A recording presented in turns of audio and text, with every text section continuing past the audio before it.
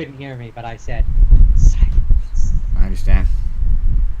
So I've got my order here is Spider-Man 2002, because I assume I started Spider-Man 2002 film.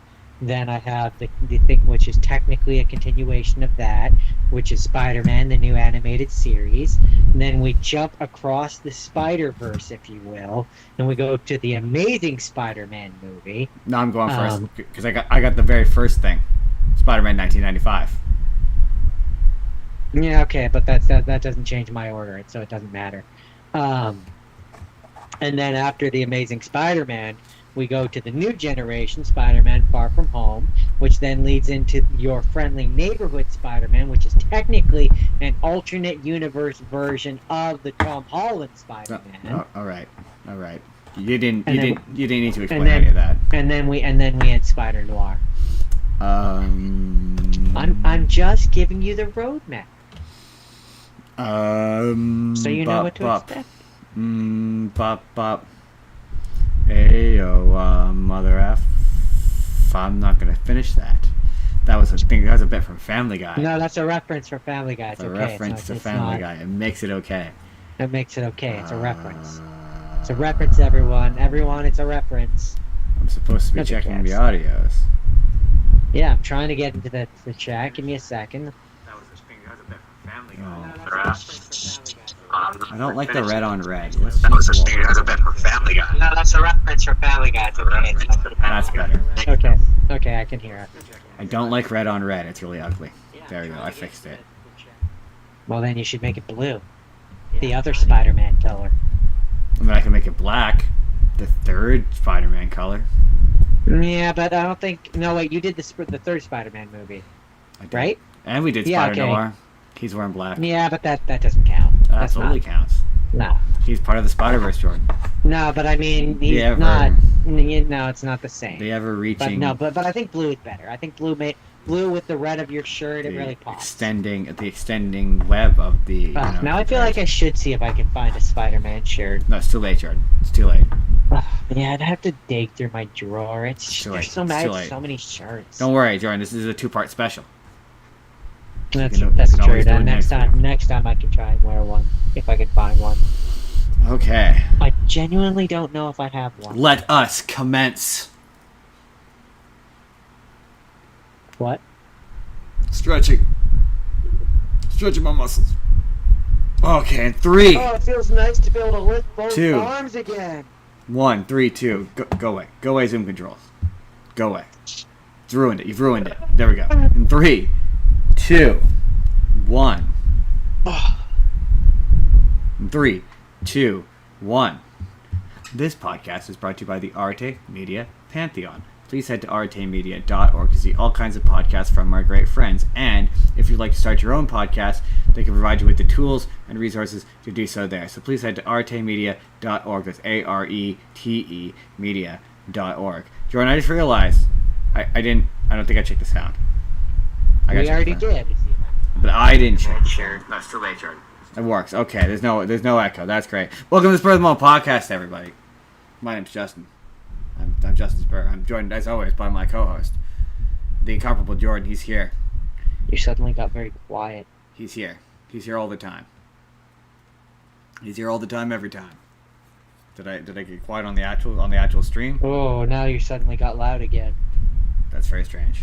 I think when you lean back, I think you're moving far away from the mic or something. I don't know. 1, 3, 2. Go away. Go away, Zoom control. You know what, Jordan?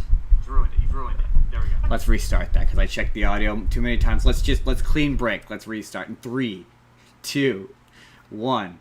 This podcast is brought to you by the Arete Media Pantheon. Please head to aretemedia.org to see all kinds of podcasts from our great friends. And if you'd like to start your own podcast, they can provide you with the tools and resources to do so there. So please head to aretemedia.org. That's ARETE media.org. There we go. That was better. Nailed it the second time. Second time was better. Second time was fluid. It was correct. It was right. 9 out of 10 times, we absolutely get it by the second time. At least the second, sometimes the third. Welcome to the Spur of the Moment podcast, everybody. I'm your host. I'm Justin Spurr. I'm here weekly. I'm here with my host, it's the incomparable Jordan. He's 3 Spider-Men pointing at each other. this week. We're all pointing accusatorily at each other. On today's show, we do the news. We got news. It's Comic-Con week, everybody. So Jordan's going to give me a full minute uninterrupted rant that I've been holding in all week about the Avengers Doomsday trailer. That's coming. It's going to be a big angry rant. Prepare yourself. It's going to be angry. And then we got other trailers. We got Acme, Coyote. We got Avatar. There's something to do with Stranger Things. There's news. We got news. But then later, real exciting. It's part 1 of our 2-part Into the Spiderverse special, beginning with the stuff you actually care about, the actual Spider-Man stuff. We've got 11 Spider-Man things for you today that we are going to be talked about, but we're not going to be alone. We're not going to be alone. Because he was here for the Batman special, only felt right and correct to invite Jake back for the Spider-Man special. And that means Jake is going to be on the channel all next week, as all next week will be Spider-Man week. There will be a Spider-Man video every single day. Pretty much every single day. Maybe on Monday there might be an Avengers video, but there will be Marvel content all next week, leading into next week, our big Spider-Man Brand New Day review.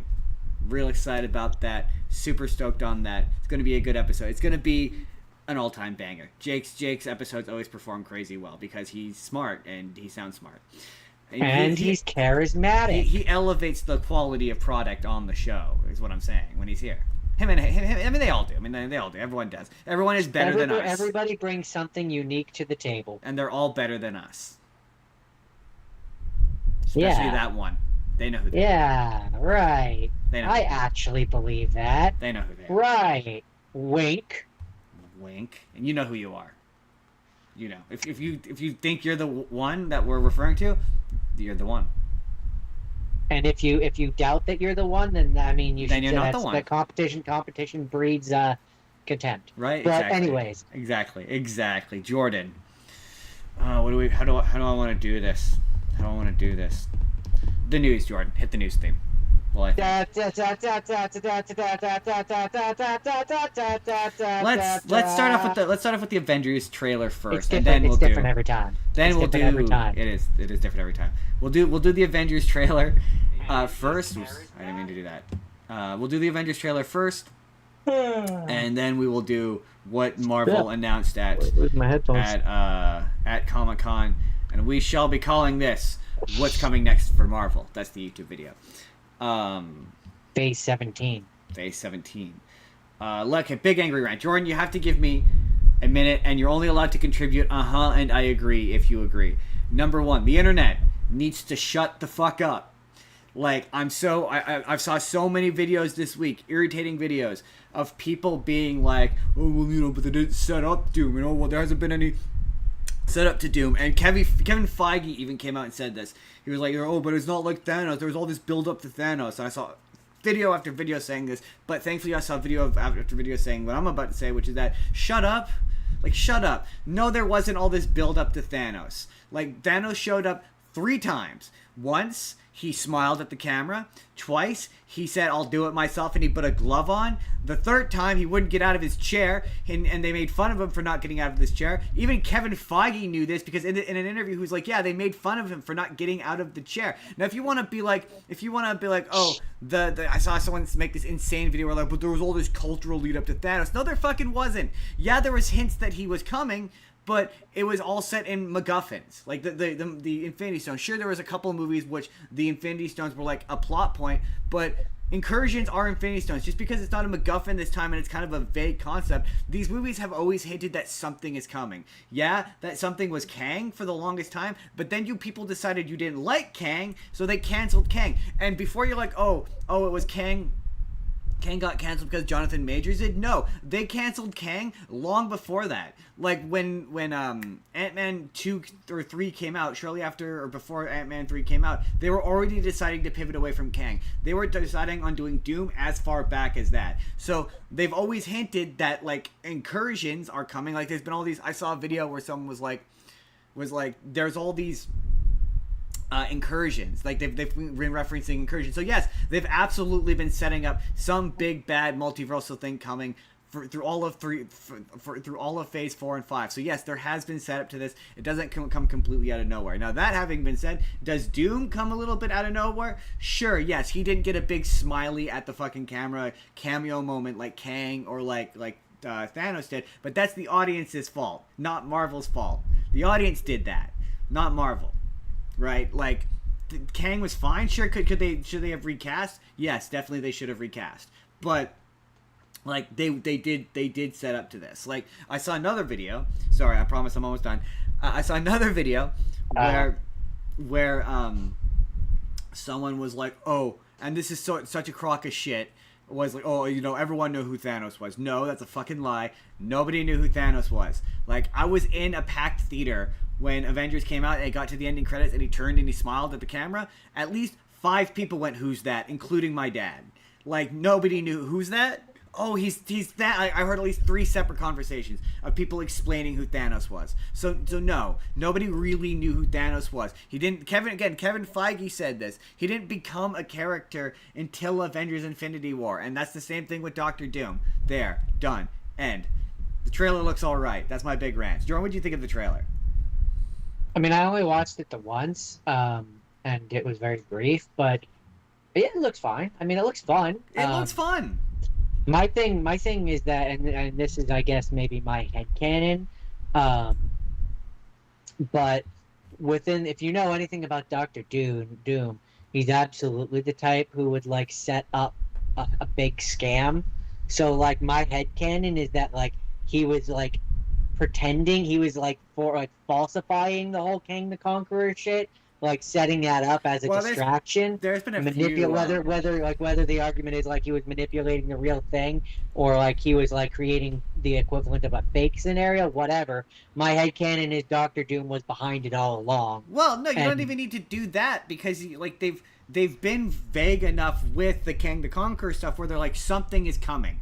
They never specifically said it was. In some instances, they said it was Kang, but they've never specifically identified it as being Kang. They've just said that the multiverse is disrupting it. So you could just make it be where it's the multiverse equivalent to a time storm, like universes mashing together that's being caused by a point. And there right. is a... What I'm saying though is my headcanon is that Doom is the one manipulating it. So he manipulated Kang the Conqueror to do what he wanted him to do. Oh, and that was a red herring. That's my headcanon. Yeah, like, no, it was a red herring. It's gonna end up being that's absolutely in the realm of like what Doctor Doom would be. I'm not saying like we would see it on screen. I'm saying that's my headcanon of what's been happening behind the scenes. There was a bunch of theories where they were going to do with some people thought that they were going to do a scene where Doom comes in and kills all the Kangs to demonstrate that he's the new big bad guy. But they never fortified in the way that they did with they were just vague about what it was. So but that has nothing to do with what I said. What they're likely going to do, and this is likely going to be an adaptation of not old Secret Wars, not like the 80s Secret Wars, the one where Spider-Man gets the black suit. It's going to be an adaptation of New Secret Wars, which is it's kind of vaguely similar to the 90s cartoon, but it basically is Doom amalgamates all the universes into one universe, and it's called Battle World, and it's like an old like medieval style fantasy kind of world where they all live in villages and shit, and he's the king. And that's it's a pretty good sign that that's going to be what it is, because there's a bunch of concept art. Sure, that's true. Where it's She-Hulk and someone else together. I think it's Hulk and they're together and they're in like old fantasy, whatever. But anyway, yeah, I mean that's kind of basically what the '90s version did. So well, that's not shocking. No, it's not really all that shocking. No, that absolutely, especially like when you look at the aesthetic of Doom. Yeah, him in a medieval setting kind of just makes sense. They've revealed some more stuff about him, kind of that I will. My headcanon to explain away all the Kang the Conqueror shit is that Doom was the one manipulating everything. That's my headcanon. I don't necessarily think that would. You could just be like they just are another element. I honestly, truthfully, I do think that they should bring him back and recast him and bring him in Doomsday, put him in Doomsday, and so bring him back. Like what's interesting is I mean, yeah, I would have X-Men him a scene where like it sets him up as the big bad guy, and Doom is the one who like topples him. There's been a bunch of hints that the X-Men 97, that the X-Men that are in this movie are the X-Men from X-Men 97. And, yeah, I could believe that. Spoiler alert, big spoiler alert for the end of the newest season of which looks good, by the way, and it makes me go, oh, I want to watch it, but Kang the Conqueror shows up. And it's implied that they're part of the... So, I wouldn't be surprised if he does, in fact, if they have recast him and he does, in fact, show up. It would not show up. Wouldn't be hard. I mean, you just have him wear the helmet, yeah, and then the much. face can look vaguely similar but to like Majors. distinct. Or they'll just bring back Jonathan Majors. It wouldn't shock me if they just brought back Jonathan Majors. Marvel's not above that. My thing with this trailer, the number one thing, the very first thing I thought when I watched it was, I wish they hadn't said that Robert Downey Jr. was Doom. Like, they didn't have to do that. I also wish they hadn't said that Chris Evans was coming back. Right, I wish they hadn't said that either, because like when they have him show up at the end, it feels like it's supposed to be a surprise, but I already know that he's in the movie. He does sound like the thing is, he sounds like Robert Downey Jr. because I know he's Robert Downey Jr. But if you had done a thing where you were like who is playing Doom, you could have made that part of the marketing, made it a mystery. Who's playing Doom? Who's playing Doom? And then when the movie comes out, you inevitably have to credit him and give it away. But then if he sounds vaguely like Tony Stark, you could be like, well, that's kind of odd that he vaguely sounds like. Cause, I agree. By announcing it's Robert Downey Jr., it just sounds like he's putting on a bad affectation. Like, it doesn't sound good. It's not as bad as I would have thought. No, it's not. I will give it that. It's not as bad as I thought it was going to be. At least he's doing an affectation. I will give it that. I'm concerned like it's going to be fake, though. It's one of those things where, like, if I didn't know it was him, I wouldn't know it was him. I would instantly recognize But because I know it's him, I know it's him. I would have been like, that sure sounds an awful lot like Robert Downey Jr. My ear's not as tweaked as yours. I don't know if I would have caught it if I didn't know. Here's how it would have went. If it presented exactly like this, I would have went, it sounds like Robert Downey Jr., but there's no way Robert Downey Jr. would come back for this. That's what I would say. It would have made for a double punch surprise. Knowing how my brain works and knowing that I don't pick up things like that as easily as you do, I would have gone through the movie, had no idea it was him. We would have gone to the credits. You would have been like, holy shit, it was Robert Downey Jr. Or you would have been like, oh, it was Robert Downey Jr. Like, holy shit, it was Robert Downey Jr. And I would have been like, holy shit, that was Robert Downey Jr.? I think we're going to find out, because they have said they are going to address the fact that he's Robert Downey Jr., so I think we're going to find out that he looks like Robert. Although I saw some people, I've seen different theories. One of the theories is that it's going to be like Doom steals his face, and that's why he's not actually a Tony Stark variant. Who knows? The other thing about this... I could see it being a thing where, like, because Doom... he can't leave the armor, right? So I could see it being a thing where, like, he creates like this holographic type technology, which allows him to take the face of someone else, and that'll be what he looks like when he's not wearing the mask. This trailer looks. My other big thing with this trailer is, look, it's not all sunshine and rainbows, okay? Like, I'm being overly nice to this because there are stupid people who are being overly critical of this. Like, I saw someone said, "Oh, it looks fine, but it just kind of looks like it's people mashing their action figures together," and I'm like, holy fuck. Spoiler alert, that's what this always has fucking been, you big dumb dummies. It's always been mashing, like, maybe not individual entries into the MCU, but definitely the Avengers is what it's been. That's what it is the whole time. That's what it was like with the first one. That's what it's been like ever since the first one. We get to mash our toys together on the screen. Like, perhaps Captain America Winter Soldier had a bit of nuance to it, sure, fine, whatever. But the actual Avengers movie, the Avengers movies don't, and that's the point. Like, they never have, They're and they just don't. Big dumb action blockbusters, right? They shouldn't have nuance. That's the point to them. But this trailer did look a little AI to me. It's just, it didn't feel fresh and new, because I've seen 5 or 6 AI trailers which looked exactly like this. And I'm like, Marvel, you need to step up. You need to step up, and your visuals need to be a bit more than just like, oh, it's Shang-Chi and Gambit hitting each other. There needs to be a bit more in there for me to be like, I had a good time. I'm gonna like it because it's Marvel. I'm always gonna like it. Whether or not I love it, I don't know. It has all the ingredients to be the worst Avengers movie. I gotta be honest, like, Currently, the worst Avengers movie is Age of Ultron. I'm somewhere, like I land currently somewhere between like excited and a little apathetic and burnt out. Right. Somewhere between there. Like I'm not excited for it, but I'm not like I'm like exactly what I would have been way. 10 years ago when it was like, oh my god, this is still fresh and exciting. It's another Avengers. It's going to be like all the other ones. I teeter on the edge of being like I'm kind of excited for this, but also it feels sad. Man. If this had come out like 15 years ago, then yes, maybe watching Patrick Stewart and it's just they're all way too old, and it feels sad. Feels like your dad playing like your dad's cover band playing songs that they have no business. Yeah, kind of. You're like, now that being said, antiquated. Sorry, go ahead. No, I was just gonna say it feels antiquated. For me, the parts where I get like, and it's not even excited. It's more like the best way I can describe it. It's more like ooh, that's cool. Is kind of that's the highest I get now. Yes. Is where it's like, oh, that's cool. Looks like it's actually going to be an accurate Doctor Doom costume. Yeah. Or like, oh, cool, Gambit, that's neat. Yeah. Oh, hey, look, I don't think we've seen that in live action. It's screen accurate. Like, finally, after 20 years, we're getting a screen accurate Cyclops costume. That's cool. I like that.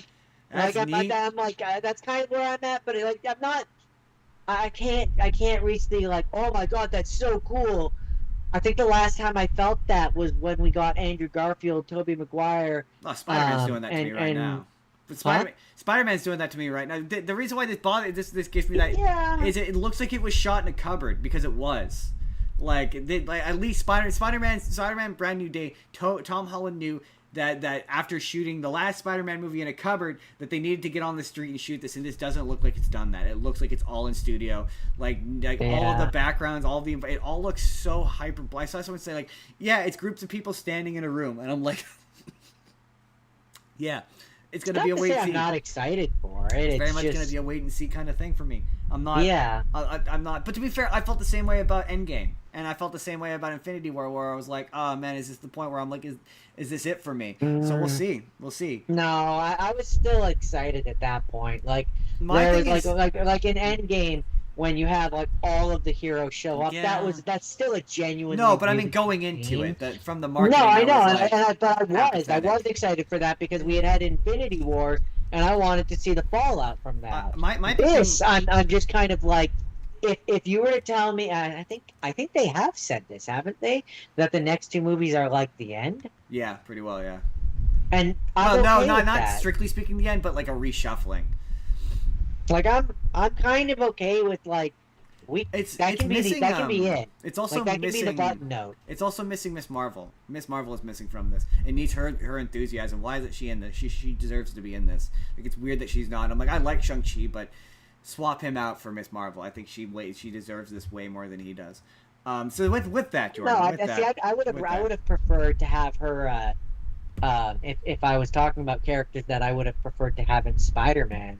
Yeah, I would have preferred her to be in Spider-Man rather than Punisher. It would have happened. Yeah, I do like him in Punisher though. That is fun. Come on. Yeah, I don't know. I mean, both would be cool. Moving on. Jordan. I could do both. Moving on. We have to move on. Sort of tangentially to stuff they announced at the Marvel Comic-Con panel, including a lot of shit that'll make you go, no duh, and yeah, that makes sense. Starting off with Jordan. They announced that they are making Black Panther 3. Yeah, that makes sense, even though I don't.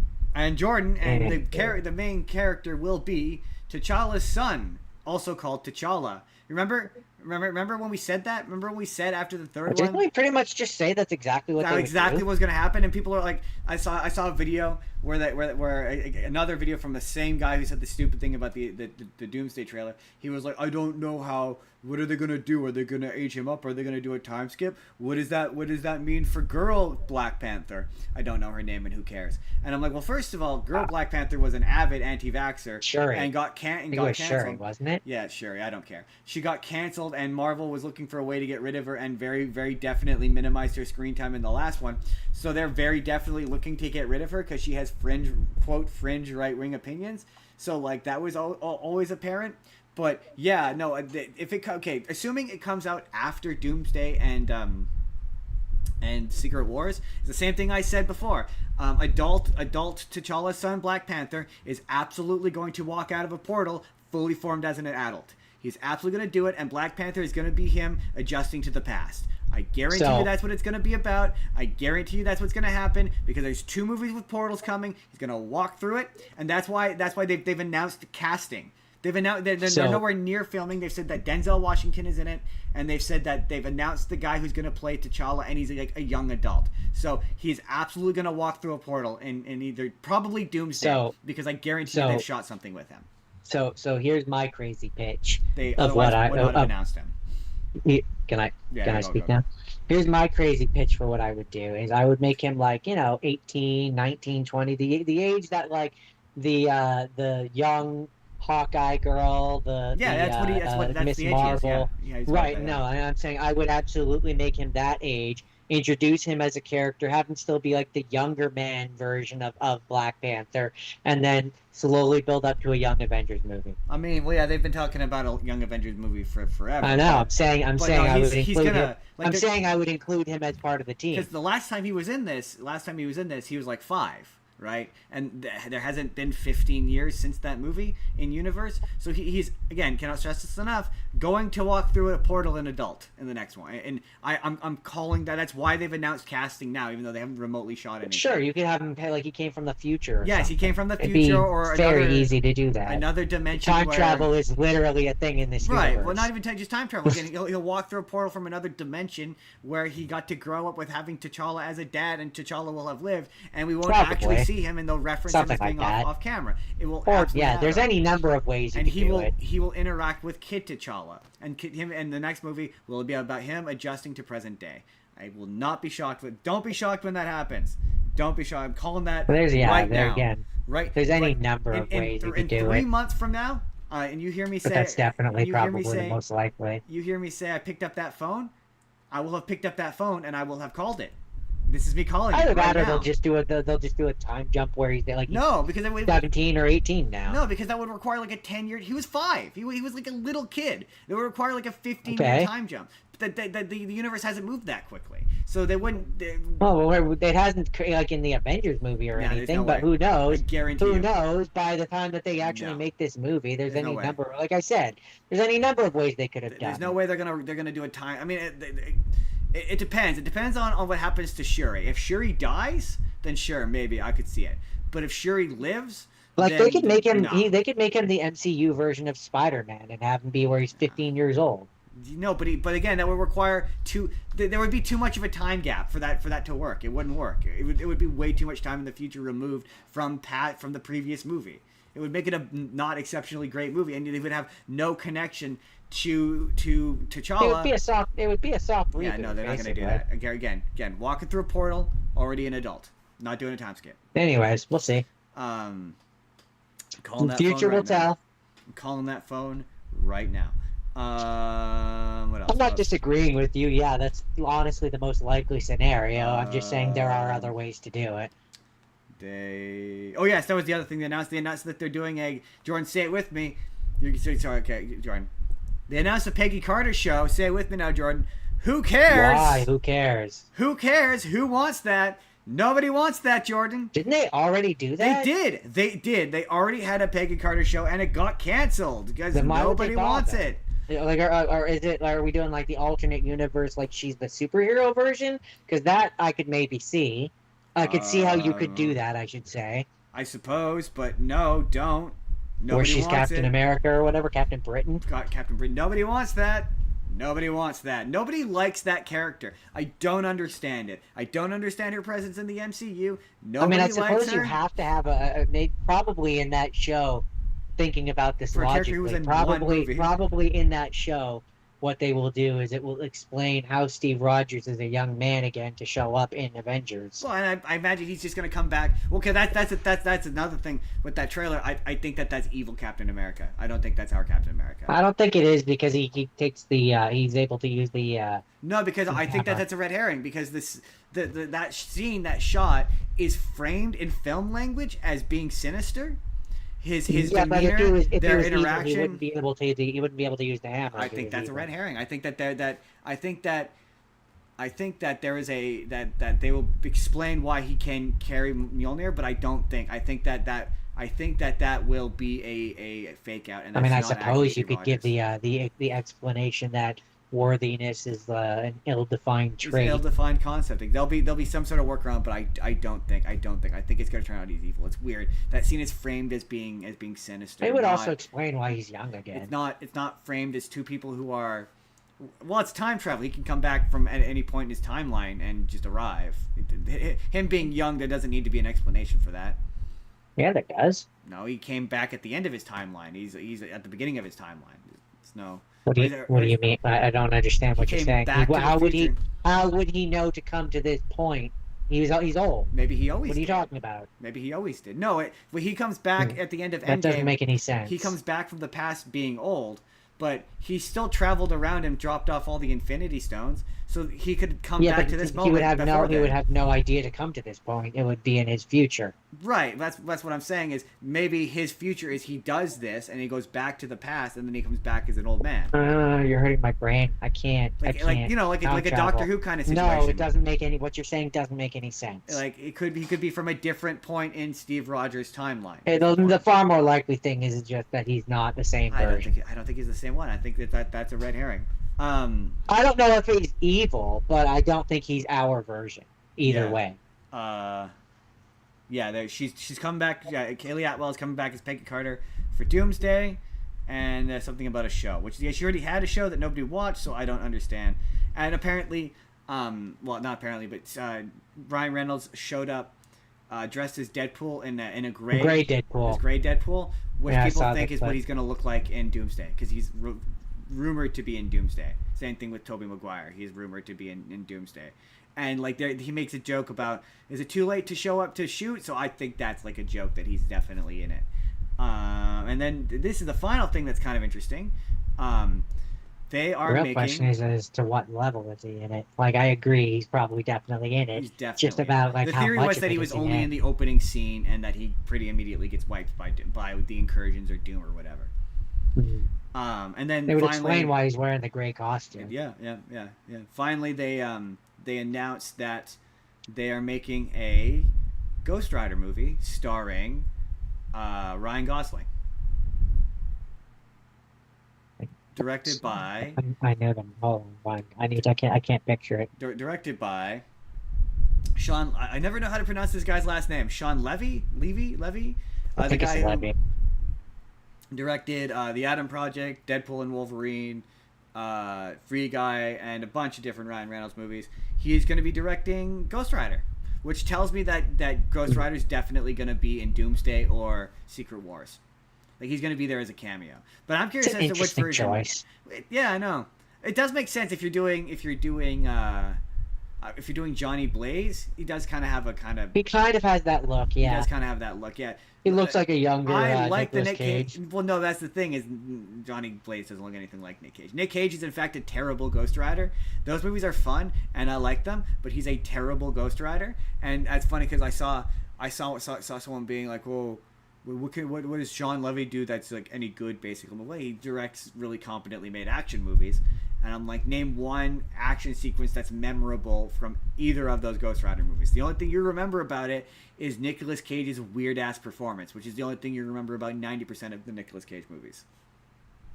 Right? There isn't like, maybe, I thought about it, maybe in the second one there's the bit where he turns the big spinning wheel into a big flaming spinning wheel, but that's kind of it.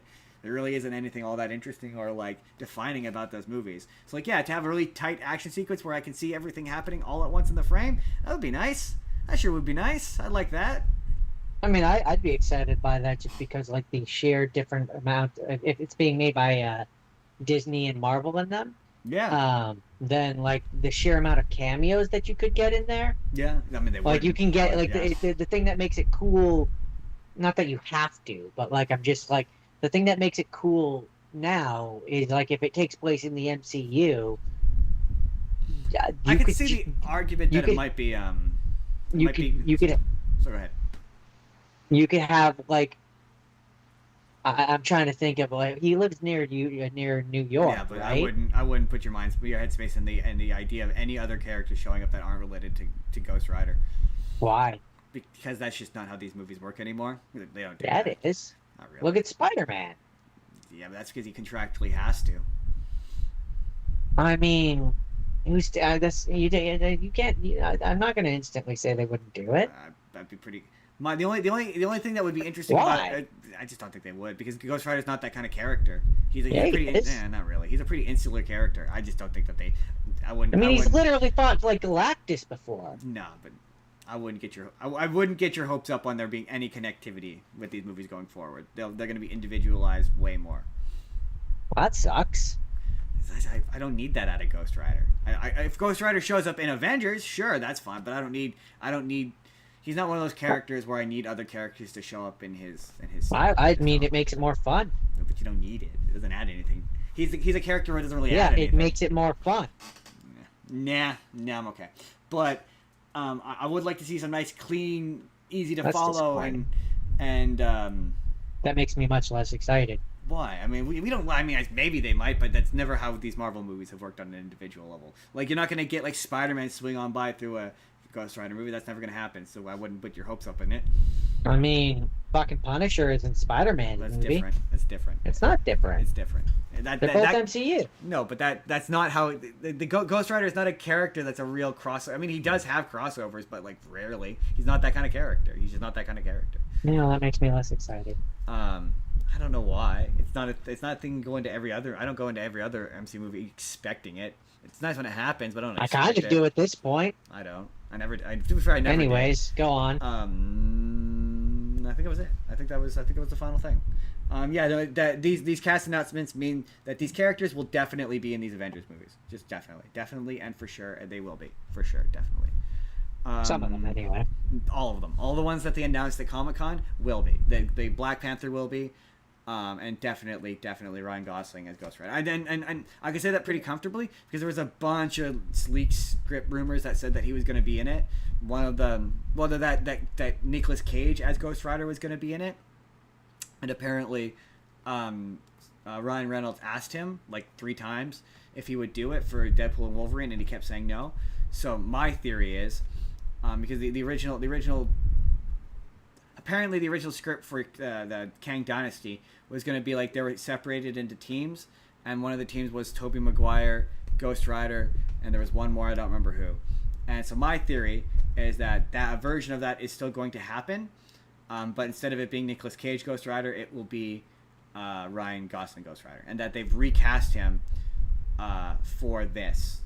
To be in this, that's why he's because they're just announcing. And this will be the test run to see what the reception to him is. Yeah. And then they greenlight a movie or a show, probably a show. Oh well, no, they already greenlighted. He's getting a movie. It's being directed by Sean Levy. But I'm just saying that Levy. Whatever. They've announced this casting really early into this production, which tells me that they've announced him because they filmed stuff with him in Avengers. Certainly a cameo. Because yes, maybe like an end of the Black credits Panther. cameo. They're gonna do a Black. He'll be in it as much as Black Panther was in Civil War because it's the Russo brothers, and that's what. Or less because it's Avengers. Or Spider-Man, the way Spider-Man was in Civil War. Or less because it's Avengers.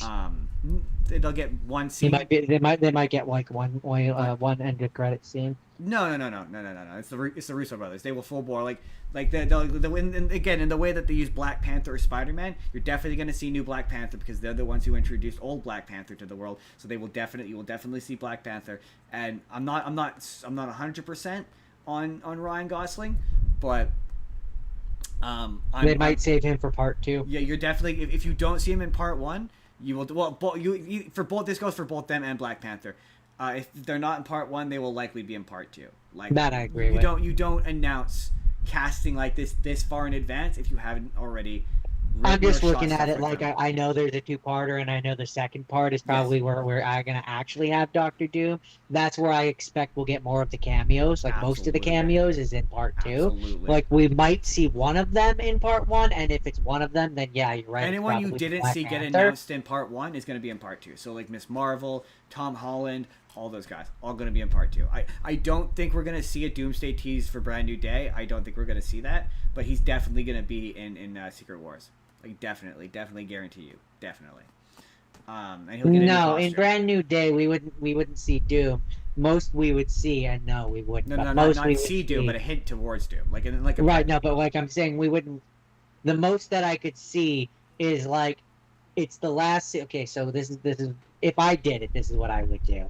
Is it's like the last scene of the movie. We're getting that the classic end of the movie. Don't do that. Spider-Man does through a portal. No. It's much more subtle than that. You know how at the end of every Spider-Man movie, there's that last like 2 minute, 1.5 minute, whatever, like, oh, of Spider-Man swinging through the city, doing the like, oh yeah, kind of thing, like the triumphant swinging music movie, like swinging scene. Well, what I would do is I would have it where like the very last like 10 seconds of the movie, as he's doing his final swing, it focuses in on the Latvian embassy. That'd be good. That'd be solid. That'd be solid. And that's it. They did not announce, but they released a bunch of scenes of Doomsday on this panel. That's the final thing we'll do. And they did reveal that Reed and Doom know each other. There's apparently a line of dialogue where Sue's like, he used to be a nice guy. He probably comes from their world then. Maybe, but they're like, he used to be a nice guy, and then something bad happened, which aligns with he's doing all this multiverse stuff because his wife and kid died. That's what his backstory is.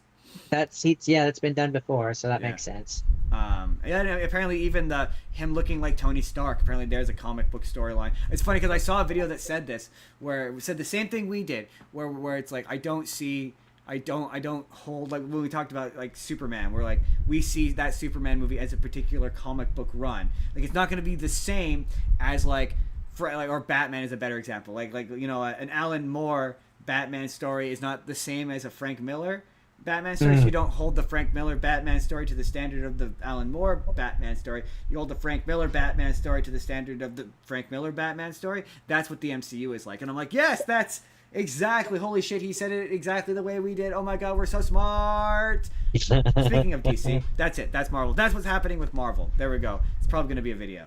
Spider-Man. I will add on one final thing for the Spider-Man thing, or the Doctor Doom thing specifically, is as I've kind of gone on, him being looking like Iron Man bothers me less, because like there are comic book runs where Doctor Doom isn't Victor Von Doom. Like there's the Ultimates one where he's Reed Richards. Yeah, there's lots of different versions of it. So like great big grand multiverse. My thing is, as long as they give a suitable explanation, reason, or if you never show him, but you gotta relitigate. Anyways, trailer, next trailer, Clayface.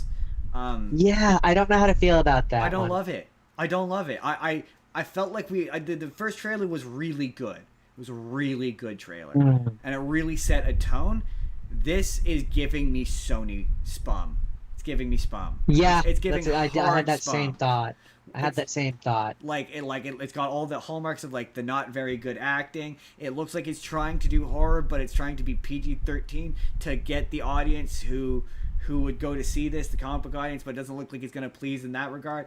I do think it's impressive that it looks like he's going to become Monster Clayface by the end of it, which surprised me. Like, that was a legit surprise. But it's definitely losing. In this trailer, it loses. And I don't know if it could just be the trailer.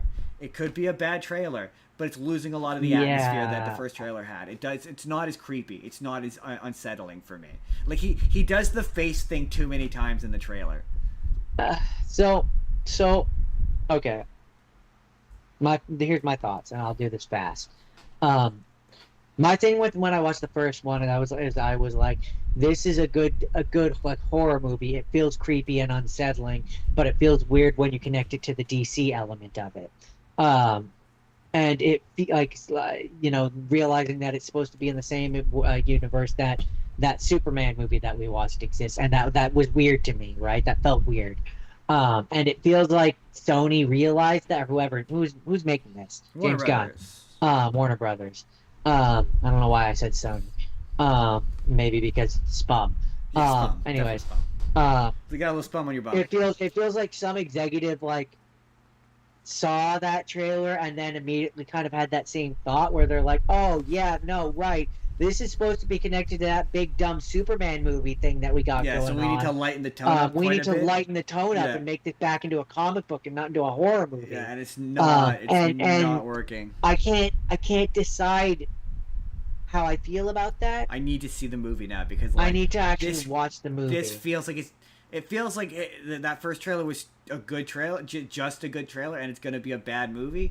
This looks like Spawn. It does. It looks like one of those Sony movies, and that's not a compliment. Oh man, people were mean to us the first time we said we were nice to that first trailer, but this just didn't look very good. I'm sorry. Yeah. I'm sorry. I want to like this. I really do, but like, we're gonna talk about Supergirl in 2 weeks. Don't you worry. Tonal issues. Yeah, is ultimately the problem. Jordan, next. I don't have a lot to say about this other than we're going to talk about it when it comes out. We're going to go see this in theaters. This is the final trailer for Acme versus Coyote. I really like John Cena in this. I'm a little confused who's the actual boss, if it's Foghorn Leghorn or John Cena. I guess it must be John Cena. No, because I guess John Cena is supposed to be the lawyer, I guess. Well, no, the way that I interpreted it is I can't tell which is which, but it's either that John Cena is the owner of Acme or whatever, the head CEO, and Foghorn Leghorn is the classic Southern lawyer that's defending them. Or Foghorn Leghorn, and this is what I think it is. I think Foghorn Leghorn is the owner of Acme. Like he's going to end up being John like Cena's the lawyer. Yeah, I think so. Like he's like the private owner who like works behind the scene kind of thing, and he's getting dragged out into the light. Like I think that's what it's gonna be. I think so. Yeah, I'm curious. I'm still curious as to what the conspiracy. Looks like fun though. It's a great trailer. It does. It looks really funny. Like I'm really stoked. I'm really stoked that this got to come out. And I'm really so excited. I'm looking forward to supporting it in theaters. I'd really like for it to make just a boatload of money, just wheelbarrows full of money. I know it's not gonna, because the other one didn't do super great, but I'm really hoping the controversy really helps it. I'm definitely gonna support it. Speaking of John Cena, if any of you are fans of us here, you will also support it. I sent you the trailer for Matchbox, right? Yeah. Okay. Before you describe anything about the trailer, I saw it and my brain immediately went Matchbox leading the way. And then I was like, and then I went down a rabbit hole where I'm like, I don't actually know what the difference is between it and Hot Wheels, other than like it's just different. Is there a difference? Logoing. I looked it up. Hot Wheels specifically is for like sports cars and race cars, whereas Matchbox is like it's same kind of idea of what they are, but like it has other things like it's where you get the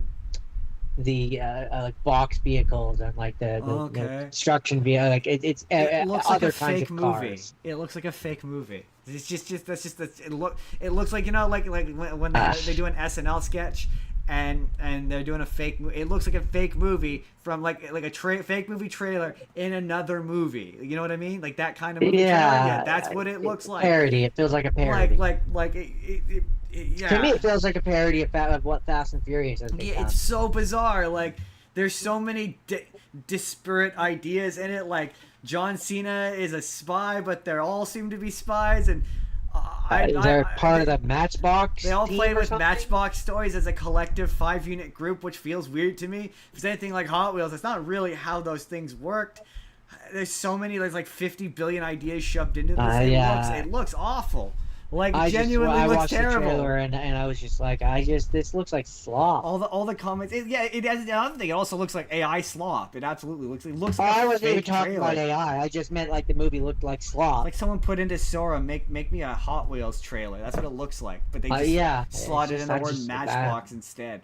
It just wasn't like when we played Matchboxes as kids. I was like, what? I don't really. That's my thing. Is I was like, I'm aware of the name like Matchbox, and I knew that it was a car thing. When I think of little toy cars, I don't think Matchbox. I think Hot Wheels. No, but like, okay, even if I associate it with Hot Wheels, and I'm like, this is a Hot Wheels movie. Like if I assume it's like Pepsi to Hot Wheels is Coke, then I'm like, that's not how playing with Hot Wheels work.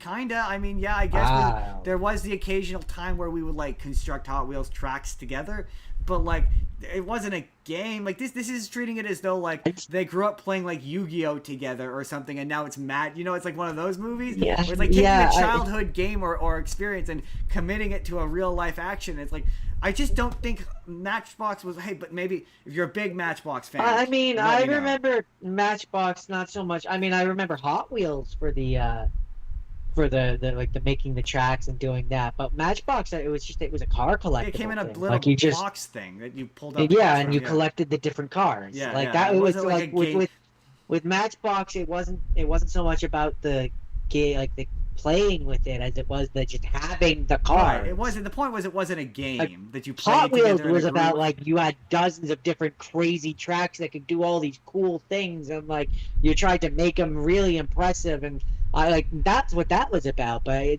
yeah, I guess that's the clear delineation for me between the two. Right. Okay.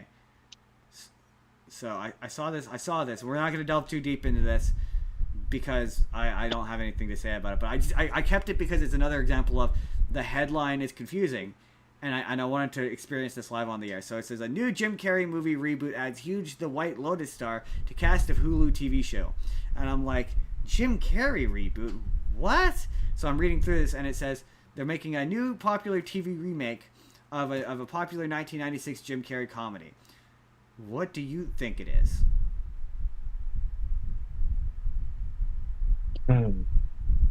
Okay. So this is either brilliant or insane. But the first thing that comes to mind for me, it has show in the name of the movie. It's The Truman Show. That's an interesting guess. I don't know if I think it might. If I was taking something to make into a show, it might be too soon for the Truman Show. 1990. What year did the Truman Show come out? Hold on. What year did the Truman Show come out? Oh yeah, no, it's 2 years early for the Truman Show. Okay, then my second guess is The Mask.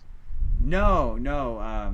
Cable Guy. Apparently they're making a Cable Guy TV show, and it's a sequel. Apparently. How? Isn't the Larry the Cable Guy? I watched that one for the show, right? That's where he's the creepy weird friend. Yeah. So as per the official, I guess maybe you have it be a because at the end of it, it's implied that he's like becoming obsessed with a new person. So I guess maybe you have him be obsessed with like a different person. As per the official logline, the series follows a cable company technician named Chip Douglas, this time played by Jake Johnson, who is the voice of Peter B. Parker in the Spiderverse movies. It's in the streaming area. He leads an isolated life until Steven reconnects with him, asking him to turn on his cable once again. The encounter catalyzes a new chapter in their lives. Chip finds someone who has been missing from his life. His infatuation with Steven turns to obsession. So it's a sequel, but without Jim Carrey. That's all right. That seems like a waste of an idea, but all right. All right, I guess. Okay. I have no strong feelings about this. And then Jordan, remember we talked about the Family Guy spin-off series with Stewie? They announced a bunch of the cast members that were going to be in it. Seth MacFarlane, Mike Henry, the works. But the one that made me, that was like, oh, that's kind of funny. And the only reason why I'm mentioning it is one of his classmates is the son of Bruce. Oh no. Oh, okay, yeah. I know. I know. Yeah. Oh, that's not gonna get us made fun of. I love that character, and I think it's funny that he now has a son in the Family Guy universe, and I'm kind of hoping that these characters from this show get to bleed over into Family Guy a little bit. I think that would be fun. I don't know. I've heard some people be like, I don't know how I feel about it, but I'm kind of down with it. I'm down with the sickness, Jordan. Jordan, there's a Stranger Things spin-off. It's the Tales of '88. No, it's well, yes, there's that, but there's also the Broadway play. One. Okay. The Broadway play, Jordan. If you recall, there's. Why? Why is there a Broadway play? Yeah, that sounds like torture. That's been a while actually since it came out. It's been out for a while. It's quite successful. It's not a musical. It's just a play. It's, wait, you can have just plays on Broadway? Yes, you can have just plays on Broadway. Yes. It's called a lot of it. I haven't seen season 5, but apparently a lot of it like comes back in season 5. But it's Stranger Things: The First Shadow. And if you want to read it or experience The First Shadow and you can't make it to Broadway, they announced that they are releasing it as a comic book, which is interesting because apparently a lot of the plot details from it wind up in season 5. Yeah, wind up in season 5, which I haven't gotten that far, so I just have to text Jake. Very interesting. But stupid. Just telling Jake to be ready. To stand on guard for thee. To stand on guard for thee, like a true Canadian brethren. Jordan, the new Avatar show, they put out the trailer for that, and the first time I watched it, I was like, oh, I don't really like the art style. It's a bit chibi for me. Like it was really talking chibi. About the Avatar, yeah, it's a little too. I don't like the art style. It's way too chibi. Yeah, it looks chibi to me, and I'm not a fan of that. It feels like they were like, okay, last time with Korra, we went for like that serious, like older look. We need to go back to like what made Avatar great with the Last Airbender. Like, let's soften the edges, make it look more like Avatar: right? The Last Airbender. But like it's overcorrecting. For kids again. It's overcorrecting. Like it's overcorrecting by a lot. I don't like how it looks. I don't mind the story. I do like the idea that it's a bit post-apocalyptic and that the Avatar is not liked or wanted at this point. I do like that because that's kind of a first. I've never really done that before. I'm curious if they're gonna do a thing where maybe there's more than one Avatar, like maybe because they were born as twins. Has that happened before? Do we know that? I don't know. Well, I mean, there is I have seen a fan theory where because basically there's a point in the Korra thing where she like purifies Vatu or whatever, and like so the theory is that basically the way that it works within the lore is when one destroys the other starts growing within the one, basically, the light spirit and the dark spirit or whatever. So the going theory is that in like this is now 10,000 years or something since the last, however long it is since the last one. I don't actually know. I can't say that confidently. Anyways, and so the fan theory is basically that the dark spirit will be in the one twin, and the light spirit, which is the regular Avatar spirit, is still in the other twin, basically. And so like you'll have like the dark Avatar and the light Avatar, and like that's gonna be a thing. Each twin is one. Hello? Oh, sorry. Yeah, yes, I'm listening. I'm just texting Jake. What did I just say? You said that there's gonna be a dark and light Avatar, and twin will be one, and one twin will be the other. That's the fan theory.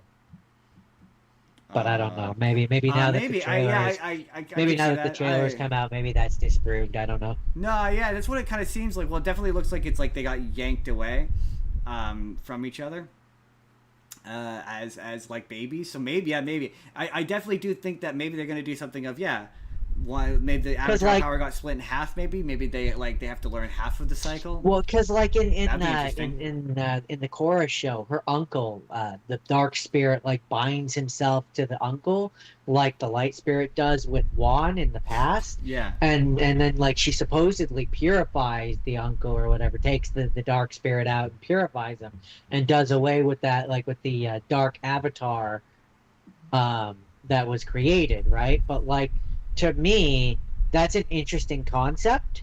The idea of a dark Avatar. So to have and they like establish that like because like they established that like if one ever destroys the other, they can't truly be destroyed because they're the spirit of light and dark. So like darkness will always grow within the light, or the light will always grow within the darkness, right? So to have it be where like now if twins are being born, to have it be a thing where like the spirit of the light one continues into like the next Avatar like it would have always been, but to have it be where now when twins are born, the dark spirit escapes into the other twin. That'd be kind of fun. To me, that just kind of is an interesting idea. Yeah. And maybe it's too interesting. Although I don't know, for the show. I think that might be too expected. I think that maybe having it where there's just two good Avatars, and there's because they've technically done a dark Avatar in Korra. But you have it where there's two good Avatars, and it's about them competing to decide who gets to actually be the full Avatar. That the way that the Avatar works is it's the spirit of Rava is the thing that kind of keeps going, and you can't split that in two. I would retcon a lot of that because most of the fans hate that shit. So I would retcon a lot of that away. Like I would, if that were me, I wouldn't fixate so much on what Korra set up because the fans don't like Korra anyway. That's just my opinion. Yeah, but I'm working under the assumption that they're not going to do that. So I don't know. The show really seems that was the part of it that was fascinating to me is that the show really seems to hate Korra. It's got a real beef against Korra for some reason. Whereas like Korra's the one, like they didn't have to be like Korra's the one who has caused the apocalypse. I'm like the fandom already doesn't like this character. Like, I mean, you say that like it's kind of crazy, but it's not really that crazy when you look at the fact that like in Aang's time, they look back at Roku and are like, yeah, he's the one who directly led to the war. yeah, but it's different. So like looking because, back on the avatars and like noticing the things that they caused that right, were bad is but not it's different. Like, out of the realm. It's different for Korra because the audience hates Korra. The audience does not. The community doesn't like Korra. Like I don't know of a single. I know very few genuine Korra fans, and so it's odd to be like, let's not give her a chance. Like let's pile. It feels like piling on for her, where it's like the fandom already doesn't like her. To be like, no, but yeah, she. For me, they all think she's terrible. She killed the Avatar state, and she caused the apocalypse. It just feels like a bit much for me. I don't know. Maybe this is me. I mean, for me, it just kind of feels like I don't know how to word this, like the creators or writers or whatever saw a particular reception and were like, we can lean into that. I know, and I just don't know that it's. I don't think that the poor woman who plays Korra gets enough shit as it is. So I'm like, I don't know. I don't know if I'm down for that. I was like, I felt like a bit like I don't know how you navigate that I think other it than depends on how maybe you being do like maybe like separating them. Like by I think it depends on how you do it. Like I think like if you do it where it's like the show starts off and that's what you think, and then because they can easily do a thing where it's like where they in episode 2 or 3 we start through the Avatar, we start finding out what really happened. Yeah, true. And we find out that Korra was actually this badass hero who like stopped a worse fate. Maybe. I mean, yeah, certainly. Maybe just the trailers are setting it up. Like they're setting it up like that's what the world feels, right? But Yeah, that doesn't mean that maybe. that's how things are. That's certainly possible. That is certainly possible. I'm not, I'm positing theories, if you will. A film theory. A show theory. A show theory. You know what? I cut a story, but Jake is. I miscommunicated with Jake. I said I told him noon with the understanding that like we start at 11 and then that would give us time to do the news, but I think he misunderstood me, so he's still on the way. So I'm going to uncut some stories that I cut so that we can stall a little bit, and it gives us something to chat about. We're buying him time. And then ideally, we'll do an extra 2, 3 stories, and then we'll be in the middle of doing the sponsorship, which, spoiler alert, is going to be Arete Media. And then hopefully by that point he will be ready. Or he won't be. And we'll keep having to sell. And we'll buy more time. We'll buy more time by dancing. Jordan, dance.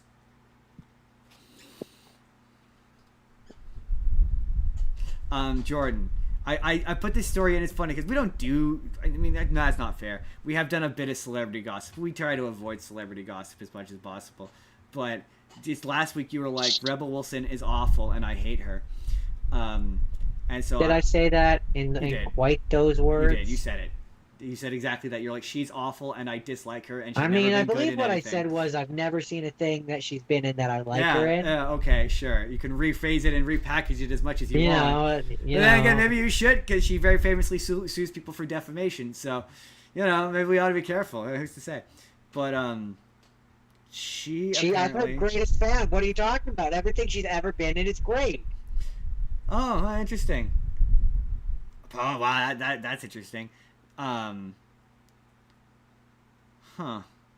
Maybe you'd like to share with the rest of the class. Well, okay, so they this woman. Okay, long story, very very short.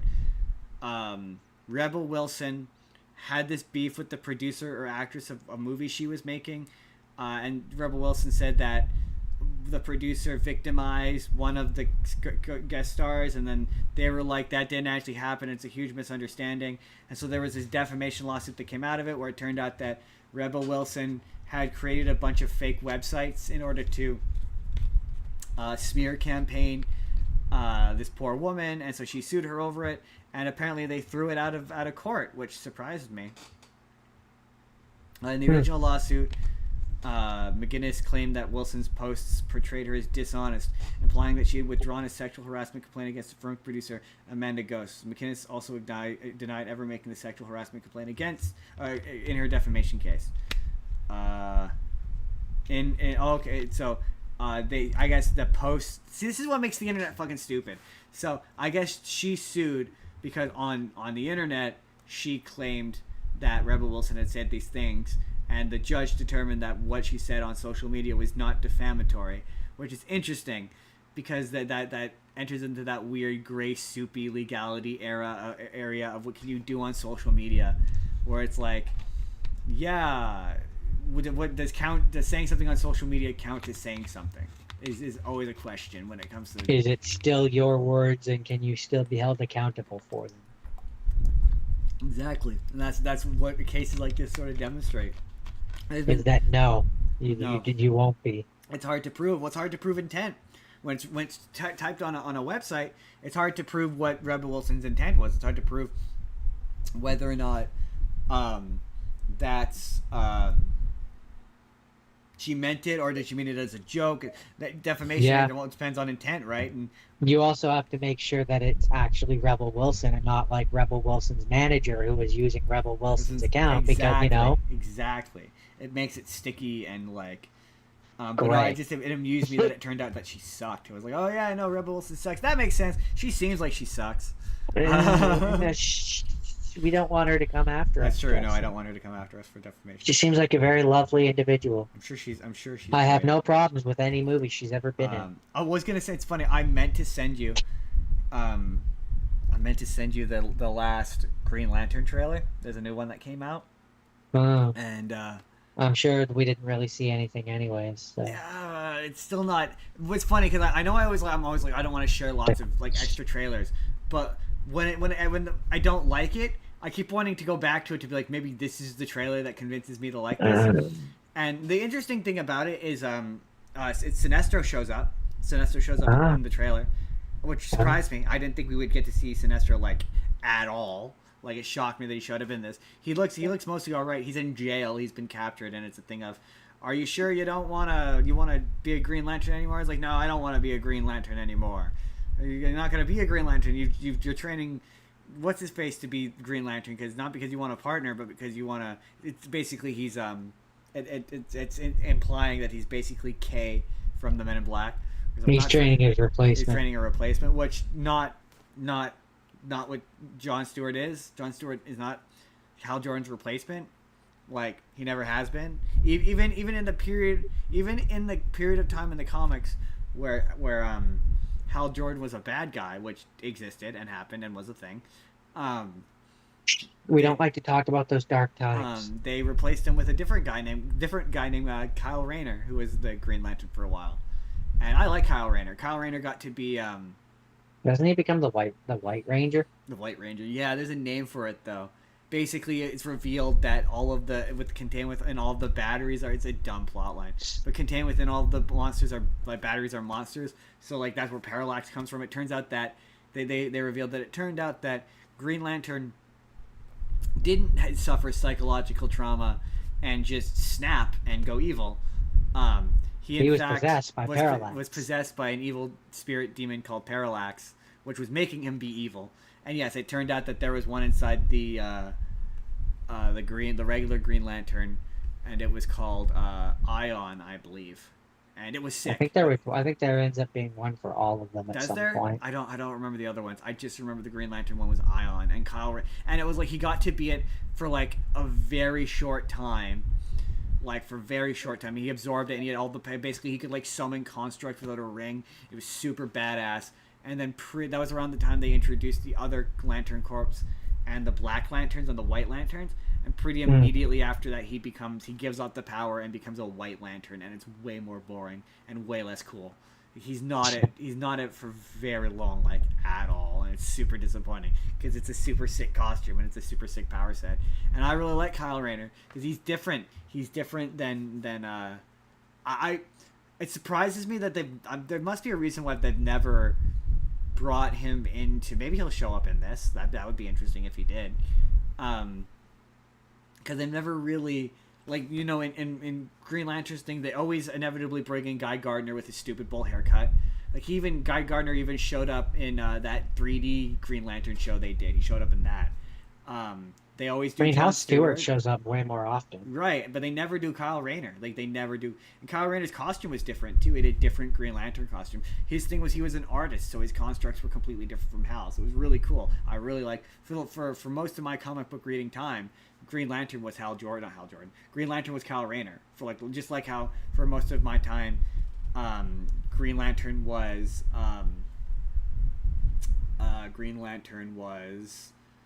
Hal Jordan. Flash. The Flash was Wally West. Wally West. Yeah, the Flash was Wally West. Yeah. Yeah,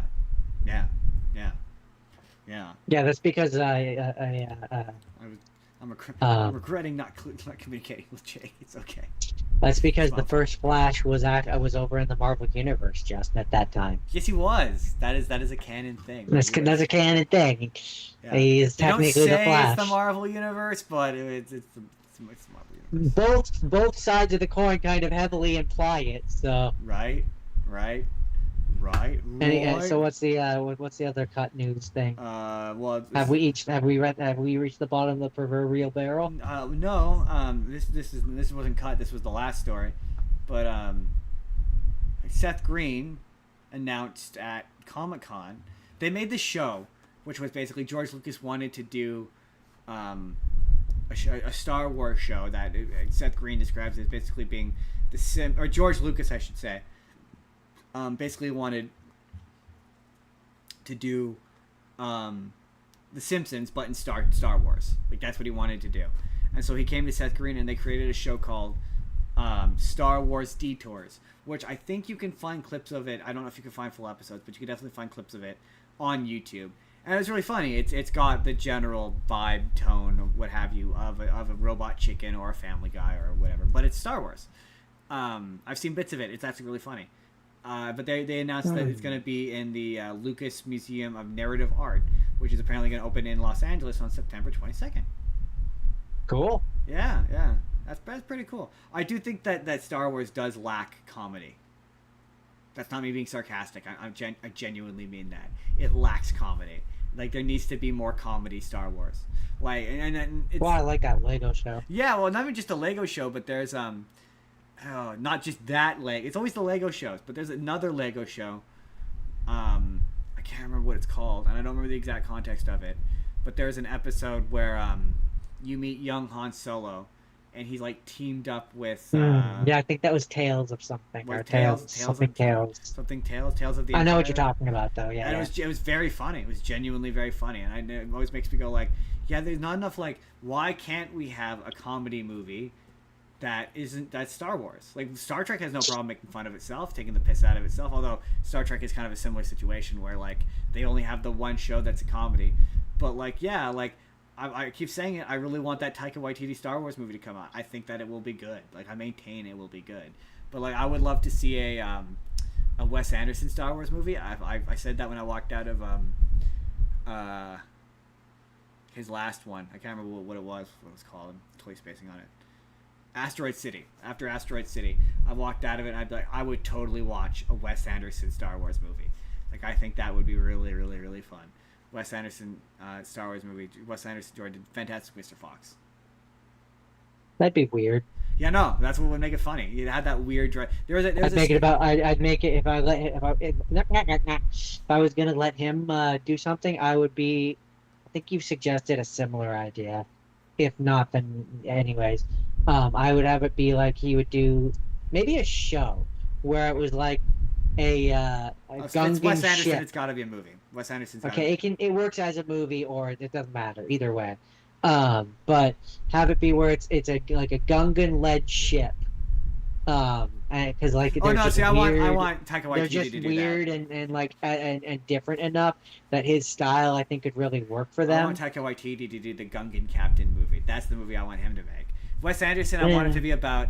I want it to be just about a regular guy, and like that's the entire gag. No, but He's his whole just thing was that the foxes were weird and like different, no, but the foxes. That's the thing. Is the foxes strange. were just they were weird. His dialogue is weird, but his characters are normal. Like that's what makes that movie funny. Is there's no real reason for them to be animals. Really, they could be humans, and it would be the same movie. And that's Yeah, part of the so that's humor. what I'm saying. I would make them like a weird. You could make it Twi'leks. You can make. I It don't. I anything, don't but I would disagree make that them, it would be funny if you had a Gungan. If you had a Gungan saying Wes Anderson style dialogue, I don't disagree. I do think that would be funny. It's just one of those things where like, I just wouldn't make them human. Is I guess what I'm saying. no, well, see, so I mean that works for me too. But I also would want it really funny. I think it would be really funny if it's just like a moisture farmer on Tatooine, like, and he like happens to know Luke Skywalker, but you never see Luke Skywalker. Like, I just think He's that his neighbor. Yeah, like it's like his neighbor, and like he just lives a relatively normal existence. Like that's a Wes Anderson movie, and you make the dialogue really weird and like sort of out there. So, I just think it would be funny. so I just had this Call me, amazing Wes idea. Anderson. Call me. I just had this amazing idea for a Star Wars comedy movie, like a Star Wars movie that's about like that's a comedy that I would do, where it's just and it's mostly just a comedy with Star Wars dressing until the end, till the very end. But I would have it. There's two ways that I could do it. You either have one style or the other, and it works with either or. Either you have it where it's like a day in the slice of day in the life of a person on Alderaan, like a lazy, like a Jack Black style like comedy where it's like he's a loser or whatever, and bad things keep happening to him.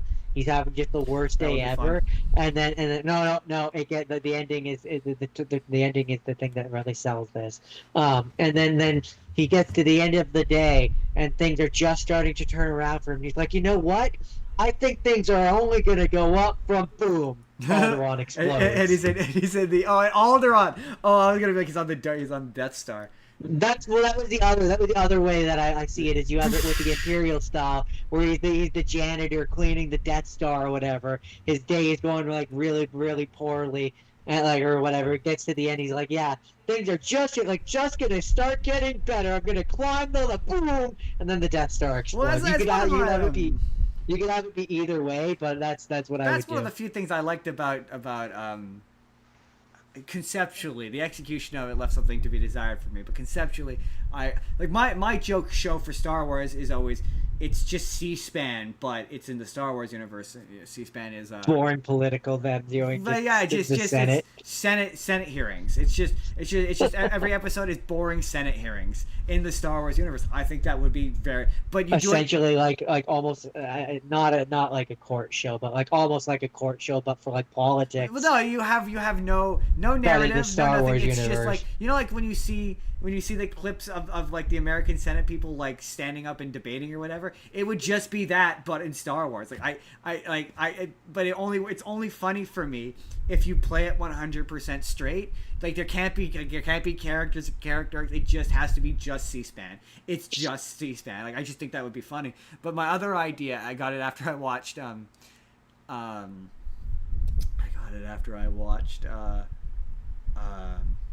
yeah, that Star Wars show that we don't like. The one that people yelled at us for. Totally escaped. Not Rogue One. Andor.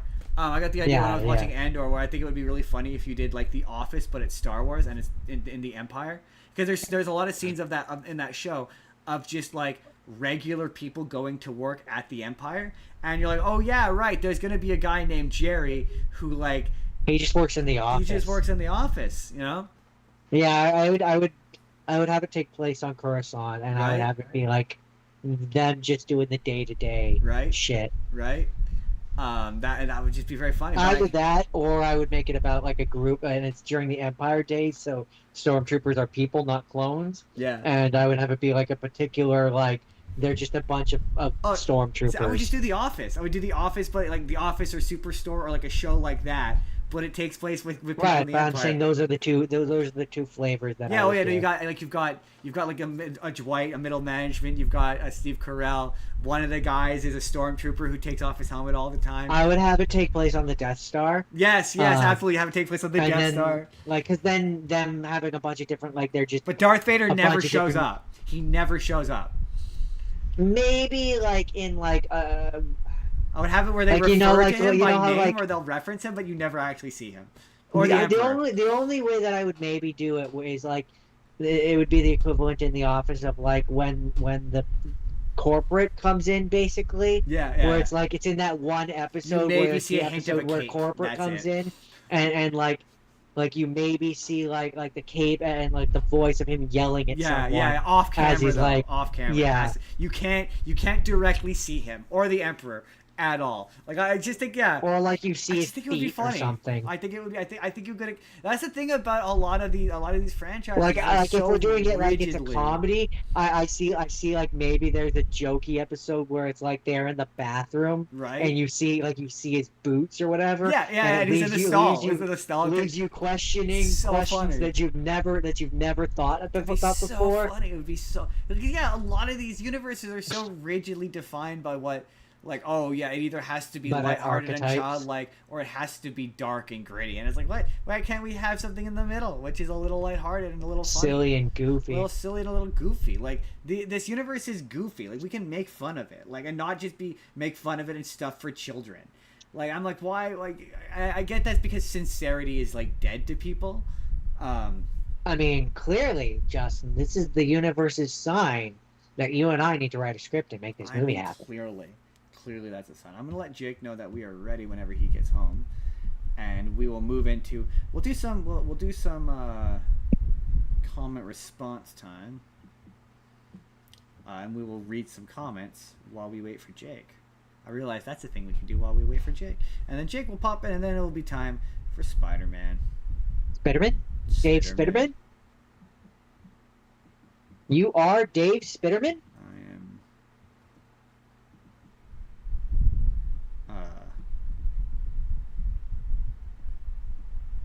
Spiderman. Yeah, Dave Spiderman. There, now he knows we're ready. Anytime. Okay, comment response time, everybody. We normally do this at the beginning of the show. Leave us comments. We like reading them. I like reading them anyway. And we'll read them online. If you're, I've decided this is the new rule. If you're okay or you want me to read out the name of your username, let me know that is okay in the comments. Because otherwise, I don't like reading usernames because people are weird about privacy on the internet, and I don't want to like accidentally dox a person. I mean, I understand they're public profiles, but just for everyone's safety and well-being, we will be cool and chill. Copacetic. We will be copacetic. I'm just opening it up right Neener. now.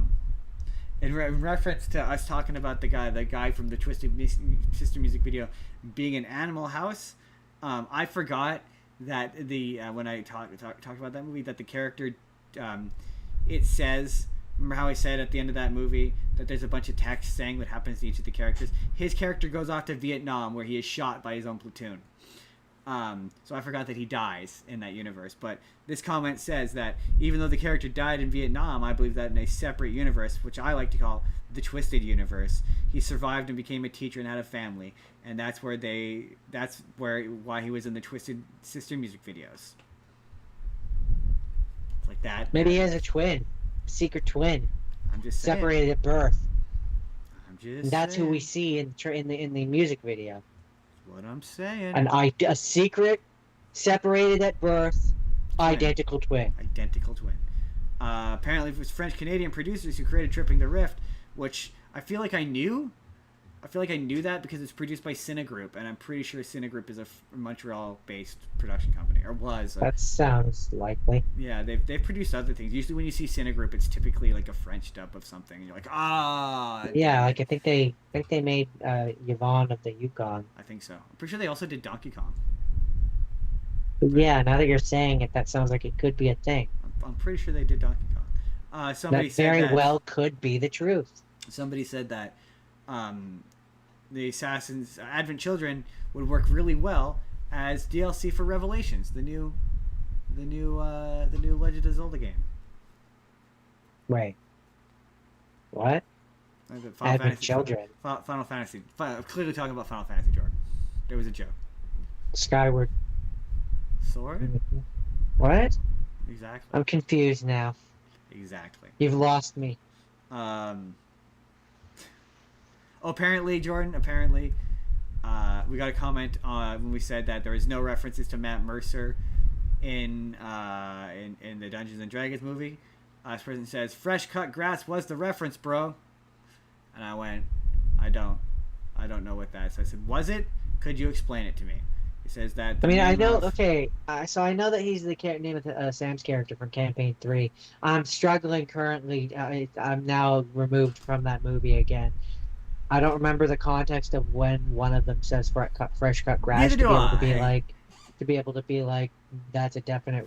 Maybe I'll have to go and see if I'll. And also, that's such a weird general name that like. Yeah, it's not.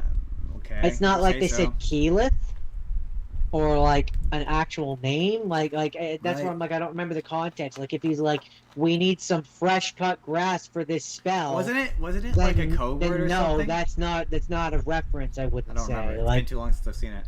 But I don't. Yeah, I don't remember currently. Someone said that Keanu Reeves needs to be in Star Wars. Period. I think I responded to that one, didn't I? I don't know if you did. It doesn't say that you did. Or maybe we read that comment before. That sounded familiar. Anyways. Apparently, the consistent image of a multi-humped sea serpent with a long neck and snake-like horse-shaped head is worldwide ancient with new sightings and videos to this day. You can suggest this about Nessie, but I would suggest checking on Lake Champlain, Baudet, film 2005, Manzi, Photo, Olsen film, etc. There are unknown large animals in the world, though it is impossible for them to be plesiosaurs due to the elongated bodies and tails and non-rigid necks of modern sea serpents and lake monsters. Which, like, also, the temperature of Loch Ness. There's all kinds of great videos on the subject of disproving the Loch Ness Monster that I don't have time for. I mean, we have 12 minutes that we need to kill, but I don't have the time to get into that right this second, Jordan.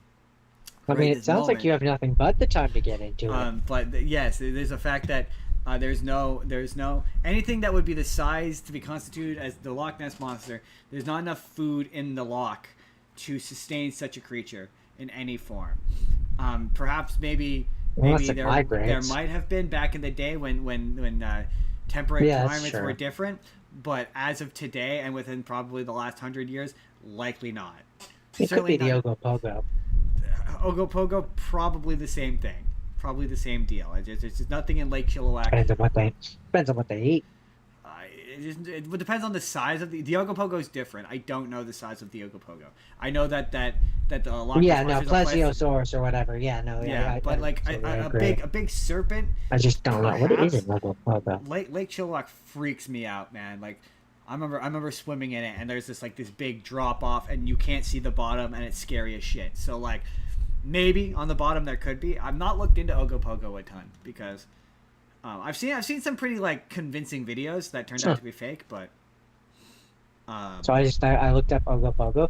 Fun fact: did you know that Ogopogo is a lake monster, a legendary lake monster, said to live in Okanagan Lake? Oh, not Lake Chilliwack. Sorry, I meant Lake Okanagan. Sorry, yeah. I did know that. Yes, I thought it was Lake Chilliwack for some reason, but no, yeah, that's right. It's like the Okanagan Lake. Described roughly 40 to 50 feet, 12 to 15 meters. Is it bigger? Is it bigger than the Loch Ness Monster, or smaller? I mean. I don't know how big the Loch Ness Monster would be. Would it be roughly 40 to 50 feet or 15 to 15 meters? How big is a plesiosaur?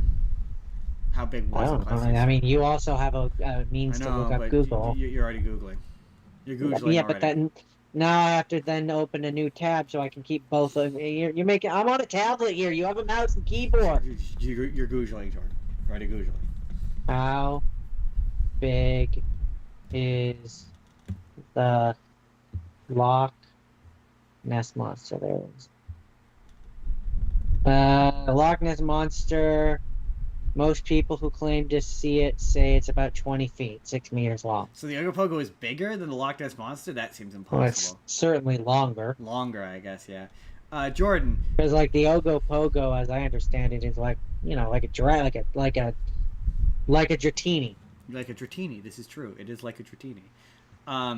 Whereas, you know, the Loch Ness Monster is a dinosaur. Jordan, sometimes I say things that are wrong on this show, and I rarely correct myself because I'm never wrong. But sorry, yeah, you're wrong all the time. I'm very rarely wrong, so I rarely need to correct myself. But sometimes I need to correct myself. Frequently wrong, yes, okay. And I said that Timothée Chalamet won an Oscar as Bob Dylan. I was incorrect. He did not win an Oscar as Bob Dylan. That was wrong. It was actually Adrian Brody who won for The Brutalist that year. I was wrong. And then another person, same video, left a comment that because I did the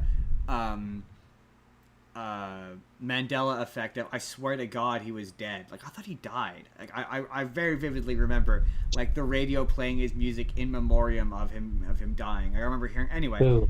Bob Dylan. And times they are changing. Someone left a comment that says, "I know, right? Maybe it's because people always talk about him in the past tense. He was the greatest of his time. Nobody did it like him." And I'm like, yes, that's it. That's correct. That's right. That's what it is. It's like, yeah, we always talk about him in the past tense. And I was like, yes. As if he were gone. As if he were gone. I'm like, yes, that is it. You know what, Jordan? Because I still have time to kill, we're going to pull open some comments off of TikTok. No, but they're mean. Not always. Usually. I mean, we got to answer those allegations that why is bro talking to himself at least once. And Jordan, No, we don't. And just to put that to bed right now, Jordan, how's that weather? Not bad today. It's not bad. It's relatively pleasant. Very fair. Not as hot as it has been. No, not quite as hot as it has been.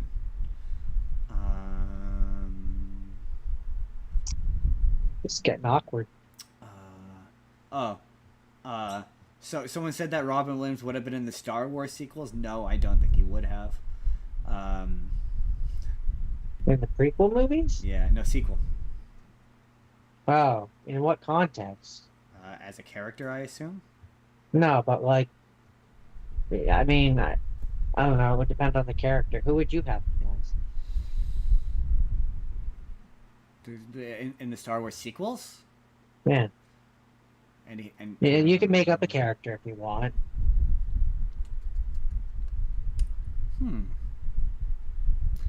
I would have him be Jedi Bob, and I would do Jedi Bob in real life. I'd have him be a droid. Yeah, a voice or like he's Bicentennial Man. I mean, either would be hilarious, but I think I'd keep it subtle and have him be a voice and have people guessing if it was Robin Williams. Oh, that's fair. I just think that 2000, yeah, he could be Jedi Bob, and they could be, instead of they're looking for Luke Skywalker, they're looking for Jedi Bob. Jedi Bob.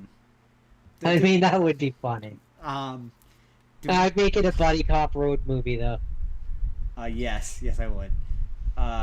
In the Star Wars universe. We didn't. I don't know if we talked about this. Where I said, I posted the or my opinion, I guess. I won't lump you in with me. That the Souls games are a plague. Ooh, that's what we could talk about while we wait for Jake. We could talk about how Xenoverse 3 looks bad. Yeah, it looks look really great. bad. I don't. For me, the big thing is It's not even that it looks bad. I've heard it's bad. Like there's been a lot of like, and to be fair, I've seen a lot of like.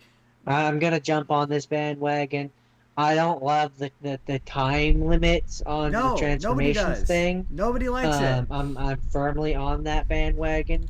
Now, if they do if they do a thing where like, and this is the only way it would be okay, and this is kind of the universal agreement that I see that people are willing to concede, is if it's like a RPG kind of thing where it's you train and you get better and the time limit gets lower because and someone pointed this out is like the timer and then like when they did the demo or whatever, when they played the trial, the way that it worked was like each transformation up, the timer gets smaller, it gets halved. Yeah. So like when you're Super Saiyan 1, it's like 60 seconds. When you're Super Saiyan 3, it's like 30 seconds. That's not sustainable. No. So what is it like when you're Super Saiyan Blue? It's 5 seconds, and then when you're Ultra Instinct, it's an instant. Like you're just doing a block. He momentarily turns into Ultra Instinct, Right. and then immediately turns back. Like, no, that's not. That makes no sense. They're also insisting that the game isn't forcing you to, or that the game isn't designed to force you. You won't be forced to use the soul projections or whatever. Oh, that's crap. Which is man. a load of shit. It's a load of shit. There's no way. That's why we have the time limits. Right? It's to force you, because they're like, oh yeah, all these abilities have a cooldown. So like they all operate on alternating cooldowns. So it'll be like, oh, while the Super Saiyan cools down, you can turn into Trunks, and it gives you a stat boost. And it's like I saw so many people like. Nobody gives a shit about stat boosts in Xenoverse. That's not why well, that's not true. I did watch some really up their own asses fucking gameplay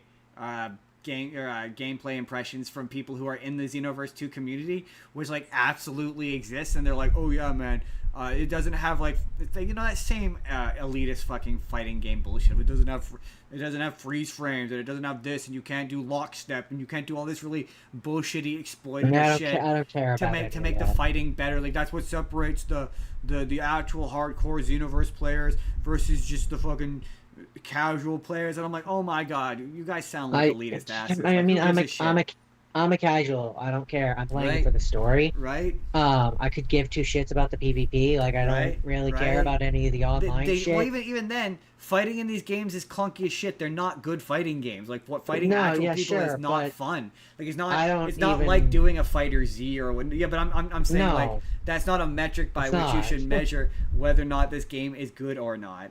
Like so, like anytime don't even get me started on my problems with what looks like the story. I saw so many people being like, yeah, the hardcore Xenoverse 2 players got to play it and it's bad, and I'm like, but all of your criticisms are stupid and like don't matter. They're inane. They're circumstantial. Right? Exactly. Like I don't really care. Like I'm a casual. Right? As long as I disagree. I think the story looks interesting.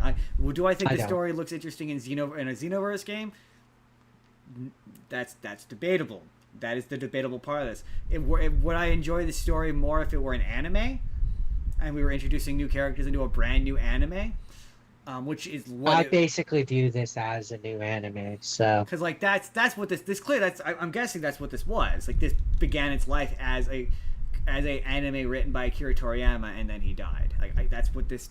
I would not be surprised. I could see it. I could believe that on the one hand, but no, I could also just believe that it was meant to be its own game. They just slapped the. He's never written a game before. Does it say that he wrote the entire game, or does it say that he helped create characters? He wrote the story. It says that he wrote the story. He came up with the story. Interesting. Yeah, then it was probably a show. They're advertising it the same way. Or a movie. Maybe a movie. They're advertising it. To be fair, it could be a crock of shit, but they're advertising it the same way they did Superhero, where it's like a story from Akira Toriyama. So he allegedly created Brett, and he created. He definitely created Brett. That much I know for sure. Maybe this is just me being cynical, but like, I could believe he like gave them story notes, like bullet points of where but I don't think he wrote the entirety of either thing. He probably created characters. I guarantee he created all of the original characters. Like, I believe that absolutely. So, but like, there's no way he wrote a video. He didn't write it because he's never written a video game, one of these video games before. Why would he start now? Like that would be very strange. But that does like, I'm like, are they going to continue to slap? This is the final thing that Akira Toriyama wrote in order to sell shit. At a certain point, they can't. They can't anymore at a certain point. But no, getting back to the game though. It looks bad. Like genuinely, it looks. It just looks boring for me. Like I don't. So I haven't finished the DLC for Xenoverse 2. I haven't finished the DLC for Xenoverse 2 yet. I'm still doing that, so I don't know how it quote unquote ends. But for me, as soon as you remove the time nest, the Eye of Time, as soon as you remove all of that, it's no longer Xenoverse. As I've said before, I have no interest in redoing anything again. Sure, that's great, and that's not my point. My point is that like, if they wanted to do what they're doing, which is creating an entirely new game, don't call it Xenoverse 3. Yeah, but then it wouldn't I would sell. not have an issue with that, with the story, and with that, like any of what they're doing with it. I would be far kinder to it if it had its own name and its own identity. I would like if they had stuck with calling it like Dragon Ball Year 1000 or whatever, and that's what they called it, and that was its name, it would bother me less. But because you're attaching it to Xenoverse, like it or not, is about the time travel. Yeah, that's what that series is about. So to me, it just my thing is it's not Xenoverse 3. Even if I'm like on the story, I don't really care. I've never given a shit about the story of Xenoverse. I genuinely haven't. For me, that game is 90% gameplay. Great. That's great for you. For me, that game is 90% gameplay. It is the closest equivalent to what's the word I'm looking for? Dragon Ball Online. Yes, but I was Power Fantasy. I care more about the Power Fantasy elements of it, of pretending I'm a Dragon Ball character, the RPG pretending I'm a Dragon Ball character parts of it. I don't care about going back and stopping Cell from doing an Android Saga. Don't care about any of that. And the Xenoverse 2 perfected it. Like it, and I saw so many people say this of why not take what was working and make it better as opposed to scrapping it, or maybe we said this why are companies so dead set against building? Like build on top of the thing you have. That like Xenoverse 1 sucks. You have a great foundation. It's not good. You improved upon it in Xenoverse 2. You pretty much perfected it. Give me better articulated transformations. Give me Super Saiyan 4. That's what people want. I want Super Saiyan 4. I don't want to be Trunks. I don't. If I want to be Trunks, I play Spark. The thing that frustrates me about that is I don't want to be Trunks or Vegeta or Piccolo. If I wanted to do that, I play Sparking Zero. Like it's frustrating that you guys are pushing Sparking Zero so hard, and then you're trying to turn like all of the UI of Xenoverse 3 looks like Sparking Zero in a bad way. I didn't think Sparking Zero was very good.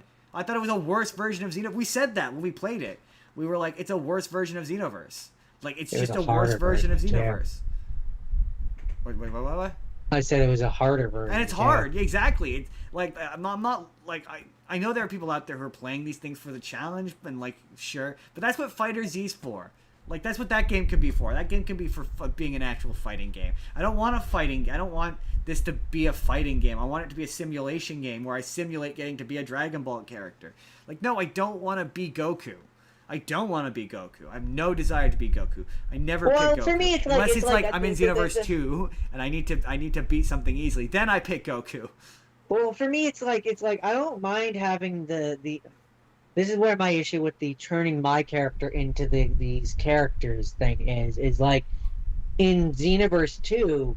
That's what the parallel quests are for. Exactly. If I wanna play as normal Goku, or I want to play as one of the other weird variations of Goku, exactly. I do that in the parallel quest. When I'm playing my character, I don't want to turn into Goku. If I wanted to play Goku, I'd select Goku. Exactly. Like, why are we? It feels like we're reinventing the wheel for no reason. A wheel that doesn't need to be reinvented, and like the audience overwhelmingly hates it.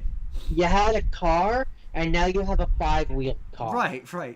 You're like, why do I have a 5th wheel? I don't need a 5th wheel. Like, it's not necessary. Wheel. The 4 wheels are fine. It's not contributing anything to it. The 4 wheels were doing a fine job. Like, why are you? I have a car, and you've handed me a bicycle. And then there's also my story issues. You've handed me a bicycle. I don't want the bicycle. I have a car. I don't need your bicycle. Why would I want your bicycle? And that's the thing that I don't get about like design decisions like this baffle me because like the entire community hates it. Overwhelmingly so. Hates it. I don't understand. It's a simple fix too. I just don't understand why they thought this was a good idea. Like I don't understand who was like, you know what they're gonna love if we put timers back, if we input this gameplay mechanic where they turn into Piccolo. The guys are gonna want to turn from their original character into Piccolo. Who said that out loud? I want to know who said that sentence out loud because nobody wants that. And then they put it out and they announced it as a gameplay mechanic, and the audience fucking hated it. And then they're like, I've seen so many really funny videos of like them. They apparently streamed the gameplay on Twitch, and the chat was just eating them alive, and they ignored it the whole time, and it's like they are they just that into themselves that they think that the people were gonna fall. Like you're like took your people 10 years to put out Xenoverse 3. People were begging you to stop putting out DLC for Xenoverse 2, and you did it so poorly that people were like, well, maybe Xenoverse 2 ending was a bad thing, because the DLC for that is infinitely more interesting. Like infinitely more interesting. That's where I say a large part of what makes that DLC interesting is its story. Right. So like now we're just living in West City, and we're like on a super team. Like it's just there's nothing interesting in this for me. There's nothing. I completely disagree. I'm totally into that. No. I'm into again. If it had its own identity. If it had its own identity, yeah, I know. And then we would be having a completely different conversation. But as a continuation of the Xenoverse series, for me it doesn't work. It just doesn't. It's the time travel stuff has kind of served itself. It doesn't really. There's nothing really else. You're right. There shouldn't be a Xenoverse 3. They haven't. That's my point. It doesn't really. They've done it all, right? Right. Exactly. So my point is Xenoverse 3 isn't though. To me, Xenoverse 3 isn't the time travel stuff. To me, Xenoverse 3 is the character customization. Xenoverse is the time travel stuff. Nah, I don't 1, 2, 3. It is. It is just continued furtheration of that. Nah, I disagree. Like that's what it is. It's doing. So next third one. No, you're right. Time travel. We've done that. Alternate universes. Nah, I disagree. Having different versions of the characters showing up. Nah, I disagree. Anyway, wrapping it up. We have someone arriving. He's arriving.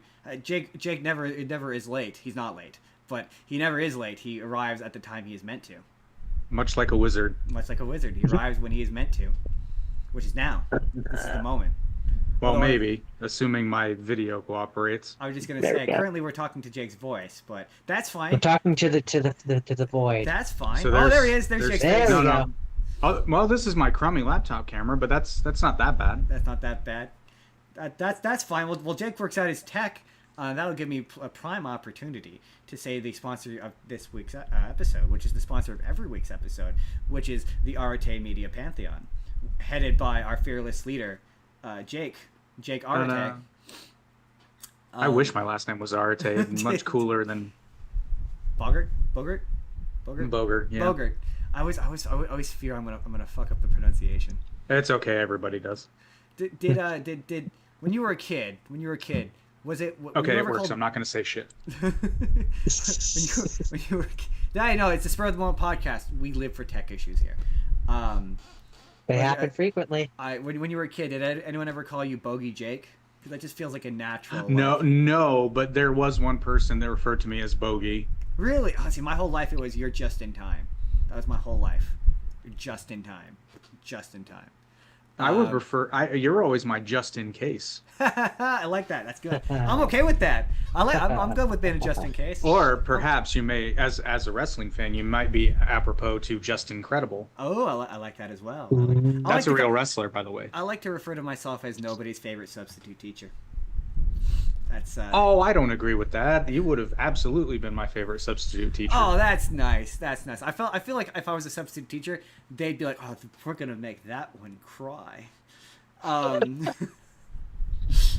that's what it was like when I was in high school. You've been on the internet too long. Oh God, I know. Nothing makes you cry. No, not anymore. No, He's immune. My thing is you develop. I saw someone say that you have to do the internet when you're an adult because it doesn't hurt you because you're like, man, people have said so much meaner things to me in real life that you 12-year-old kid on the internet, you can't hurt me. My with your friends words. have said worse things to me in real life, but that's growing up in high school as a millennial. Right, exactly. Yeah. We've Comedy used to be a lot meaner. Like we've discussed this on the show, on this very show, where we've been like, the year 2003 to like 2006 was really mean. Comedy was very mean. Really mean, really mean. Mean-spirited, too. Not even just mean. Yeah, we were made uncomfortable by Napoleon Dynamite a couple weeks ago. We're like, oh, this movie makes us uncomfy. Anyway, speaking of being uncomfy, today's topic we're here to talk about because Spider-Man comes out next week. Flip, everybody. I'm excited. I cannot describe to you how stoked I am for that. I'm wearing my Spider-Man shirt.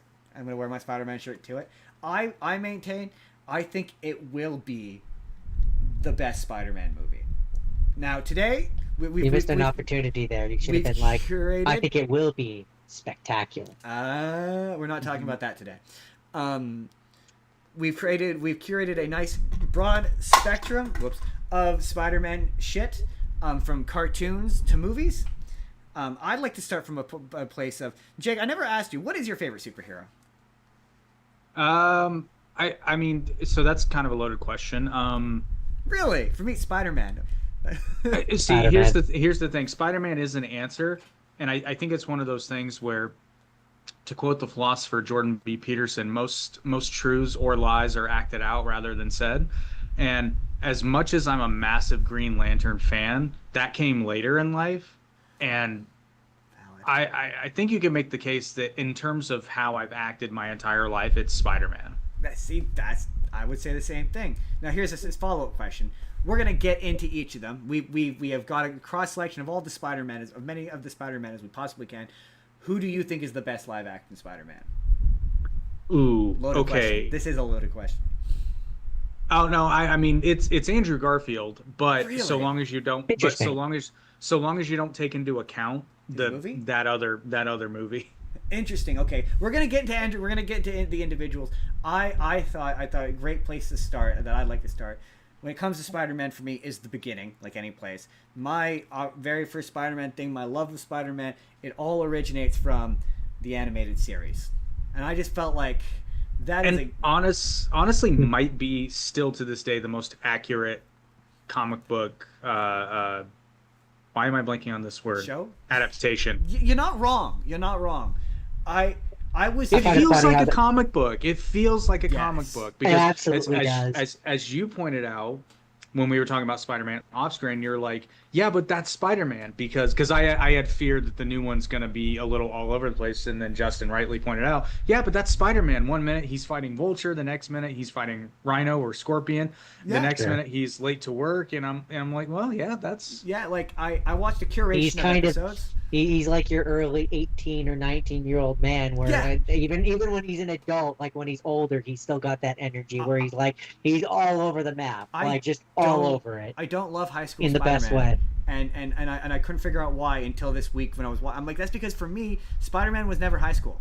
Like for my entire childhood, Spider-Man was a young college guy. He was college. He was yeah. young Oh, yeah. college. Well, and that stems largely from the fact that the first Raimi Spider-Man really took a lot more from, I believe it was Spectacular Spider-Man rather than the Amazing Spider-Man that everybody claims to know and love, but a lot of people actually don't. Yeah. It's or Ultimate Spider-Man. Sorry, not Spectacular. A lot of it came from Ultimate Spider-Man with him, being in high school, living next door to Mary Jane, because those that know, in Amazing Spider-Man, Peter doesn't even meet Mary Jane until he's well into adulthood. Does not. No. Yeah. No. Does not. No. That's true. Yeah, and that's where the Face It Tiger, you just hit the jackpot. You're talking about the comic book run, The Amazing Spider-Man. You mean, right? Correct. Yes, Yes, not the movie. Not the movies. Yeah. Yes. Yeah. Absolutely. He doesn't meet her till. Same thing with Gwen Stacy. He doesn't meet her till like well into it. Yeah, I'm not there's a few things modern Spider-Man. We're gonna touch on them a bit today. I don't love Spider-Man's origin being connected to Oscorp. Because it's at a fair point, you're like, why doesn't Norman Osborn figure out that he's Spider-Man? Wait, you're saying that Norman Osborn, you did all these experiments on spiders, spider DNA, and radioactive spiders, and then a guy with spider powers inexplicably shows up? Wow, that's what Well, a but my first coincidence. instinct would be it's somebody that's working on the project. That's what I'm saying. But to be Uh, fair, I mean, I would have never guessed that a high school student would have gotten accidentally bitten by a spider. True. He always does get bitten as a high school student. He just usually, Yes. within the context of Amazing Spider-Man, he's not Spider-Man. Well, because he has to be young enough to be a pro wrestling fan, you see. Yeah, absolutely. Yeah. I maintain the fact that they cut out the pro wrestling part of his origin in most modern iterations is a waste, and they still have roadside It is. professional wrestling events like that. They took it out because they didn't believe it was believable, but like it's still believable. I don't care what anyone. Well, says. and never mind the fact that there's more. In terms when I say mainstream, I mean like on television. Yeah. There's more professional wrestling mainstream on today than there has been in I'm saying several decades. with the internet, with the internet, it's well, but I mean on not even the internet. I mean on legitimate television stations. Have an Amazing Spider-Man on TV. Sorry, Jordan. Sorry. Yeah. Well, I was speaking of TV. I was going to say in that '90s cartoon, isn't he's not a wrestler in that one, wasn't he? He was on TV. No, there's an episode where they do the origin, and he does. He does perform on TV, and then he still does do the wrestling thing because he lets the guy go past him in the back of the arena. So he still does. He does both. But me and Jordan had a riveting discussion where I said skip all of the origin shit, and I can never figure out why I don't care about Spider-Man's origin, why I don't need to see it on screen, and it's because this cartoon doesn't start with the origin. Like they don't get into his origin till like 4, 5, 6 episodes into it, and it's through flashbacks. It's mostly told through flashback. They don't waste the time of having him get by the spider. It's all in the theme song. You all know. Well, they abide by the film rule in media res. You start in the middle of the action, and then if you need to fill in information, that can be provided via flashback, which I think. There's a lot of superhero movies. I'm not going to say they get it wrong because sometimes origin stories are done really well. But I mean, that's a genre of filmmaking where you kind of almost should break the rules because I mean, let's face it. Maybe excluding Batman or like your super duper mainstream ones, like most superheroes, you're not making that movie for anybody other than an existing fan base. Pretty well, yeah, exactly. And they already know. Like they know he got bit by a radioactive spider and he gets sick and Uncle Ben gets killed. They know. But then it's like if you don't do that, Marvel fans are fickle. They'll bitch about that. So they're bitching currently. Oh, we didn't see Uncle Ben. Well, yeah, because when it came time to do Tom Holland, people were like, we're sick to death of seeing Uncle Ben. So that's why they didn't do Uncle Ben. But that's why studios. And I understand there's it's a fine line you have to walk. But like. Again, this goes back to pro wrestling. Like you want to give the audience what they want, but a lot of times the audience doesn't really know what they want. Exactly, we say that all the time. Until you give it to them, and then they're like, "Oh, because I was that way with Tom Holland." I'm not gonna lie. Yeah, I will touch on that later, but like, I went through a journey when it came to Tom Holland. I went from not liking it at all to being like, "This is awesome." Sorry, Joy, go ahead. I was just gonna say to contrast your opinion that. Sometimes like skipping origins, yada yada yada. To contrast that, I think that the show, to skip ahead a little bit to one of the things I did, I think the show Your Friendly Neighborhood Spider-Man does do the origin, but it does things differently. Yes. Makes things fresh, and does it kind of has its cake and eats it too, where it does the origin, but it also gets to do things differently and we're gonna kind hit of the take its fresh take. We're gonna hit the origins a few times this week because I will say not all Spidey origins are created equal, but there's rewatching the '90s Spider-Man was a trip because like there's a lot of this I forgot and I forget it. I forgot that in the first episode is the lizard, I forgot that my brain and the lizard on that show is he's growly monster lizard, but he talks like his plan is the plot of the Amazing Spider-Man movie where he wants to turn people into lizard people. Like that blew my mind. I was like, oh my god, I forgot there's a Mysterio episode where he shows up as a good guy, which is basically the plot of that Tom Holland movie. It blew my mind. I was like, what? It's almost like they follow the comics I that know, have already it's been laid out. Crazy. That show was very accurate. There were some frames where it was like pretty much shot for shot from the comic. A lot of stuff. It's funny because it's a feedback loop because a lot of the stuff of like Venom, for example, comes from this show.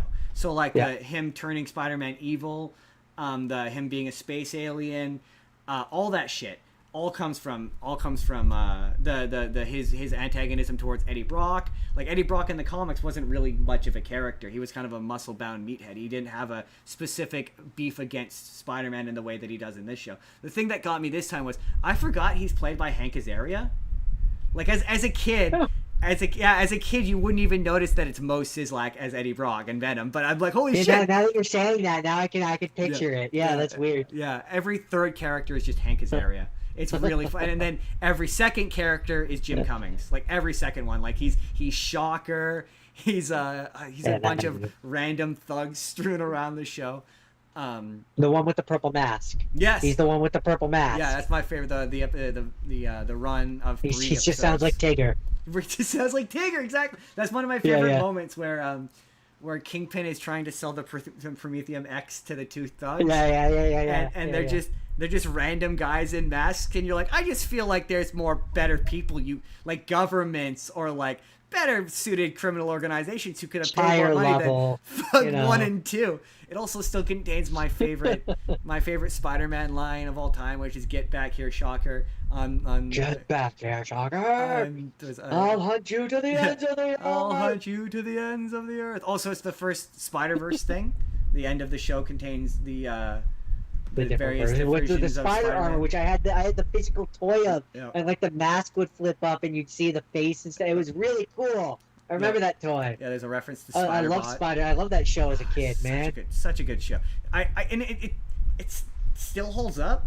The only real complaint I had when I was watching it was They're not allowed to punch. They're not allowed to punch. They're not. But it's weird because they're allowed to kill. They're just not allowed to refer to it as death. Like the episode with Carnage. Oh, they go to the next dimension. No, he sucks their energy, their life energy out. Yeah. Well, that's small. Yeah. I will say the episode with Carnage, if I had to be critical, which I often am, the episode with Carnage isn't very good. Like it's because really, they can't go Carnage. Like they can't. Yeah, they can't go full Carnage, and it's also it's messy because it pulls in story elements from the previous storyline with Mordo and Doctor Strange, and it's the only reason why I know who Dormammu is. Where it's like there's still this stuff with them and Mary Jane's dad that's a holdover from him. One cool thing is one of the reasons I love serialized television is because this show is so serialized, where it's constantly building on the events of the previous. So like when by the time like a comic book. Yeah, like a comic book. Yeah. It's so weird. It holds up. Like it's crazy how much that show holds up. How much Who could have seen that coming? It's still the animation still looks mostly good. There's a couple of off-frame moments where like Carnage doesn't have a face, but like it for the most part it still looks good. Like I was consistently impressed by it. I was like, you know what, I might sit down and actually watch this, like just for fun, just because I like this show. It's just a good time, right? I kept looking for episodes and I was like, ooh, there's that one, ooh, there's that one, ooh, there's that one. Anyway, I mean, not for nothing, any theme song has a sick guitar track. That guy from Aerosmith, right? Yeah, that guy from Aerosmith. Not Steven Tyler, mind you, but they couldn't spend the money on the. I always thought it was Steven Tyler. No, it's the guitarist. The guitarist from Aerosmith does the music. But the soundtrack is great. Not even just the electric stuff, but the score is always good. Like it always has that like when they build in the theme song. And yeah, every version of any villain I know all comes like I kind of forgot that this is the reason why I know who Doctor Strange is. Otherwise, who the fuck would know who Doctor Strange is? And the X-Men. And the X-Men. Yeah, and the X-Men. The X-Men episode where he teamed up with well, I mean, X-Men had its own really kick-ass show with that's true. With an equally kick-ass theme song. It really did. But I always loved this more. I liked X-Men. I love Spider-Man. Like, it's not just. I don't want to take anything away from X-Men because I like that show too, but I just don't like it as much as. I think. They're very much made in the same breath though, because X-Men 2 sure. was heavily serialized. It's got, for the most part, it holds up, minus some janky animation. It's got a little bit. But it's first. A little. It came before this. That's the thing. This is true. Yeah. They come back in this, and they look shiny. Yeah, pretty. And this was a time where serialized television, particularly for children, was just not a thing. No. And like they reference, like I about floored it when in X-Men when the Morlocks came back, and I'm like, oh, they from a while ago. Yeah. Mm-hmm. Well, like there's the Hydro Man, or like there's Venom. Venom is a character. He shows up in season 1 of the show, and then he comes back in season 2. Like that you're like, holy shit, there's that guy, and it doesn't. It's not just a one-off. It doesn't feel the need to be like, oh hey, it's Venom. Remember that time that and then overly explain to you the events of what's about to happen. Like it doesn't do that, and because they know the show's on. Yeah, they know the show's awesome and are hedging a pretty good bet that you've seen it already. Right, exactly. Yeah. Like you've watched it every single Saturday. Like this and like even it's also the Fox smart Kids, because like Digimon as well. Like there's a reason why we love serialized television is because we grew up on it. So it's also smart because it's like, you've either definitely seen it, which at the time, if you hadn't seen it, you were that kid who hadn't seen it, so you definitely had seen it. But if you weren't, then you were that kid who hadn't seen it, who now has to find a way to go and see it, and it just makes it more popular and makes it so that more people, it's Exactly. Brilliant marketing. Does not exist in the same way. But anyway, I love that show. I It's thought that was a great place to start our Spider-Man journey. Jordan, what's your first Spider-Man thing? My first Spider-Man thing was jumping ahead to 2002. We do the first Sam Raimi movie, which, I mean, we've all seen the movie. We all know. Have we all seen the movie? Well, all I remember is that they say that a hero can save us. I'm not going to stand it. I refuse. No one will convince me to not like Nickelback. Oh, like so Nickelback. Okay. I was gonna hang on. Okay, this very actually moment. Technically, that's not Nickelback. No, it's true. Chad Kroeger and it's the singer, and then it's a And the different guy band. from Saliva. Is that what he's from? Oh, I just remember Yeah. it's Chad Kroeger featuring somebody. The guy. I had before Benji passed away. We had like a 5-minute argument where I'm like, no, dude, it's fucking Nickelback. Nobody sounds like that guy except he was like, look it up. And I'm like, you motherfucker. But here's the thing. I thought it was though Nickelback featuring that guy. No, it's just Chad. It's just the Chad singer. Kroeger. Really? It's just Chad. But Yeah. here's the thing, and the reason why is because every radio station got it wrong. At least where I live, every radio station got it wrong because they play it and say "Hero" from Nickelback from the Spider-Man movie, that's how they but it would do wasn't Nickelback. Yeah, that's so wild. I Technically, knew that's that. I know it's like technically. Yeah, I knew that the other guy, because I've seen the music video 100 times of them on the rooftop. I've seen it so I knew that the other guy was in it, but I did not know that it wasn't the rest of Nickelback. It's just Chad. No, I didn't know. And it's funny now that I know that I can hear the difference in the two vocals because I was a massive Saliva. I still am. I love Saliva. Really, that's so fascinating. Yeah. That's so interesting. Yeah, but now I hear it, but I'm like, how did I not hear the difference? I could hear that because it sounds like it. Because he sings the Rise, the second chorus. Yeah, I could tell that it was two different guys singing it. But It was like someone told me. So the audience knows what me and Jordan think of the first Spider-Man movie. What do you think, Jake? Where were you in your life when you watched the first Spider-Man movie? I have a 2002, so I would have heart. been. I don't remember when I was like an 8th grade or a freshman.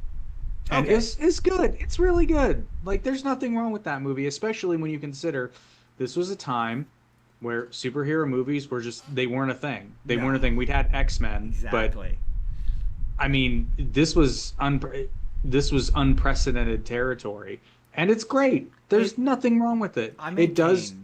It does draw a bit more from Ultimate Spider-Man than I would prefer, but I understand why they do it because they're marketing it to younger audiences and who can't identify with a high school student that gets superpowers. Like that, and Sam Raimi was a big fan of 1960s era Spider-Man. He really that's why he wanted Sandman. That's why he uses Green Goblin, Doc Ock. But it's definitely again another Spider-Man tends to be a feedback loop of like. The Ultimate series impacted the Raimi movies, and the Raimi movies impacted the comics, and that's why. Yeah. Here's a question: how do you feel about organic webbing? I don't love it from a purist standpoint, but I also understand why they did it.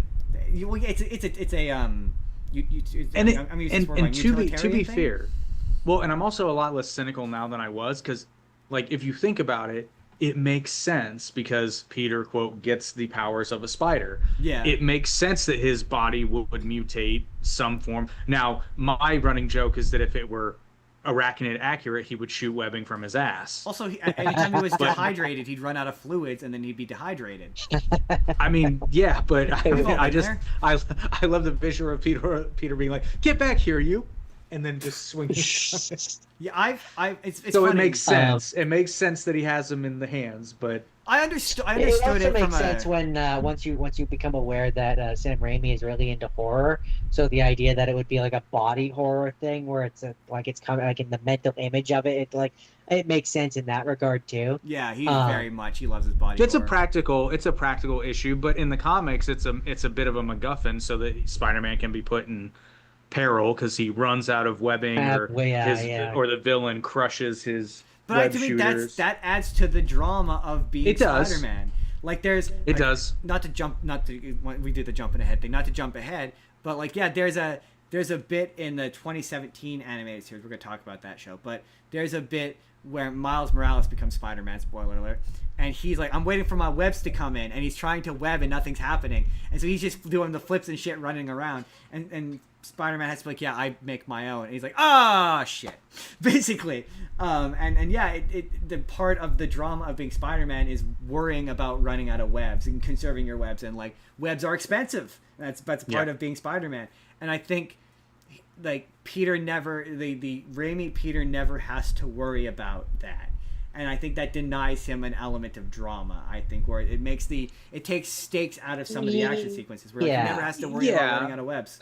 But it gives us that hilarious. No, you're good. It gives us that hilarious scene in No Way Home where they're all like freaking out, and he was like, I just do it. Like, I don't do it. That is funny. Think about it. And it's funny how the comics eventually gave him organic webbing in the wraparound. Sorry, go ahead. I was gonna say, they also try to get around that in the second one by being like, oh, it's a mental thing. He gets a mental block and he can't do it anymore, and it kind of achieves a similar result. But like, no, I agree. I'm kind of a purist in the fact that I prefer him to have the web slingers, the shooters. Thank you. I do agree that this is the purest form of taking a comic book and putting it on the screen. Like, just from for me, the thing that has made me love this movie and will make me love this movie till the end of time is the colors. Yes, God. And back when everything wasn't so goddamn dark. Right? It's bright. It's the best one. Like, there's certain scenes in Spider-Man movies, and I'm going to point to a couple of them today, that are Spider-Man. Like, they are Spider-Man. And I know that, like, when you see it in live action, it feels silly. But, like, the scene where it's Green Goblin and Spider-Man on the roof, and they're just talking, and they're just in the costume, and they're just talking, and he's still wearing the stupid mask, that is comic book. It's Spider-Man. That is Spider-Man. Great.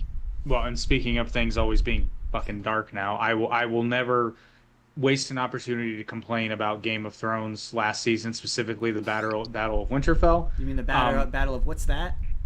Yeah, okay. I can't see what's floored happening. because I literally heard so many people talking about it, and I'm like, I can't see anything. No, I can't see a fucking thing. It looks bad. This is horrendous. Not to mention, like, okay, guys, HBO, you're better than this. You send the Dothraki out into a full-blown charge against an enemy that you cannot see, and virtually none of them come back. Yet later in the battle, you see another Dothraki charge. Stop. Are you stupid? Or like... But then again, the wife and I would just watch all the Hunger Games movies, and the last two in particular, I'm like, why are you running at the guys with the guns? Like, you're running at them. Why? You will all die. Wait, so you watched those movies recently? He's a little bit of critical thinking, guys. Come on. Jordan always has the best joke when it comes to... He made the best joke with Hunger Games, and we reference it constantly. It's always funny. It's in the second one, when he found out... Because Jordan had never read the books. He knew nothing about Hunger Games. And we were watching it here once, and this wasn't for the show. This was just for fun. And it got to the point where Stanley Tucci is like, or someone says like, yeah, and all the people who did this before have to go do it again in the 75th annual Hunger Games. And just organically, Jordan goes more like the 75th annual bullshit games. She's like, just won. She just won it. Now she has to immediately go back in. It was bullshit. It was bullshit. Honestly, I will say this, not to detract too far. The first Hunger Games movie is actually good. Like, really? It has problems. But it's decent. It's decent. It's a premise that rips off several things, but one of which is a tale from antiquity, so I'm not going to hold it too far. They get progressive. Actually, I take that back. They don't get progressively worse. The second one's quite bad, not least of which being, why didn't they tell Katniss the plan? It would have been so much simpler and a lot less risky. The third one is the worst one by far. Like, it is horrendously bad. So my very brief take on those movies is that I have no loyalty to it. So they're not great. I don't give a shit about like the Hunger Games part. I don't care about the story so much. for me, it was like all about the visuals. And so the first one looks like it was shot by Michael J. Fox. The second one, it's better just by lieu of the fact that you can actually see what's happening in it. This is true. Like, you can, all of the action is clear and easy to see. And I don't remember the third and fourth one, so they're probably the worst. And you're probably right. They're quite bad. But yes, the first Sam Raimi Spider-Man, quite good. Yeah. It's I don't know. Agree. It's hard for me. So with that, Jordan, is that it for Sam Raimi 1? Yeah. We're gonna skip over Sam Raimi 2 because everyone likes Sam Raimi 2. We're gonna skip to Sam Raimi 3. I don't love it, actually. You don't love Sam? Okay, interesting. Here's the thing. Since we're on Sam Raimi 3, this is a good point. What do you think's the best Sam Raimi? Do you think the first one? The first one, interesting. Yeah. What do you think of the third one? Oh, it's dog shit. But do you like it more than the second one? No. Oh, So, like, here's the thing. The second one is good. I just don't love it. And I'll be honest. I can't tell you what it is about it I don't love. I just don't love it. I can't put my finger on it. The 3's bad, not least of which being Topher Grace is supposed to be Eddie Brock. They picked the skinniest person working in Hollywood at the time to play an alleged bodybuilder. Interesting. Yes, they did. So, much like me and George, we often share a brain. So let me tell you what I don't like Spider-Man 2. And you could tell me maybe if you agree. I'm fascinated by this. So I got a lot of shit back in the day for saying I don't think Spider-Man 2 is very good. I think that it's a bad adaptation of Doc Ock. I don't think it's an accurate representation of the comic. I think he's Kirk Connors in that movie, and I don't think it works. I agree, and not to mention, if you're not going to commit fully to the bowl cut, what are you doing? What are you doing? There's a lot of... He's too nice. I've seen so many questions. That's perfect. About, that's what it is. He's Dr. Connors. He's not Connors. Dr. Octavius. He's Dr. Connors. Yes. That's They're exactly Dr. what Connors, it is. Yeah. and they've had to contrive a reason to turn him back into Doc Ock, which is why he has the chip thing, which fries, which makes they're doing the his brain all Frankenstein screwy. thing. They're doing the whole deal. Someone said this about the Hulk, Absolutely, but I equally believe the same thing about Spider-Man. It's not fun when your superhero doesn't want to be the hero you showed up to watch him be. I showed up to watch Spider-Man. That's a problem with these movies. Okay, I think that this is the moment where I'm gonna say it. This is my big hot take. This is his rant. We got to give him a couple minutes. The Sam Raimi Spider-Man is the worst Spider-Man because Spider-Man is not a character in those movies. He never gets to be a character in his own right. He never gets to speak. He never gets to joke. He never gets to quip. Like, one of my main issues in Spider-Man 3 is there's a bit at the end where the movie treats Eddie Brock and Spider-Man as if they've had this relationship the whole movie. The movie's written by 3 people, and it feels like it because Peter Parker is in the black suit in like 2 scenes. Like 2 scenes he gets to be in the black suit, and at the end when like Eddie is going for, he's like, Eddie, no, you can't wear the suit, and it implies like they have this relationship. You've spoken to him once, one time, and the most embarrassing part. See, Jordan never gets this, but Jake, you will get this because you like that '70s show. You left that '70s show to do this. Like, that's the most insulting part of this. Is you left a successful show to be in this garbage. I understand your apprehension about skinny, frosted tip, blonde haired fucking Eddie Brock. What writer? Because Sam Raimi and 2 other people wrote this, and one of the writers was clearly going for a thing of Eddie Brock is supposed to be inverse, like mirror evil Peter Parker. Like, that's what they're going for. So he shows up. And he's supposed to be charming. Like, he's supposed to be hitting on Betty Brant, and he's supposed to be charming, and he's supposed to be like what Peter becomes when he puts on the suit. But both Topher Grace and Tobey Maguire are complete dorks, so neither of them pull it off remotely. No. However, I will thank Raimi's Spider-Man 3 for one thing and one thing only. Because of that, we have Bully Maguire. Yeah, yes. I saw a fan a theory almost that, like, when he's walking, because someone's like, the problem with it is it's inconsistent, because some of the women are like ooh, he's sexy and whatever, and some of the women are like, ew, gross. So I saw a really fun theory that's all in his head, like that's his perspective that we're seeing. He thinks he's cool, and so whenever anyone thinks he's cool, that's his perspective. And I was like, oh, okay, I can kind of get behind that a little bit. And got that. they've got that weird scene where he dances with Gwen, and it's like it's supposed to come off as Sexy? like really suave and cool and sexy. And then to your point, not Topher Grace, Tobey Maguire is a massive dork. Yeah, so it doesn't just remotely, doesn't read that way. And also, the Venom suit and the plot point of him acting aggressive comes in like way too late into the movie for it to be effective.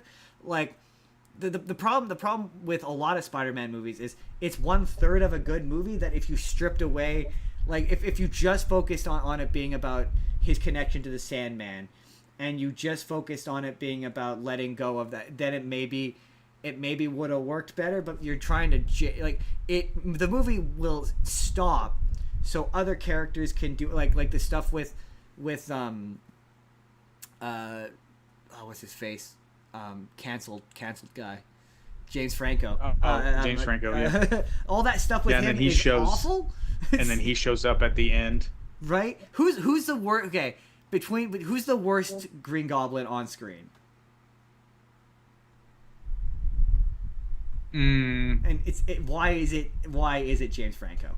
It's not James Franco. It's the one from Amazing Spider-Man. But at least he's a goblin. Like, at least he gets to be kind of a goblin. He's not supposed to be a goblin. He's like, not supposed to be a literal goblin. It's a fucking mask. Like, here's the thing. Like, for me, it would have worked better because one of my favorite versions of Harry Osborn is they do the game based on the video game based on the first movie. There's a mode where you get to be Harry Osborn, and it's a lot of fun. It's super fucking fun.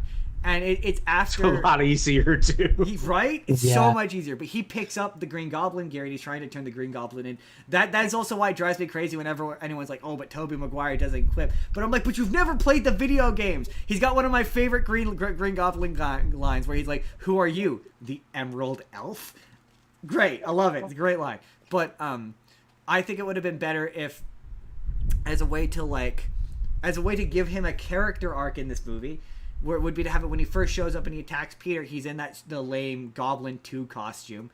He gets knocked out, gets taken out, and when he comes back to save Peter at the end, he's wearing a version of the Green Goblin costume. It doesn't have to strictly be the Green Goblin costume, but like at one point they showed like a chrome version of it. Like have him show up in that and have it be where like that's him reclaiming the identity of the Goblin as not being something evil. So then at least thematically you're doing something with that character instead of just having him die and then have Tobey Maguire do this really awful. Tobey Maguire can't cry on camera. It's awful. If he cries on camera, it's awful.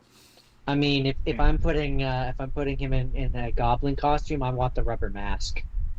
Sure. Okay, maybe if you want. I want the rubber mask, the silly looking one. But yeah, that's yeah. It's too many. Like there's a lot of really okay ideas. Like these are good ideas. I like these. And it's worth noting that Sam Raimi did not want Venom in that movie. No, and it reads that way. He got forced in. He got forced into it, and it reads that way. Like I think maybe if you had introduced the black suit and just done the black suit. I think I've said this in the past, but it's the truth. If you just done the black suit and like this movie doesn't have any time to breathe, and it's really frustrating because they were gonna make a Spider-Man 4, and the only reason why they didn't make a Spider-Man 4 was because this got criticized for being too jam-packed. But if you like split this in half and pulled out all the Venom shit and moved him to the third one and have Venom be the bad, or the fourth one and have Venom be the bad guy in the fourth one and introduce the black suit in this one. And then, like what I would have done is I would have had it be where for like all of this movie, like maybe the first like 10 minutes he's in the red and blue, he quickly gets the black one. He's in it for all of the movie. He's getting more aggressive, but like not past the point of like, oh, this is weird by the end of the movie. And then you start the fourth one, he's still got the black suit. And then throughout that one, that's when you do the Venom stuff. Like that's what I would have done. I'm also sorry, go ahead, Jay. I was gonna say I think that's what Sam Raimi, under the studio mandate of bringing Venom into the story, I think that's what he would have preferred to do. Yeah, he should have. That would have been the probably better thing to do. What do you feel about this movie's version of the black suit? I hate it. I've always hated I didn't love it. I've always hated it. It's not. It just looks like the other one. It's boring. It's boring. There's nothing like maybe if they wanted to keep the webbing. If they had maybe gotten the white symbol on the front at least or something. Maybe. Yeah. And then maybe. If you want to still maintain the Rise webbing and you don't want it to be flat black, because I've seen that they were gonna do the flat black version of the costume, but there's concept of art of it and it didn't really work. I get it. I get maybe not wanting to do that, but maybe make it look more menacing or something. Don't just do it. It's the red suit but black. It's like that's Maybe not, make him bulkier or something. This came out when I was 17 because it came out in 2007, and I remember like I was in high school still, and I didn't like it then. I don't like it now. I generally, as time moves on, generally become less and less a fan of the Tobey Maguire Spider-Man as a character, because I just don't think he's enough of a character like in the movies, and it's so disappointing because I played the second video game for hours and hours and hours, and I was like, oh man, if they just let Tobey Maguire be Spider-Man, like they let him talk with the costume on, it would have been so much better. But anyway, those games are a lot of fun though. So good. Like just real talk, they're fun. They're so good. I love the second one. I think part of what the problem is of why he wasn't allowed to quip, and maybe this is just me being wrong, but Sam Raimi did horror. He didn't know how to do like humor. Funny humor? Yeah, maybe. Yeah. Maybe. So like that's why he didn't put those scenes in. Yeah, maybe. That's just my theory. Anyway, that is the Sam Raimi Spider-Man films. I am now the French maitre d' who defeated Spider-Man. No, sorry. He teamed up. See, that's my Bruce Campbell. He named Spider-Man the first one, teams up with him in the second one, and then defeats him in the third one. No, defeats him in the second one, teams up with him in the third one. That was it. Right. Anyways, my next one is Spider-Man, the new animated series, which is the 3D one where he's voiced by Neil Patrick Harris. And it is technically, originally, it was initially intended to be a sequel to the first Sam Raimi movie. Yes, it was. So it's got a few loose story elements, which it carries over from it, like very loose. Harry Osborn's dad, Norman, is dead and thinks that Spider-Man is the one that killed him.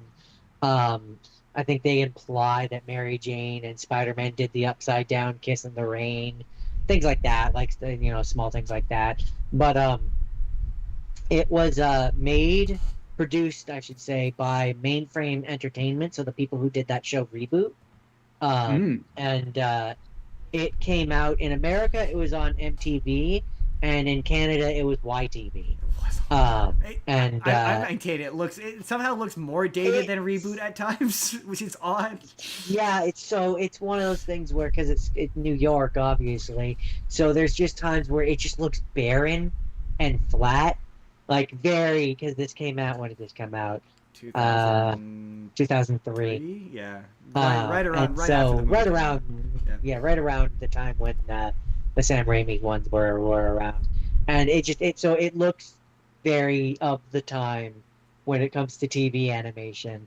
So just some of the buildings look very flat and very, very low detailed, and yet oddly, like some of the facial animations, like clearly that's where the budget went. Yeah. Because like they look all right. they do with Mary Jane, they're really good at giving her like the big doe eyes, like she dips her head and she's like looking up at him, and like they do a very good job of doing that with the budget that they have. But also some of the fights look cheap as hell. They look cheap. So it's real. Did you watch this show? Have you seen this one? I've never heard of it. You've never heard of it? Oh, interesting. Yeah, it's a 3D animated show aired on MTV. Yeah, NYTV. NYTV. Neil Patrick Harris. For him, it would be MTV. Yeah, I know. Neil Patrick Harris plays Spider-Man, and the whole appeal to it was that it was PG-13. So they could get away. Yeah, they could get away with there's some surprisingly dark subtext. Yeah, and in some cases just plain text. It contains one of my favorite versions of Electro, where the Electro is he's a Max Dillon. This takes place during that period where Peter Parker is in college. So he's a college nerd, kind of Revenge of the Nerds style character, and he's picked on by a frat, and they.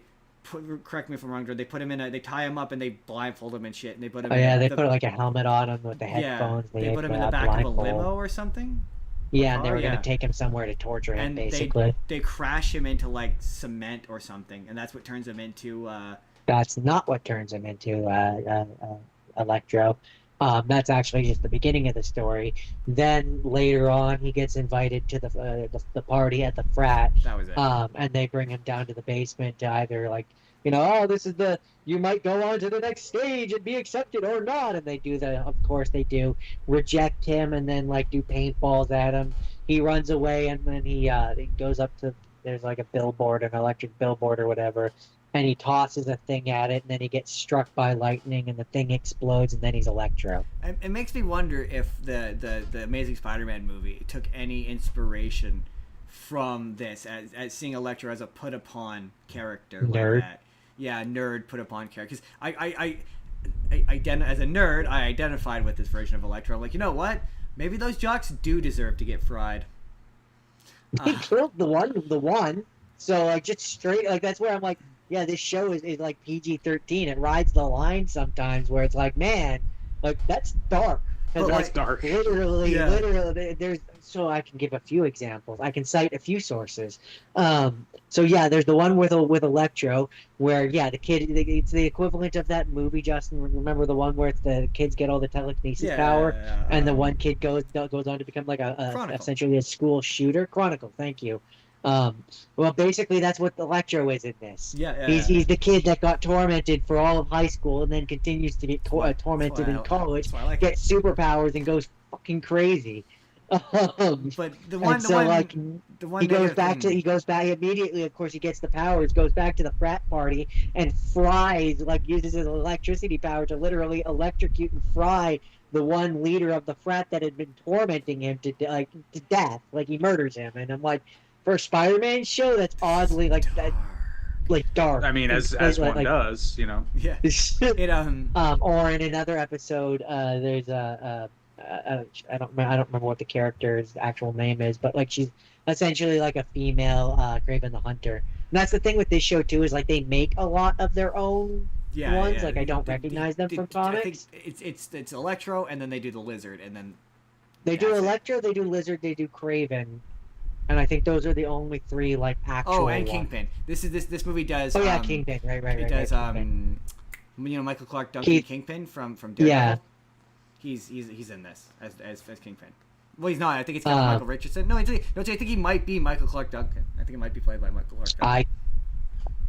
I could probably tell you. But anyway, in that one episode, there's this rich person who hires. Anyway, plot doesn't matter, but. Long and short of it is the bad guy, the bad girl or whatever, goes back to the person who hired her and is like, take your money back or whatever, and the deal is off. He tries to have her killed, and she lops his head off. Whoa. And you see the head. That escalated very quickly. I mean, the one that got me was there's the one girl who... just like, dark. You could tell this is a show for teenagers because the one girl has a tramp stamp on her lower back, and there's several shots specifically highlighting her backside. Just so you know, she's allowed to have a tramp stamp because it's a there's show. a lot of overtly suggestive scenes like that. But another one. Very famously, it got canceled after 13 episodes, and it ends on a brutal cliffhanger, which is what prevents me from recommending it wholeheartedly because it ends on a really brutal cliffhanger. Still fun though. I had good the whole series ends on a cliffhanger. Yeah, it got canceled after. So basically, the last episode. Jordan, correct me if I'm wrong. If I get this wrong, Spider-Man wants to quit being Spider-Man. He gets tricked into killing someone, or nearly accidentally killing someone. And almost killing Kraven. There's two twins. Oh, and his girlfriend. There's two twins who have mind control powers, and they mind control him into hurting someone, and so he gets tricked into quitting being Spider-Man. And putting his costume... Not tricked. He makes the decision. Anyways, go on. Well, yeah, no, but I remember it ends with... Basically, the long story... The plot is he gets mind whammied because they want to take out Kraven the Hunter. They have revenge needs. And they're like, Spider-Man, go do our dirty work for us. They mind whammy him and make him think that Kraven killed MJ after Peter revealed himself to her. So they know the two twins know his secret identity, and even after he shakes off the mind whamminess, they're like, "We know your secret identity, and we know you love MJ. If you don't go and kill Kraven, we're gonna make your nightmare happen." Basically, And then Peter does a whole, no, I'm not going to do the thing you want, and goes and tries to stop them. He thinks that he's pushed the one twin off the roof, and really it's his girlfriend who was created for this show, who he had been strangling and pushed off the roof. And so then J. Jonah Jameson goes on a rival news network or whatever, the TV variety, and is like, I'm putting out like a bounty basically for Spy or something like that, basically, where he's a menace, and he either needs to hang up his web shooters forever, or his webs forever, or he needs to be arrested, etc., etc. And Peter's like, no more Spider-Man, and I'm gonna quit. And he puts the suit into a suitcase, puts person and tosses it into the river. And it's something to do with there's some guy who controls the twins who shows up. And then there's no, I might be mixing up my shows. There's someone who shows up at the end where it's this cliffhanger where it's like, who is he and what's the correlation and blah blah blah, and it's just we'll never know. It's like that meme from Toy Story 2 where it's like, where's the next episode? And it's like Mainframe is just perpetually stuck and leaving us with terrible cliffhangers that ruin childhoods. Leaving off with cliffhanger. Jordan. They did it with the reboot. Jordan. They did it with Spider-Man. Jordan, is that it? That is it. That is it. Hold on. Let me I said that very aggressively. Let me decide what I want to do for next. Hold on. That is it, because nothing else happens. Nothing else happens. Very disappointing. My phone. I like that show. Yeah. So it's one that it's funny too, because it's I remember watching that when I was young, and there's certain things that as a kid you just don't notice. I never noticed just how cheap it looked. I know. As a kid, that just was not something that. But as an adult, as I'm watching it, I'm like, yeah, no, this show had a budget. It had a very tight budget. I have a very strong. I have a fondness for it because I've told the story in the past, but I was really excited for Spider-Man 1, and the bit where he turns into Green Goblin scared the shit out of me. And it killed Spider-Man for me for 5 years. I came home and I tore all my... Literally, I had a bunch of Spider-Man posters. I tore them all off my walls. Refused to have anything to do with Spider-Man. Yeah, you made us leave. I didn't get to finish the movie. This was the show that made me love... I was upset. This was the show that made me love Spider-Man again. I remember when they announced this. This was the first Spider-Man show since Spider-Man Unlimited. They hadn't done Spider-Man on television in forever. I was super stoked on this. And I remember being way nicer to it than I think it probably deserves, because it's absolutely. It's not one of the better. It's not the ugliest one. That's coming. It's a product of its time, is what I would say. Jordan has You have the Amazing Spider-Man on your list, Jordan, right? I do. And so my first one. We're gonna skip ahead then for me. We're gonna skip ahead to a second Spider-Verse movie.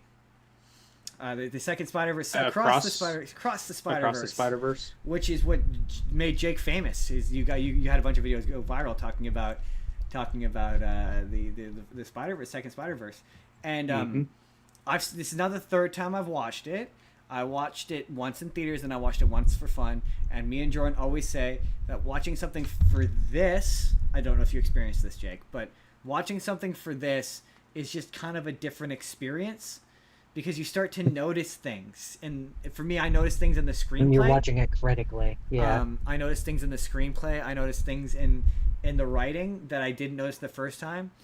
I think I was way nicer to this movie than it probably deserved, because I still think it's great. I still think it's a great movie. I love its use of color. The opening sequence with Gwen Stacy is a really pretty. Animated, in terms of animation, it's really pretty, because I love how when she's around the dad, it's cold, the colors are cold, and then she hugs him and the colors become warm, shit like that is great. I like how the Kobe Bryant, Hobie the Spider-Punk, I like how he has a different art style. The humor is still, and he's animated at a different speed too. Yeah, the humor still lands for me. I said at the time, and I maintain it, it's 40 minutes too long. It's now I would say 45 minutes too long. I used to say 30 minutes, and every time I watch it, that number gets longer. It does take us a bit to get to. It takes us a while to get back to Miles. Now I get we're learning Gwen's backstory and all that, but Yes. it does seem to be a bit of a sluggish pace. Of course, as is the case with most Spider-Man film series, I think this will be paid off in the next film because I still maintain that Gwen Stacy's going to die. Interesting. Yeah, I can see why you would say that. My number one, I don't think any animated movie should be longer than 2 hours. That's just a blanket. I think all animated movies should be an hour 45 to at most an hour 50. That's just a general opinion I have. But a thing I noticed when I was watching this was it's 2 movies that have been mashed into one. Like the opening sequence of it goes on for like 15 minutes and it's just Gwen Stacy, and it feels like it's a completely different movie, and like it then skips. It does a weird time jump to like the opening sequence ends with her going off with Miguel and Jessica, but then it cuts to Miles, and then the movie just starts over again, and then it introduces a whole secondary villain and with the Spot, and it introduces a whole second character arc for Miles, and then it goes along, and now it's Miles' movie, and Gwen is just gone, and all of her character arc is just gone. She's just not there, and it becomes Miles' movie, and then Miles disappears again, and she goes back to her universe with her dad, and it becomes a Gwen movie again. So my theory is that this was a Gwen movie, like it began its life as a Gwen movie, and the Miles stuff was in the third movie,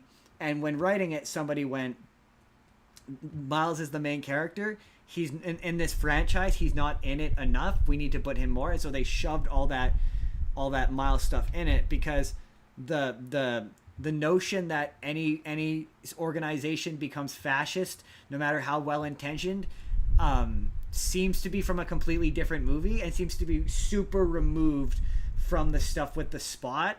Like, at least it does to me. It felt like the twist that Miguel O'Hara was the bad guy he was originally the villain, and somebody went, well, no, we can't have Spider-Man be the bad guy. That won't work. It also really assumes that you know who Miguel O'Hara is, like, a lot. Yeah. Like, what That's the fuck? True. He's a vampire? What even is that? What does that mean? Like I can't be bothered to go look. I just know that he's Spider-Man 2099. That's really all I know. Yeah, about. Right. But like he doesn't have web shooters. Like he doesn't have webs, and he can't wall crawl. And I know that's a thing because that was there's a video game. I'm not sure if you've played it, Jake. Called Shattered Dimensions. Jordan, is that what it's called? I think it's Shattered Dimensions. Shattered Dimensions. And you play as Spider Noir. Four different versions. You play 4 different versions of Spider-Man: Amazing Spider-Man, Spider Noir, Ultimate Spider-Man 2099, and Ultimate Spider-Man. And Spider-Man, the Amazing Spider-Man, is voiced by Neil Patrick Harris. Spider-Man Noir is voiced by Christopher Daniel Barnes, who is the Spider-Man from the 90s series. The Spider-Man 2099 is voiced by the Spider-Man who played him in Spider-Man and His Amazing Friends. And then Ultimate Spider-Man is Josh Keaton. And in that, and also each of the villains are also played by voices across the various universes. In that game, cool. Spider-Man 2099 sounds fun. It's really fun. Each of them have a different kind of play style. Like Spider-Man Noir is like Batman. It's really fun. But part of the story of that game is Madam Web all gives them powers, so they all have similar power sets. So like she upgrades certain ones. Spider-Man 2099 can't wall crawl and he can't web shoot. But like there's no explanation given for this in this. You're like, wait, why is he the one Spider-Man who doesn't web swing? There's no explanation. I don't know who you are. Right, exactly. I also like how the Spot starts off lame. Like that was a big thing for me. It was like I know the Spot. Like to me, the Spot is lame. I remember him from that one episode of the animated series where he has like I rewatched it this morning. He has like a foppish British accent and is a total like dork and nerd, and he ends up being a good guy because he saves the day or whatever. So the transforming him into someone who's scary, like legitimately scary, and I like how when he becomes after he absorbs the energy or whatever, I like his look, I like his design, I think he's terrifying. I like the animation. The animation is different, it's effective. I have a different theory for the third one. I think we're gonna see other Miles variants. Like, we already see one. We see one, but you notice, and I pointed this out. You'll notice that and Jordan disagreed with this, but maybe you will too. You'll notice that there aren't any Miles variants in the Spider Society. Correct. Because the whole deal they say is that Miles was never supposed to be Spider-Man. He was supposed to be Prowler. Right. That version of Miles, though, was never supposed to be Spider-Man. That be version fair, of Miles though, gets well, bitten by a separate. I don't know. I don't know. I don't take it that way. I take it as Miles Morales because okay, here's part. But, this is in my head too, so I could be wrong here. But these movies, because it worked this way on me, these movies, in addition to making Sony an obscene amount of money, also exist to sort of show everybody, no, Miles Morales is a good character, and it's not just shoehorning in or race swapping. There's actual thought put into this. I did see you say that. My response to that, I always saw these movies thematically. They're not about being Spider-Man. Like, they're about the idea of Spider-Man as an idea, as a concept. My pushback to that, though, would be you see it like this movie makes the case that every version of Spider-Man ever created exists on the spider web, on the web of life. And the web of life is a thing that does come from the comics. It comes from a storyline called Spider-Geddon, which is where Spiderverse comes from. But in this movie, you see PS4 Spider-Man. He's a character that you see in this. And Miles Morales is Spider-Man in those games. He is Spider-Man in those games. He gets bitten by a spider. He is Spider-Man. He does exist. He has his whole own game. Yeah, there are other multiple versions of Spider-Man within the Spider Universe who are all meant to be bitten as Spider-Man.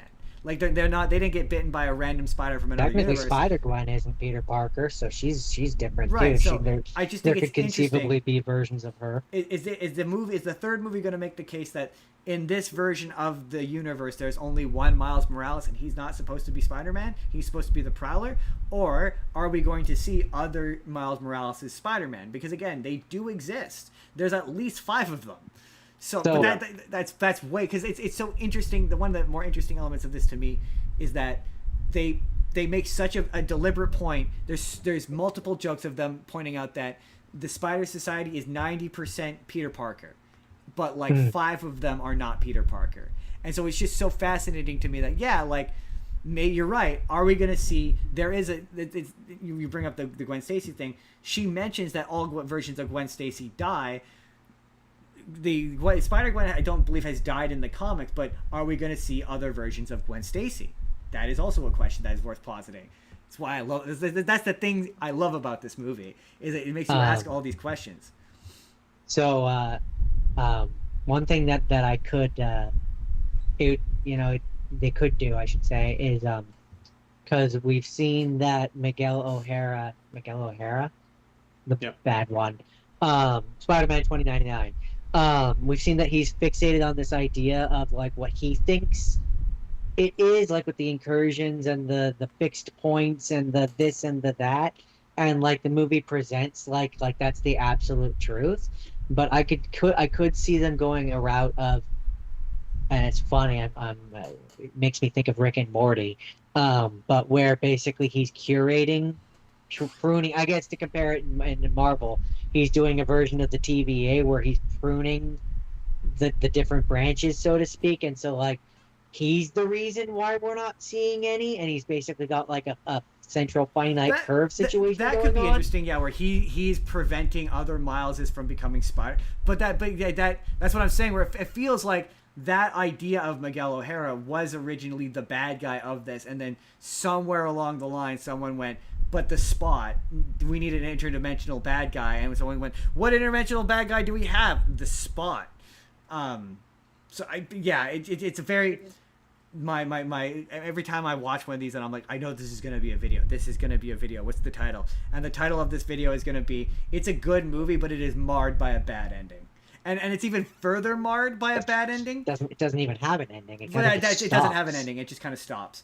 But like with the point where it stops, like it's weird because it ends with like Gwen Stacy. She's like, I'm forming a team, and the movie's not really clear about what that team's gonna go do. She just kind of walks through a portal, and like we're gonna go do a thing. I'm a MacGuffin. Join me as we go and do a thing, and like The Miles stuff, yeah, I maintain that feels like it's the opening sequence to the next movie, and they've shown a bunch of footage like and various conventions. There was a trailer they showed at one of the conventions where it was Prowler Miles and Spider-Man Miles fighting each other, and it's like, yeah, that's clearly what the opening of this is going to be. I think the fact that he's evil is a red herring. I don't think Prowler. I think Prowler Miles. It's going to turn out. My theory is it's going to turn out that he's Spider-Man. But like in the sense that like he functions as Spider-Man in that universe. He's like, technically Prowler, but he's in the role of Spider-Man. Exactly. I don't think he's a villain. I think that's a red herring. I think he's a Vegeta. Yeah, and I think too, because they kind of plant the seed, and I may have misunderstood, but I got the sense that alternate Miles as the Prowler was the one that was supposed to be bitten. Yes, by the spider. I guess kind of what I kind of got. That was the idea. That's where I'm saying I think we're gonna see other Miles variant Spider-Man. Yeah, and I think they're gonna bring back I think they're gonna bring in the PS4 voice, and they're gonna have him do a variant of Miles. I think it's gonna be like a bunch of different Miles all team up. I like that. There's so much of this movie that I love thematically. I love the idea that like.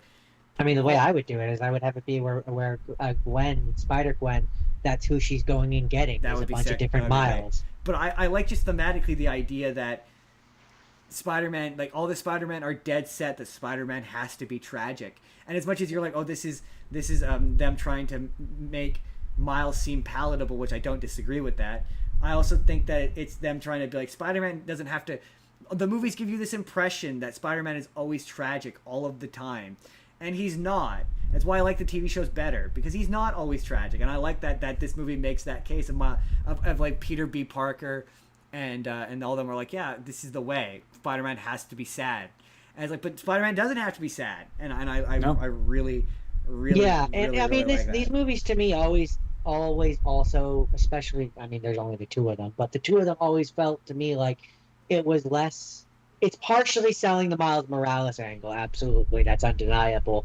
But it always also felt to me like it was about selling the idea of like there is a lot of different Spider versions, Spider people, Spider Men, Spider Pig, Spider everything, and was their way of being like a backdoor into to jump ahead a little bit to be able to make like a Spider Noir show and be like, yeah, definitely. It's just another Spider-Man. It's not like the Spider-Man, but it's a Spider-Man. I just don't understand why they didn't make a.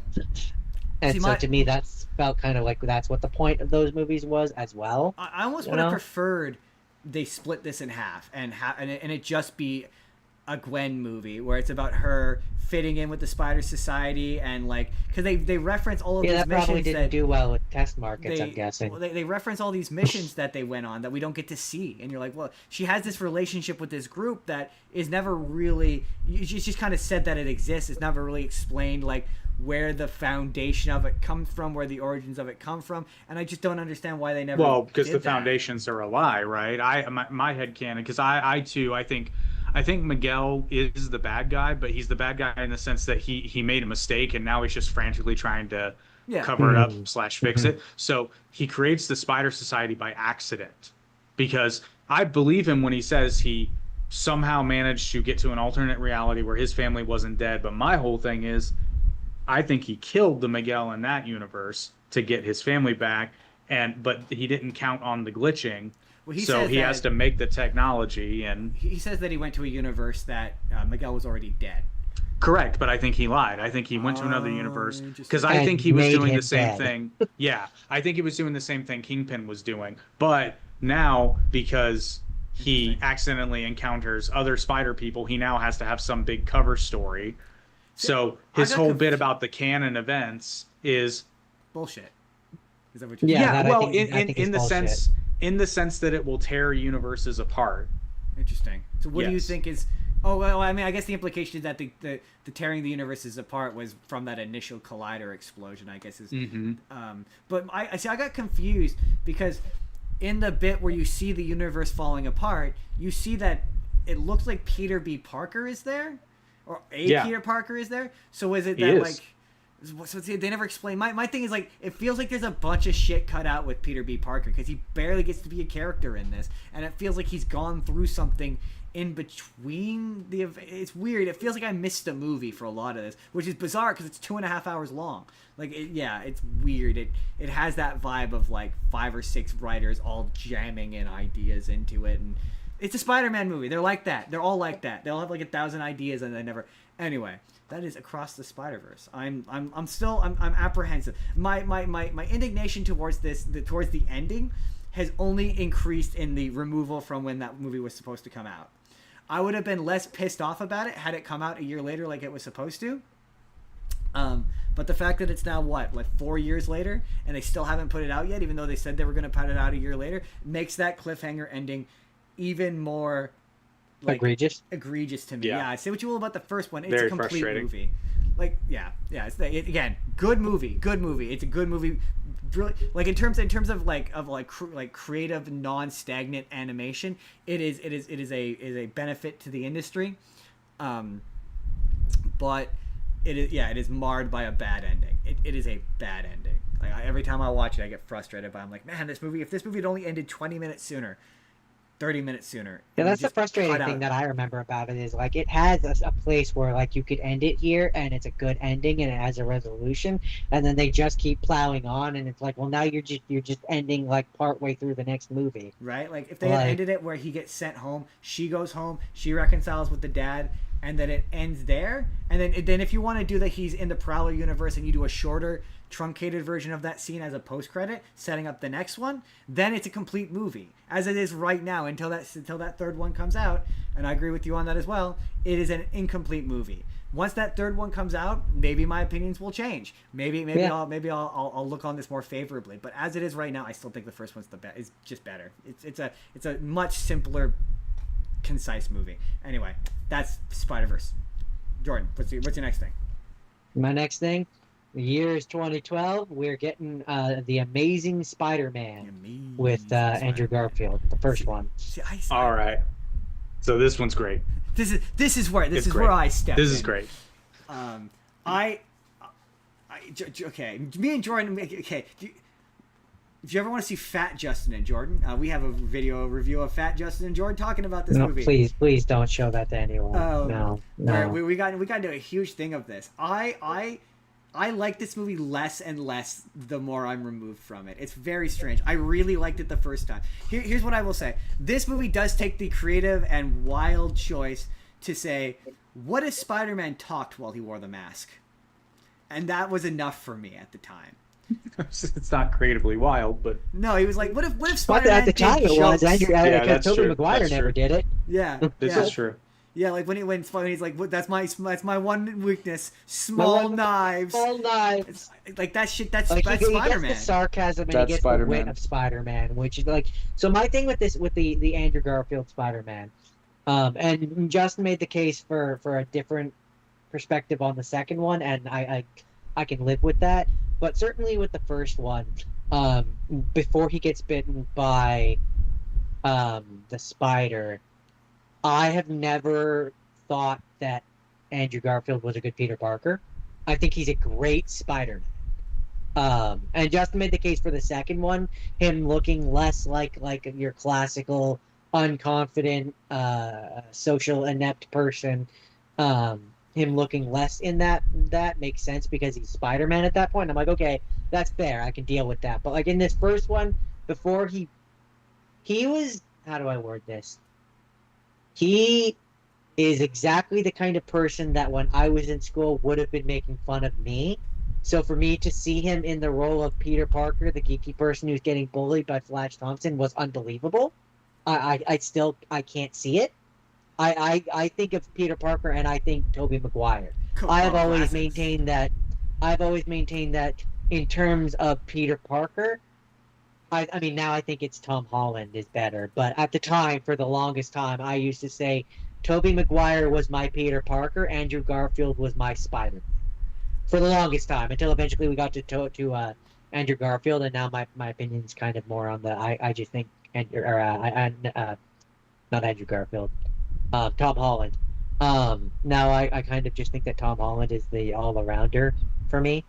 I kind of get what you're saying because like. In the sense that, like, yeah, he's already picking up Gwen Stacy, they're going on a date and before he gets spider powers. So I do kind of understand, but like, yeah, I to a point, he is a little too confident going into the spider powers. Like, to the point that like they have him pull out glasses and put on glasses specifically so you go, but he's a nerd, everybody. And I do get what you mean. I do understand. Jake, like it's one of those like in those movies where like an Easy A or whatever, where like you got the Emma Stone character, or like, and they want to pretend like she's like the nerd and like nobody would like her, but she's Emma Stone.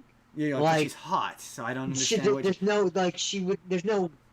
She's still Emma Stone, right? He's disarmingly charming, and he has beautiful eyes, and is handsome. He's still Andrew Garfield. Like he's I just don't see it. Yeah, he's not social. I don't see any world where people aren't affable and he's not affable and likable. He's Andrew Garfield. He still looks like Andrew Garfield. Also, when he puts on the glasses, they're technically his dad's glasses. Jake, what is your response to this? No, he takes out contacts at one point and he puts on his own glasses. Oh, fair enough. What is your response to Jordan's opinions? Stance that is not good Peter Parker? I don't. Okay, it's not the best Peter Parker, but that's a dichotomy that's really hard because they are, at the end of it, they are two separate people. Yes. Yeah. And so that's why it's going to be really, really hard, because Spider-Man is not Peter. I know he is Peter Parker, but Spider-Man and Peter Parker are two different people. Yes. However, it's very validating thing you just said. While he is not a perfect Peter Parker, I think he is a almost flawless Spider-Man. But I agree. He's not a terrible Peter Parker, because I think part of the reason why him next to Flash looks so wrong, there's two main reasons and then a bunch of little reasons. The main reasons are he's a little too cool to be nerd, what with the skateboarding and that, but also Flash himself looks kind of like a dork. Yes, a little bit. I mean, who the fuck wears a burgundy velour tracksuit? He sounds like a guy who seems like he thinks he's cool, but he's not. Like he reminds me of a lot of right-wing influencers. I was gonna say, you guys might not get this reference, but he is the ROTC kid who's like, I'm gonna be a 5-star general when I'm. Yes. I just watched Animal House, Jake. So I totally know what you. He's the guy from Animal House. Like I totally know what you mean. I think for me the reason why I have a hard time is because Andrew Garfield in this movie, he reminds me of a very specific friend that I had in high school, a very specific friend who everybody loved, like everybody loved, and every time I look at this version of Peter Parker, it just, I mean, pretty much everything about it, from what he wears to the way that he holds himself, to just everything makes me think of this one person, and he wasn't a loser. Like, he wasn't like the geek that got bullied, like, so it's just, it pulls me right out of it. To me, though, the atypical nerd who gets bullied, that didn't exist when I was in high school, let alone in 2012. Yeah, but you still had socially inept people who wouldn't have been like able to pick up Emma Stone. That's the part where I'm like, yeah, what does he need spider powers for? He's already getting the ladies. Like, the point is that it's supposed to be like when he becomes Spider-Man, he's bold and he's confident and he says things that he wouldn't say like normally, but like he's still in this, like when he's Peter Parker, he's cracking jokes, he's being sarcastic, and he's doing the things that Spider-Man should be doing. Yeah. So it's just so many other things in this first one that I don't. Like, not even just visually, I just like the way he portrays the character. I love him as Spider-Man, though. I like this. The joke where he's like, no. Try going out the window. Go out the window, man. That'll be that totally works. Like, oh no, he's a great. He does the talking thing. He does the sarcastic thing, and it's. There's just a lot of this I don't love. Like a lot of the stuff that I'm going to complain about in the second one starts off in this. Anything involving the dad. Whoever said to Mark Webb, you shouldn't cut this, deserves to be fired if they weren't already. Yeah, that was the bad thing. I will say, though, that Uncle Ben death scene is the best one of all of them. Okay. Andrew Garfield actually can act? Emote. Yeah. Yes. No, I know. He doesn't do the dumb quivering lip thing that Tobey Maguire does when he... Tobey Maguire is an awful crier, and every time he cries, it looks terrible. It looks even worse than the last. And the irony is that in Spider-Man 3, we get the line, "You gonna cry?" It was like, really? I could ask that about you. Right, you gonna cry? He is gonna cry at the end of that movie. But there's a lot of but I don't really love the fact that Spider-Man is motivated by revenge for the first 2/3 of his Spider-Man career. I like the fact that the construction of the costume is gradual as he has to figure out what elements work and what elements don't work. I like that part of it. The fact that him chasing down the guy looking for the tattoo is stupid. I hate the fact that Uncle Ben refuses to say with great power comes great responsibility. That's an annoying trait that a lot of these Spider-Man movies adopt that gets increasingly fucking irritating every single time they do it. I can't stand that. But it is true. My favorite is your dad thought that if you had the opportunity to do the things, you should do the things that you want to do because you need to do them because it's the right thing for you to do those things. You have the moral imperative to do the thing. Just say with great power. You got it. Just say with great power comes great responsibility. Just say it, man. Just look right down the camera, straight at it, and just say the words. We all know you want to. You're struggling not to say it and going out of your way. Really, you're just making things more difficult on yourself. You're trying to find creative ways not to say the thing. Just say it. Just say the thing. Also, they should have done wrestling. Like the fact that he falls. I think this is the one where he falls through the thing into a wrestling ring, and you're like, just do the wrestling. Yeah. Here's my hot take. I think this movie would have been better. Not even so much that if they'd skipped the origin, which they should have, but I think maybe this would have been better if they had started in the middle of the journey, like we said earlier. If they'd started, he's already Spider-Man. Like if they had done like a year one Spider-Man story where he's been Spider-Man for a year, he's still kind of fresh, he's still kind of learning, he's still kind of awkward, but then he can be a more casual Peter Parker, and it feels a little less weird.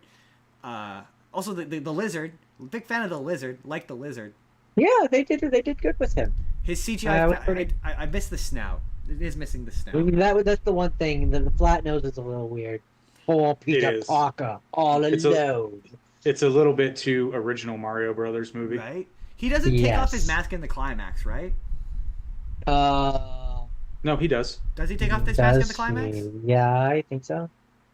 I don't remember. Because that was the one thing I liked about it. Watched a lot of Spider-Man things. That was the thing I liked about. We're gonna Jordan. Is that it for the first one? That's it. Because I got all my shit I got to complain about is about the second one, because everything I hate about the first one is like compounded in the second one. The second one is like a third of a good movie. No, okay. I fucking hate that movie. There is nothing good about it. It suffers from the fact it suffers from the fact that I think Jamie Foxx legitimately had in his contract he has to be on screen for an X percentage of the film, because there's no other way you can explain to me why Jamie Foxx is on screen so fucking much. That's so interesting. Okay. That's interesting to me. It's so bad, dude. See, Jordan said that Jamie Foxx looks good as Electro in that movie. I like the scenes with him. I think that those are the best parts of that movie. There's just too many of them. I think he looks terrible. I also Justin and I agree. We both like Andrew Garfield's suit in that. It's the best. The suit is good. In my opinion, it is objectively the best suit until the new one, until Brand New Day. Brand New Day is the best Spider-Man suit. I just don't see the movie changing my mind on that. The only, because I don't know if you're like me, Jake. I'm a Spider-Man suit purist. Like, I'm a purist. It has to look like the comic. So I think, I made this as a joke on the show before, but none of the Tom Holland Spider-Man suits are good. They're all bad. Like, they're all bad. Not a single one of them is good. In the home trilogy, I should say, none of them are good. They're all bad. The only negative thing about the Andrew Garfield suit is his eyes are too small. Well, or too big, I mean. For the second one, you mean. Yeah. He's too thin and the eyes are too big. That's the only negative thing. But otherwise, it's the best suit. I think that Jamie Foxx looks terrible as Electro. He's got this weird, pronounced mongoloid fucking forehead when he's Electro, where it's like they've shaved him bald and his forehead is massive and bulbous, and like he's got some sort of weird prosthetic in his mouth that makes him garble all of his fucking lines. I guess I should clarify. I mostly just like the scenes like when he's in the middle of New York Square Times or whatever, and it's slowly doing the music like that. Yes, that's a good scene. No, I will not take that. I don't think he's bad like as when Electro. When he's fighting in the Transformers with Spider-Man, and it's got like the music going and stuff. Like I love those scenes. I think they're genuinely really good. They're probably some of the only good scenes in the movie. So. I don't dislike him as Electro. I just hate his costume. I think it looks bad. But like I don't mind him as Electro. See, who I would delete is Harry Osborn. Yes, I would completely cut Harry Osborn out of this movie. Not completely. Completely. There's two versions of it. There's a version of me that's like completely cut 100%. him out. All of his shit is unnecessary. All of it. It's stupid whenever it cuts back to him. Yep. It takes away from the movie. But absolutely, there is a but to that. No, there's not. There is a but to that. I don't dislike Dane DeHaan's performance as Harry Osborn. Like the writing of it, sure. The scripting of it, maybe. His Green Goblin, put a pin in it. I'm going to talk about it. Don't worry. But like when he's just regular Norman Osborn, I like his chemistry between him and Dane DeHaan. Not Harry Osborn. Harry Osborn. Where he's just regular Harry Osborn. His chemistry with Dane DeHaan, or with Andrew Garfield, him and Dane DeHaan, is actually good. And he's got some some quippy one-liners, and he's got some solid 1-2s that I'm like, before he loses his mind and he becomes an absolute abject. Before they introduce magic blood, it's a thing. It's a thing. It was pointed out to me that it was a thing that those guys like in every single one of their movies. Have I ever told you about Magic Blood, Jordan? Maybe. Every single one of oh shit, who are the people who wrote that movie? They wrote Star Trek Into Darkness as well. Oh shit, I forget their names. Where they wanted Dawn's blood. Yes. Every time they write a movie, a character in that movie has magic blood. Where a character needs magic blood that will either heal or cure or bring something back to life. In their defense, people wanting Spider-Man's blood is not exactly new. But no, I wouldn't be against it. It's been done before. My big problem with Harry Osborn is it acts as though he's been a character the whole time. So like they bring him in this one, and it's like oh yeah, Harry, we've been friends the whole time, but this is the first time we're meeting him. So we've got this long storied history, you and I. Yes. And So basically they want to do what the Insomniac 2 one does, but like it doesn't do it well. If they had introduced him in the first one, and Dane DeHaan was there the whole time, and he was there in the first one, and then in this one he becomes so. If they had punted all of the Green Goblin shit to the next one, to the third one, and Green Goblin is the bad guy in the third one, and maybe he's not a weird. I hate Monster Green Goblin. I can't stand it. It's my least favorite version of Green Goblin. But if you want to do Monster Green Goblin and you introduce Green Goblin disease in this one, and he's a regular guy, and Green Goblin disease is progressive, and over the course of the movie, he becomes more and more unhinged, and he starts doing things that are a little more dangerous, and maybe he is the one that lets Electro out of the cage still, and all that stuff. And then you do, because the climax is not bad between him and Electro. It's a fun climax. It's a fun fight. And I like it because Spider-Man never takes off his mask the entire fight. His mask doesn't get damaged. It doesn't fall off. He doesn't pull it off. It stays on, and his costume stays intact the entire time. That's the thing that drives me crazy about the Sam Raimi movies. I can't stand how Spider-Man's mask gets blown off conveniently so you can see Tobey Maguire's face in every fucking movie. It's stupid, and I hate it. If the climax ended before he swooped in as Green Goblin and killed, like the scene where Gwen Stacy dies is cool. It's not cool. It's heart-wrenching and tragic, but it feels like it's from a different movie. Also, cut the dad shit. Cut it. All of it. Get rid of it. All of it. Like, that opening sequence is awful. It's awful. Jake, what do you think of Amazing? Tell me all your problems with Amazing Spider-Man 2. I know Jordan's problems. How much time you got? We got time.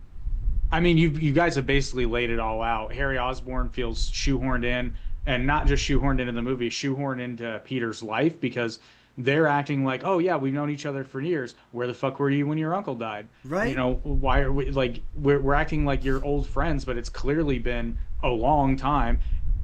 It's shoehorned in. It's not. I don't love or hate the actor's performance, but it's probably because it gave me nothing to latch on to. I get the scene of Gwen Stacy dying, but I don't like the fact that because the Green Goblin comes out of nowhere, so does her death. Yes. Like it's just not. It's there because it's not good. Supposed to happen because it happens in the comics. Right. It's not something that organically happens. Now they kind of had an opportunity because in the first one they sort of hint at it when Peter's like trying to kill, like, no, don't go there. You need to be safe. Da da da da da. Yeah. The thing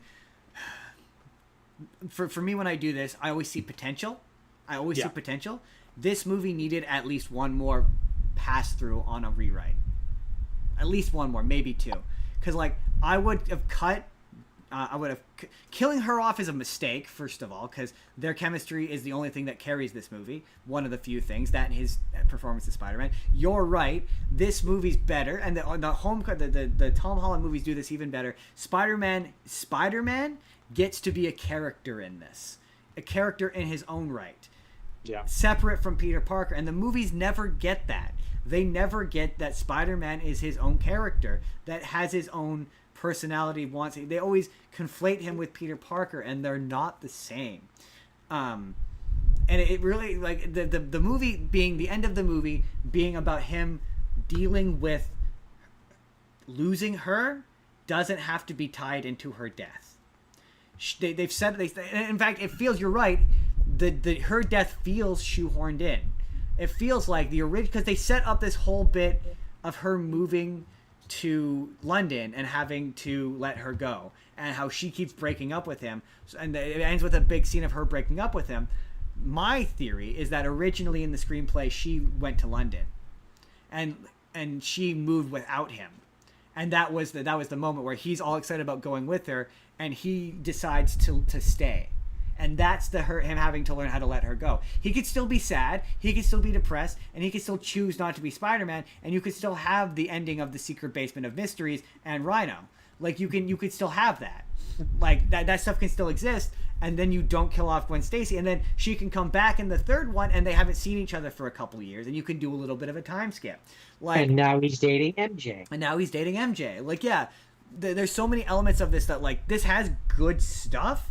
And if you just shave 40 minutes off of this, like, it's just like Spider-Verse. If you cut out like a solid 20 to 30 minutes, you like 30 to 40 pages of that screenplay, you excise again. And the weird part about the dad is there's a deleted scene where he shows up and says, "With great power comes great responsibility," and that feels like it's the culmination of the stuff at the beginning. Like, you cut all of it. Cut the stupid secret agent scene where they're grabbing at a Sony Vaio. Cut the secret lab underneath Lincoln Station. Get rid of all of that shit. I don't understand why it's in this. Like, I don't get before I wrap on the Amazing Spider-Man universe, the funniest thing that Jordan didn't even notice, in the first movie, Peter is using Bing to search. Yeah, no, I don't. And it's one of the funniest things ever. Nobody uses Bing. No, so in the second one, there's a sequence where they very specifically show him using his computer, and he's using Google. Yeah. Like, there's a very specific, a deliberate intentional hold scene. frame. Yeah, there's a hold on a shot of his laptop as you see him Googling something. It's I don't know if that's intentional. It has to be. I refuse to believe that it's not. So fucking funny. So good. Yeah, not my favorite Spider-Man movies. Not my favorite. Okay. At this midpoint, what's the worst Spider-Man movie? Is it this one? Is this the It's worst this Spider-Man? one. It's this one? It's Amazing Spider-Man 2. Interesting. That's a hard push between this and 3 for me. Yeah, they're hard. real close. They're walking the line. It's hard not for to me. say It's this. no, actually, now. Well, I'm thinking. I can see that because they suffer from the same problem. They do. Yes, exactly. Yes. Yeah, I think for me, I have to go with 3. Spider-Man 3 and the Raimi. Yeah, is the worst. 3 is probably slightly worse. For me, it comes down to personal. Just Venom is my favorite Spider-Man villain, and they do him such a disservice that, like, it just it's the equivalent of Transformers 2, the Shia LaBeouf ones, when they have the Constructicons, and they do Devastator such a disservice in that one that it hurts me, and like I take personal offense to what they did with Venom. At least Venom doesn't have big swinging testicles. Don't even, man. Jordan, what's your next thing? Don't even. Next thing, Jordan. My next thing is, speaking of the one of a thing that I think is the worst of the thing. Anyways, We're going to talk about Spider-Man: Far From Home, which I like, but I think it's the worst of the three. I do. Tom Holland. Think it's the I worst can of see that. Spider-Mans. But I still like it. Like, don't get me wrong. Like, there's still things in there that I enjoy and I have fun with. But like, one of them has to be the worst, and this is it. It's interesting because it has the same problem for me as Spider-Man 2 does, where it's not fun to watch Peter Parker complain about Not want to be Spider-Man. Yeah, go out of his way to wear a costume that isn't Spider-Man. Then hand off any sort of responsibility so he can not deal with it. Right. It's not fun to watch him be like, no, I just want to be on vacation. Like, Peter, I want you to punch a thing. I didn't show up to This is a Spider-Man movie. Your vacation could have been in between the movies, and we could have come back after your vacation, and you could do a Spider-Man dance, monkey dance. The problem is, and I like Tom Holland's Spider-Man. I think that I still maintain Homecoming's the until this new one objectively the best Spider-Man movie, because it understands Spider-Man in a way that to me there's two scenes in all of the Tom Holland Spider-Man movies, and they're in Homecoming, that understand Spider-Man the most. It's the bank robbing scene where he's like, "You're not the real Avengers. I can tell." Hulk gives it away. That's Spider-Man. And it's the bit where he's hanging out in the storage unit and he's just wearing the costume. Like, Tobey Maguire had such an aversion to wearing the costume that Tom Holland just doesn't have. This one, the what makes these movies is incoherent is Avengers movies are smashed in the middle of them, and it makes them thematically incoherent.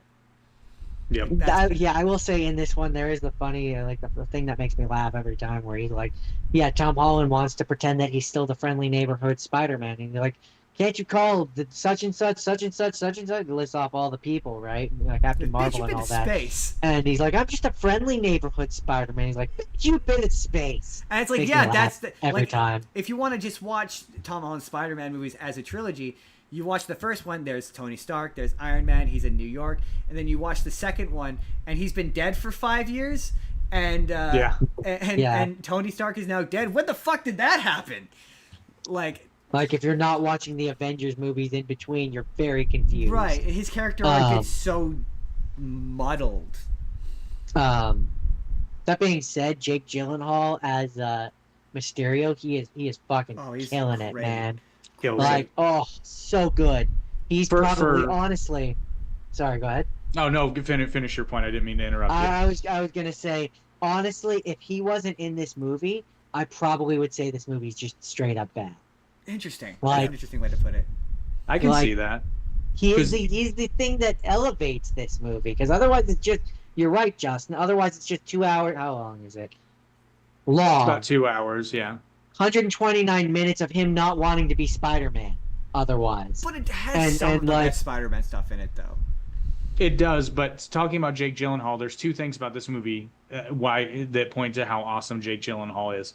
One, I know Mysterio is a villain. I know this going into the movie. Mm-hmm. At a certain point, I think they're subverting it, and I'm kind of rooting for Mysterio. That's the thing. It does a decent job of making you go, like, okay, an interesting anecdote about this movie from my personal life is when this movie came out, I was doing rehearsals for King Lear, and a bunch of the people in the cast went to watch it, and I went, oh my god, the twist was just so fucking obvious because it's Mysterio. It's Mysterio. And do you know anything about Mysterio, then you know, right? They didn't know. They didn't. They thought, they were like, oh, I thought it was going to turn out he was an alien. They had no clue. And so when it pulls back and he's evil, it blew their fucking minds. And I was like, that's so interesting when you don't have that context. Yeah. It is a good twist. Like, you do think he's a good, like in that episode of the animated series I watched, where, you do think he's a good guy for a good chunk of the narrative. And but they also do a good enough job in this, too, for even those of us who know about Mysterio, where it's like, where they do set him up in like it, where it's like he shows up and I see Mysterio and my brain's instantly like, oh, I know Mysterio, he's gonna be a bad guy. But they play it in such a way where like it gets to the point where you're like, but maybe they're not. Like maybe they're actually gonna subvert it and he's gonna be like a good guy in this. And then they pull the rug out from you and you're like, but that's so like, see, I knew it. But that's so Mysterio though, right? That's such a major theme in that movie of questioning reality of what is real and what is not real. Like it's done so well. Someone pointed out to me that if you pay attention in the scene with the water demon or whatever, the water elemental, you can see him. You can see him in the background. You can see him. He's wearing sunglasses and a hat. You can actually see Jake Gyllenhaal. Yeah, yeah. I saw a screen grab of it, and he's in the background. And I'm like that. I like the fact that he is not the only one that is Mysterio. Like team. He is one part. He's the face of Mysterio, but he's one part of Mysterio, and I'm like, that's basically a whole special effects team to keep it going. Yeah. And what appears to be basically a Hollywood writer who's coming up with like the scenario and everything. Right, so good. Yeah, he really is. And it was great too because when it came out, sorry Justin to cut you off, but No. It was also great because like when it came out, like the entire thing was like all these Marvel movies had come out, and so it was like anything seemed believable, and they play into that in this movie where like Mysterio, the whole thing that he's selling is he's like, it's just this insane thing that like 5 years ago would have been insane, but like now guy from another dimension coming to stop elementals, it's just crazy enough that people believe it nowadays. You gotta remember that they were just kind of starting to introduce the multiverse into the MCU. And so we were like, what is this going to be? And then the next one, they did multiverse, right? They did inevitably do the multiverse. So, like, this felt like it was setting up for that. It is the word. Yeah, I like this one. It's a fun one. It's tough because, like, the next one maybe is objectively a worse movie simply because it's one of those projects that just got fucked by COVID. And when you go back, it's fun to watch Tobey Maguire and all those guys in it, but when you go back and watch it, you can't help but notice how much it's shot in a cupboard, and like how much it's on green screen sound stages and it's CGI, and half the people couldn't come back. And this is like, no, they went to Europe. They went to Europe and they shot this in Europe, and it looks like he's in Europe. So it feels a bit grander, but no, yeah. I like Tobey Maguire. Venice. This is one of the big ones. You could definitely feel like it feels like they're in Venice. Right. Yeah. The only other thing I wanted to talk about Jake Gyllenhaal is Jake Gyllenhaal always fascinates me in that I don't think there's an actor that is I don't know that you'd consider him A-list, but certainly upper B-list or lower A-list that is constantly underrated. Yeah. I mean, as much big stuff as he's been in, there's still some people who are like, wow, Jake Gyllenhaal. I'm like, no, I've come to expect that from him now. But even I sometimes, I'm kind of like, wow, Jake Gyllenhaal really. I felt that twice. Really giving it his A game here. There's two Jake Gyllenhaal performances I felt that exact, and it was Southpaw, and where he was just absolutely really good, jacked to the gills, and Nightcrawler. That's the one where he's the photog. I don't know why we've seen that movie. Me and Jordan we watched that movie in theaters for some reason. That was the one I was not the kind of movie we would have watched in theaters, but we did. And it is good. It's really his performance is really good. He's really creepy and unsettling, and he's an excellent pardon the expression, chameleon actor where he just blends. He just blends into whatever he's doing. My favorite bits of any Marvel thing are like when they interview them on the press junkets and they have to pretend they give a shit. Jake Gyllenhaal's were the funniest because he just didn't pretend like he gave a shit. He was like, yeah, I know nothing about any of this. I'm here for the money. I didn't watch Iron Man. Who watched Iron Man? I didn't watch Iron Man. But this is also one where it does a really great job. I think part of that was just he was really good at not pulling a Tom Holland, and he knew how to have a poker. No, that was also a really fun part of this, where for a huge chunk of the marketing for the promo campaign, they were out there pretending Mysterio was a good guy.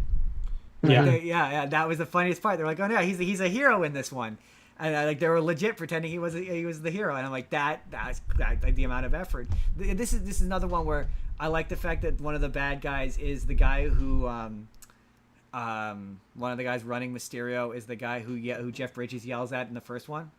But I like that they're all callback to previous things. That makes that. Me and Jordan always talk about small ways where you can make your universe feel lived in without having to like bring in Robert Downey Jr. or Chris Evans. Like that's without a way. Having to have the neon sign. Yeah, basically. That's a way where you could be like, oh yeah, this universe is connected, but we don't have to have a cameo to show that it's connected. We could just demonstrate that it's connected by having characters who know each other show up, and they can be the small. It's the same thing when Gary Shandling showed up in it's one of the movies that turned out he was Hydra, and like that, I like that. I like shit like that. That to me is a way where you can connect the stuff when without having to overly make all the saturate. Anyway, Jordan, Spider-Man 2, is that it? That was Spider-Man Far From Home. Yes. Spider-Man Far From Home. My final, I think it's my final thing before we dive into Spider Noir. Which I can't imagine. I know Jordan hasn't seen this. I can't imagine. Jake. I have not seen it, and I was gonna say that's almost perfect timing because I gotta run here shortly so we can finish. It's all good. These guys. We don't have because I have not seen Spider Noir, and I don't know that I plan on seeing Spider Noir. Perfect. Outside of streaming, as God intended.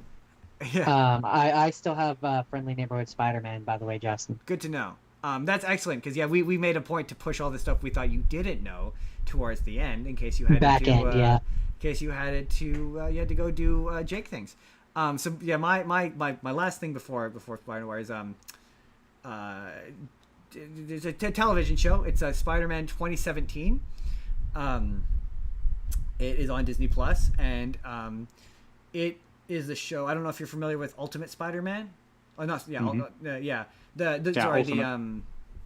The cartoon, the Drake Bell one, not the comic. Yes. Yeah. This came after that.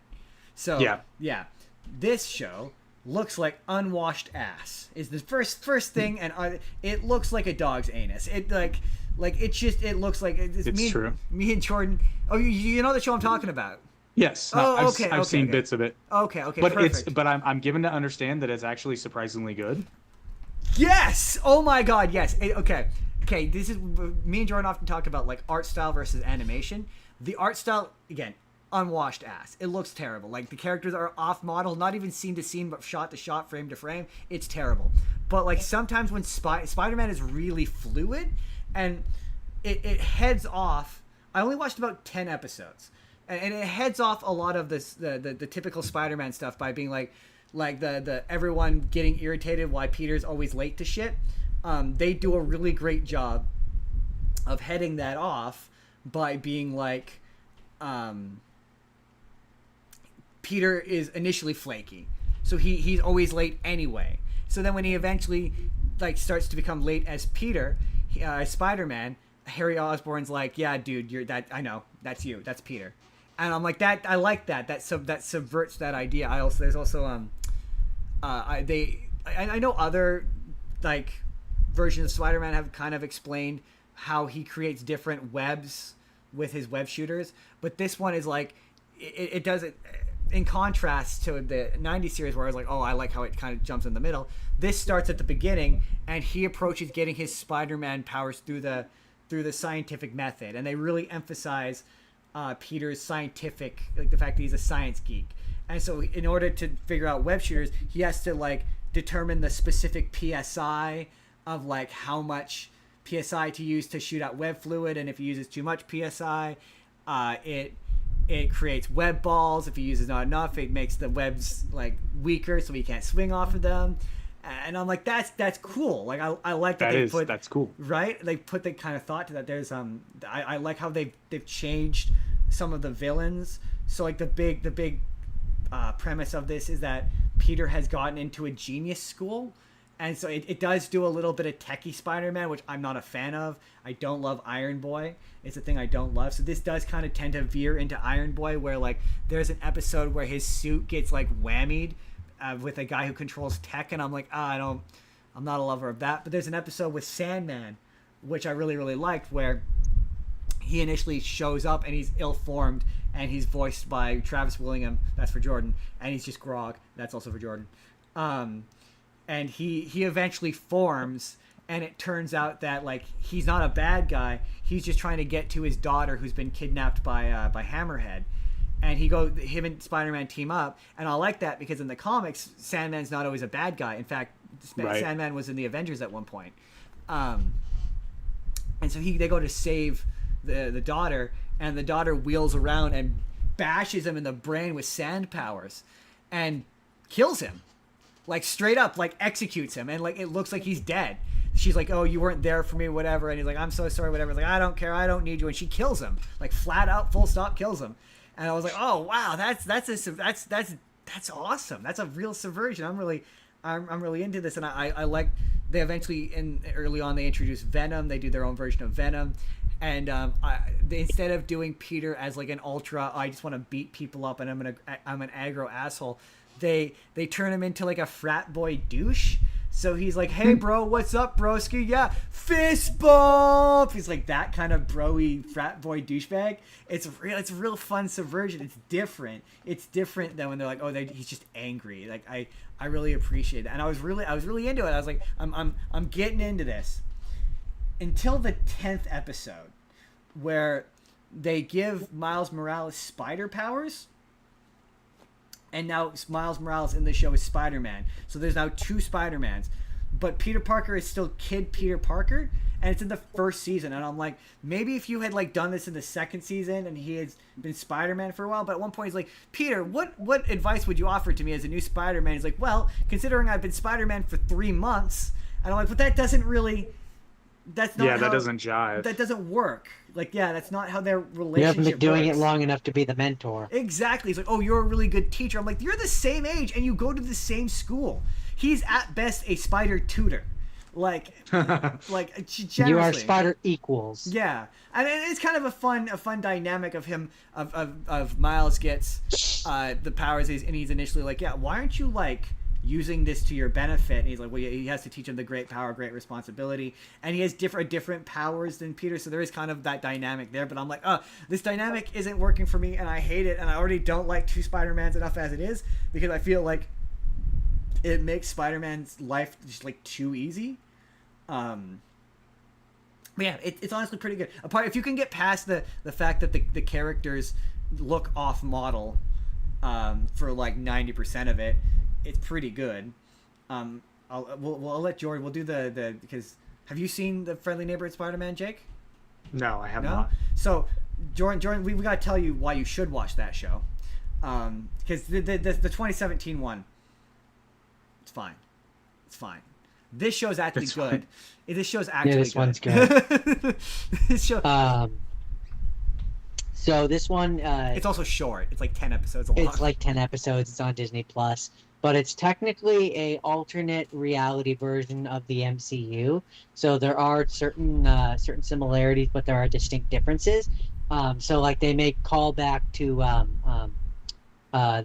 except Peter Parker wasn't there in this instance, but they make callback to the airport fight with in the Sokovia or whatever, the Civil War or whatever. You see it, it's the same thing, but it's the same, but Spider-Man's not there. This began its life as a Tom Holland origin show. In this version of the events, instead of Iron Man being Peter Parker's mentor, Norman Osborn is.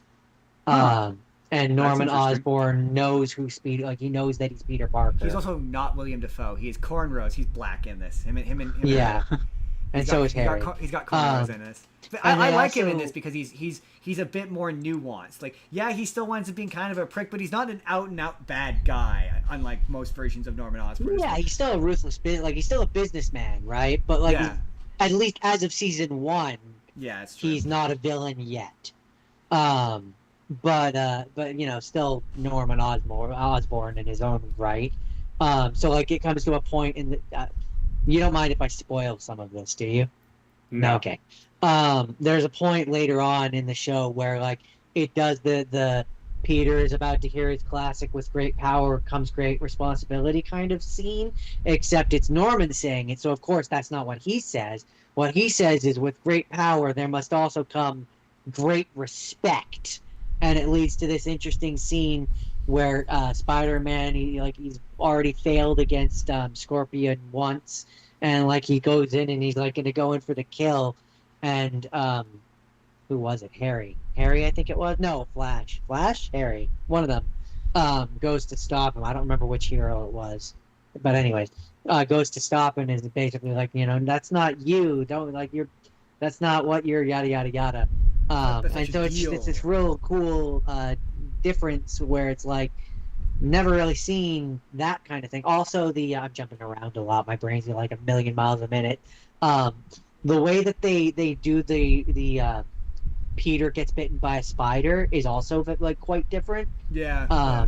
Where it's cool, and this is kind of a spoiler. Where in the first episode, a portal opens above Midtown. It's a Doctor Strange type portal, and like a symbiote-looking monster falls down, and Dr. Stephen Strange is fighting against it, and through that portal, a spider falls down and ends up landing on Peter and biting him. A la, we get, he becomes Spider-Man. And so then, I think it's like episode 9 or something like that.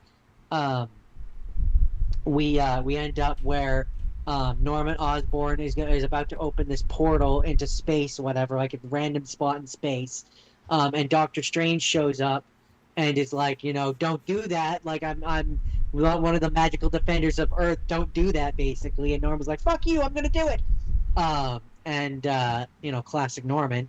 And opens it, and that same symbiote monster from the first episode comes through the portal. Also, meanwhile, we found out that like the show tells us that Norman and them have been working on trying to recreate the spider that gave Spider-Man his powers, and I'm sure you can see where this is going. Maybe you can't. So they begin the fight with the symbiote monster, Doctor Strange. Meanwhile, Spider-Man has seen him and is like, "It's you!" And there's this whole time loopy business of like Peter has told Norman about the event at Midtown where Doctor Strange showed up, and so Norman is like, you think you're like, you can judge me for what I've done? You caused all this damage. You're the villain here. And Doctor Strange is all like, bitch, what are you talking about? I have no idea what you're talking about. Wibbly-wobbly, timey-wimey. Wibbly-wobbly, timey-wimey. And so then fight starts happening, stuff gets destroyed. Doctor Strange is trying to buy time for Spider-Man to fix the machine so they can open up and put the symbiote thing back through.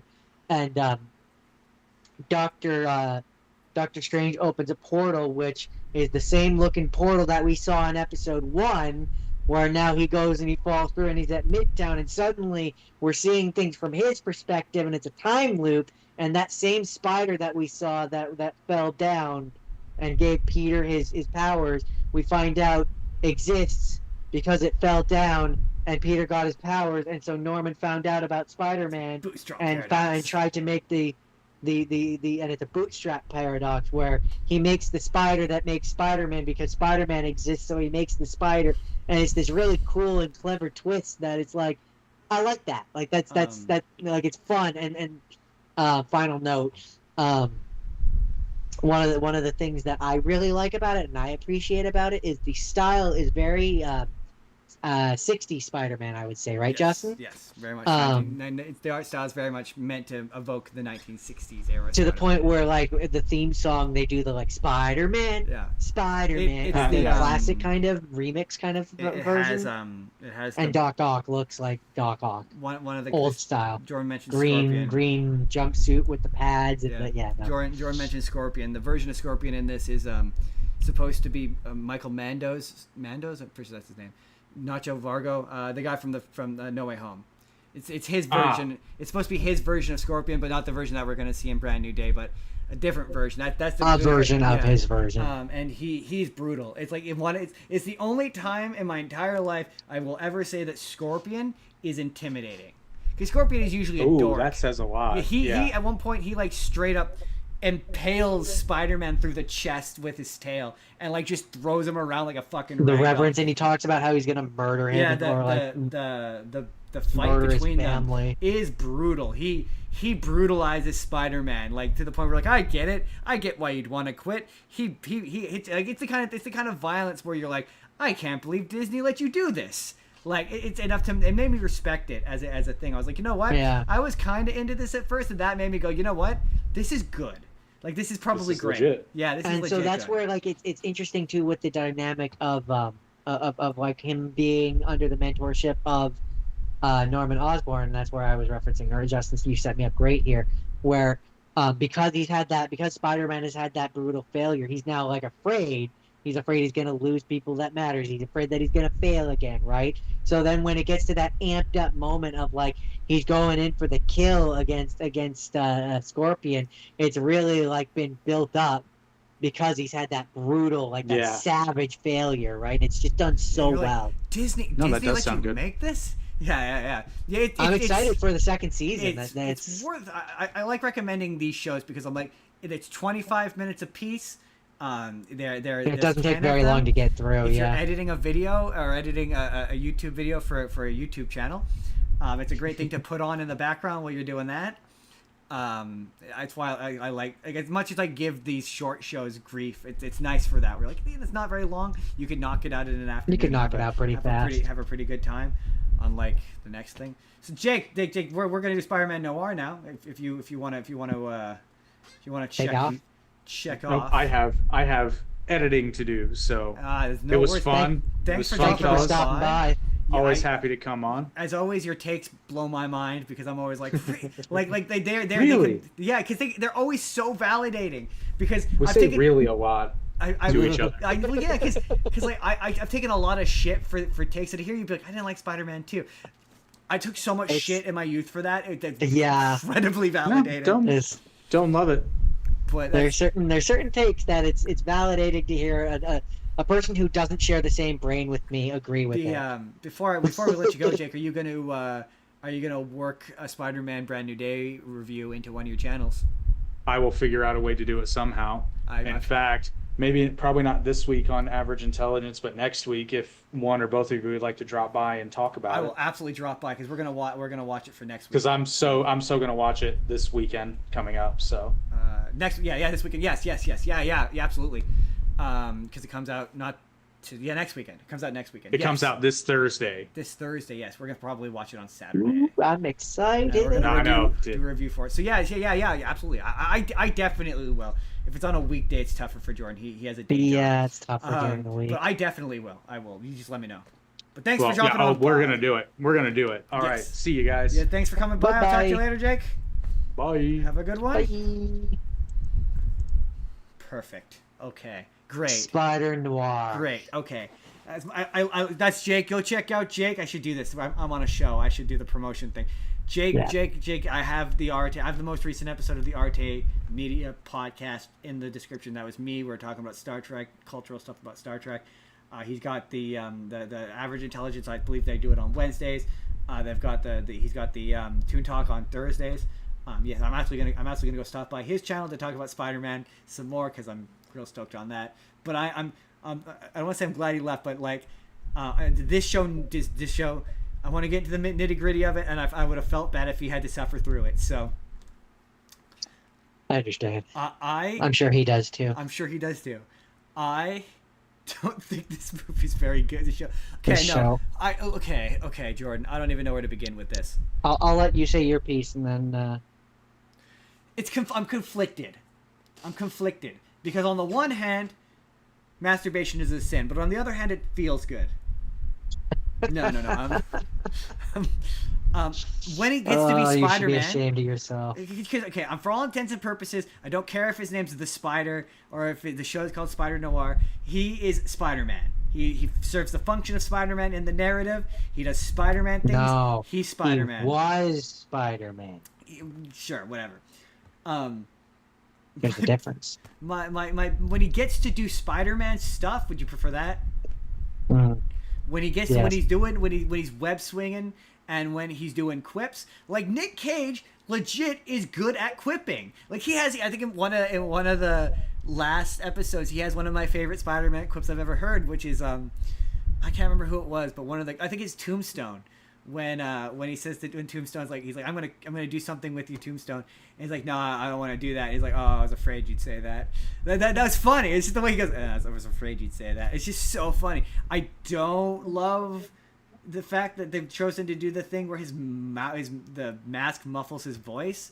It makes a lot of his lines as the Spider sound really muddled. I get that they're trying to go for like a 1930s. Yeah, vibe. they're going for not even just a 1930s vibe, but they're going for a 1930s radio, like because his voice is supposed he kind of is supposed to sound like Alistair. Yeah, that's what they're going it's for. Very time period kind of thing. I just mean like the way he's. I mean like the actual effect, the vocal effect that when he puts on the mask, his mask is clearly mechanical.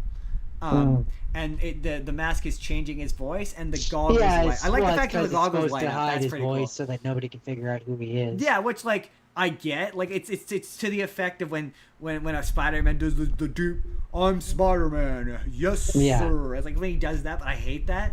It's just we can suspend our disbelief enough to know that like it's one of the things I liked about we can that pretend he's 2017. doing it while he can keep his normal voice for Right. the audience. Like in the Spider-Man 2017, there's a bit where Miles Morales as Spider-Man is talking to his dad, and he doesn't disguise his voice because it doesn't. He's wearing, you know what I mean? We can suspend our disbelief. It's fine. It's tonally, it's got tonal problems. Look, man, it all comes down to the fact that you know what? What do you think? That's my opening thoughts. What are your opening thoughts? I've got so many that I'm trying to reconcile all of them. Okay. Well, if I had to sum up my feelings for this show, stupid thing's falling over. If I had to sum up my feelings for this show in the most basic of ways, without going into detail, I would probably just simply say it's not a good Spider-Man show, it's not a good noir show, and it doesn't know what it wants to be. No, I don't agree that it's not a. If anything, but it's not a good Spider-Man show to me. By the metric of what people. It's not a Spider-Man show. It's a Peter Parker show, or Ben Riley, or the Ben Riley show. I'm really glad Jake said that about the Spider-Man getting to be a character in his own right. I'm really glad he said that because it is so accurate. And you're right. The Spider doesn't get to be a character in the. It's great when he's the Spider, when he gets to be the Spider, and he's whipping webs. But too much of it, some people would say that maybe that makes a great Spider-Man thing because all the things that people say are the best Spider-Man things. Spider-Man is in like 3 scenes. Spider-Man over the course of the show is in like 4 scenes, and it's not enough. There's way too much of Nicolas Cage mugging to the camera. So, like he clearly showed up because he just wanted to do this. And there's just so many scenes of like him just aimlessly doing the thwip thing, and like he's clearly been told, "Don't worry about where you aim. We're gonna fill it in post." And like none of the action sequences look good. He looks terrible in all of them.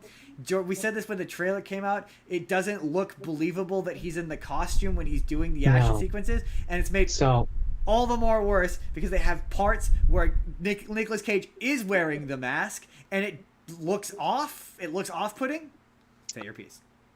So, my thing with every, and I do this with every one of these superhero, whether it's the Daredevil, whatever one, the superhero one shows, where I go into it, Star Wars too.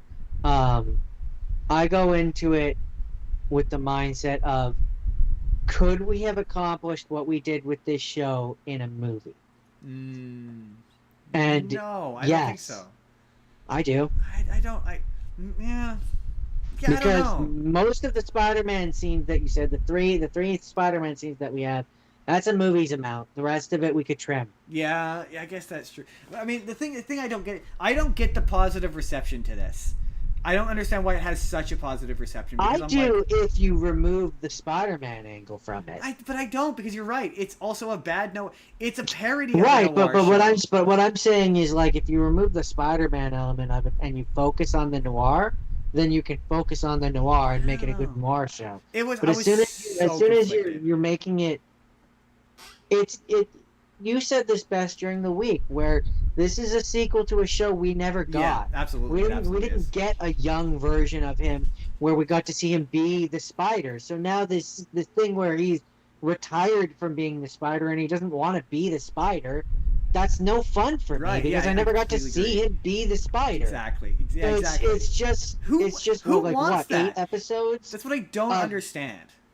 8 episodes of him being old and bitter and grumpy and unpleasant, and like, I don't particularly like the noir style to begin with. No, and my thing is though, his character The only noir thing that I can think of that I actually like is Who Framed Roger Rabbit, and the noir stuff is the stuff I hate the most about that movie. L.A. Noir. I can't speak to that. I haven't played that since I was in high school. I quite like L.A. Noir. That game's really... I don't think it was high school. I We haven't... played that in Langley. Pretty sure that wasn't. Point being, it's been 10 a while years. Now. I really like the plot of this really reminded me of that, where it's the same conspiracy.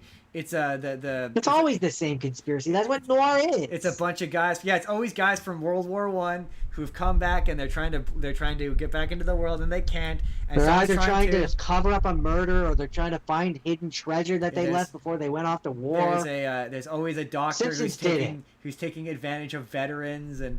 But yeah, this to me in terms of writing was of relative and acting and performance was of relative quality to a CW superhero show. Yeah, as soon as you said that, it kind of yeah. I mean, yeah. So many of the the guy playing Megavolt is in a complete the guy playing Megavolt is I can't decide if he's awful or not. He's in a completely different show. Like he's so over the top. None of the other I think it's because he's over the top and Sandman is nuanced and there's nuance to his character. Same with Tombstone, where like they have nuance to the fact that they're doing bad things but they don't want to be a bad guy. He's just a cartoon and he doesn't even match Silvermane. Silvermane isn't even that much of a cartoon. Like and it's funny because like. We haven't even touched on the black and white color stuff. I look. I'm just gonna say it. I watched it in color. I don't care any. Leave me your hate. I watched it in color. It looked bad. It looks bad in black and white. I watched a little bit of it in black and white just to compare, just to say that I did. People wouldn't yell at me for not giving the black. It looks bad. The colors are muted. It doesn't look like it's been shot in black and white. Like it looks like it was shot in color and converted to black and white in post. It still looks like that. It doesn't look good in black and white. It looks like the black and white is an afterthought. Like but there's points where where in the second episode where he's doing Spider-Man stuff where I'm like I like Nick Cage's Spider-Man. I wish Nick Cage got to be Spider-Man 10 years ago when he had the physical capability to do this. When he didn't look like there's so much of this where my word of the week is marred where like he's like ancient and it doesn't look believable. It doesn't like none of the action sequences he's involved in look good. The ones that look good, it's obviously a stunt double. The show is exactly what we said it would be, and it's frustrating because I thought maybe it would be more than exactly what I thought it would be. Like they revealed the mystery by like the second or third to last episode. It's not very interesting.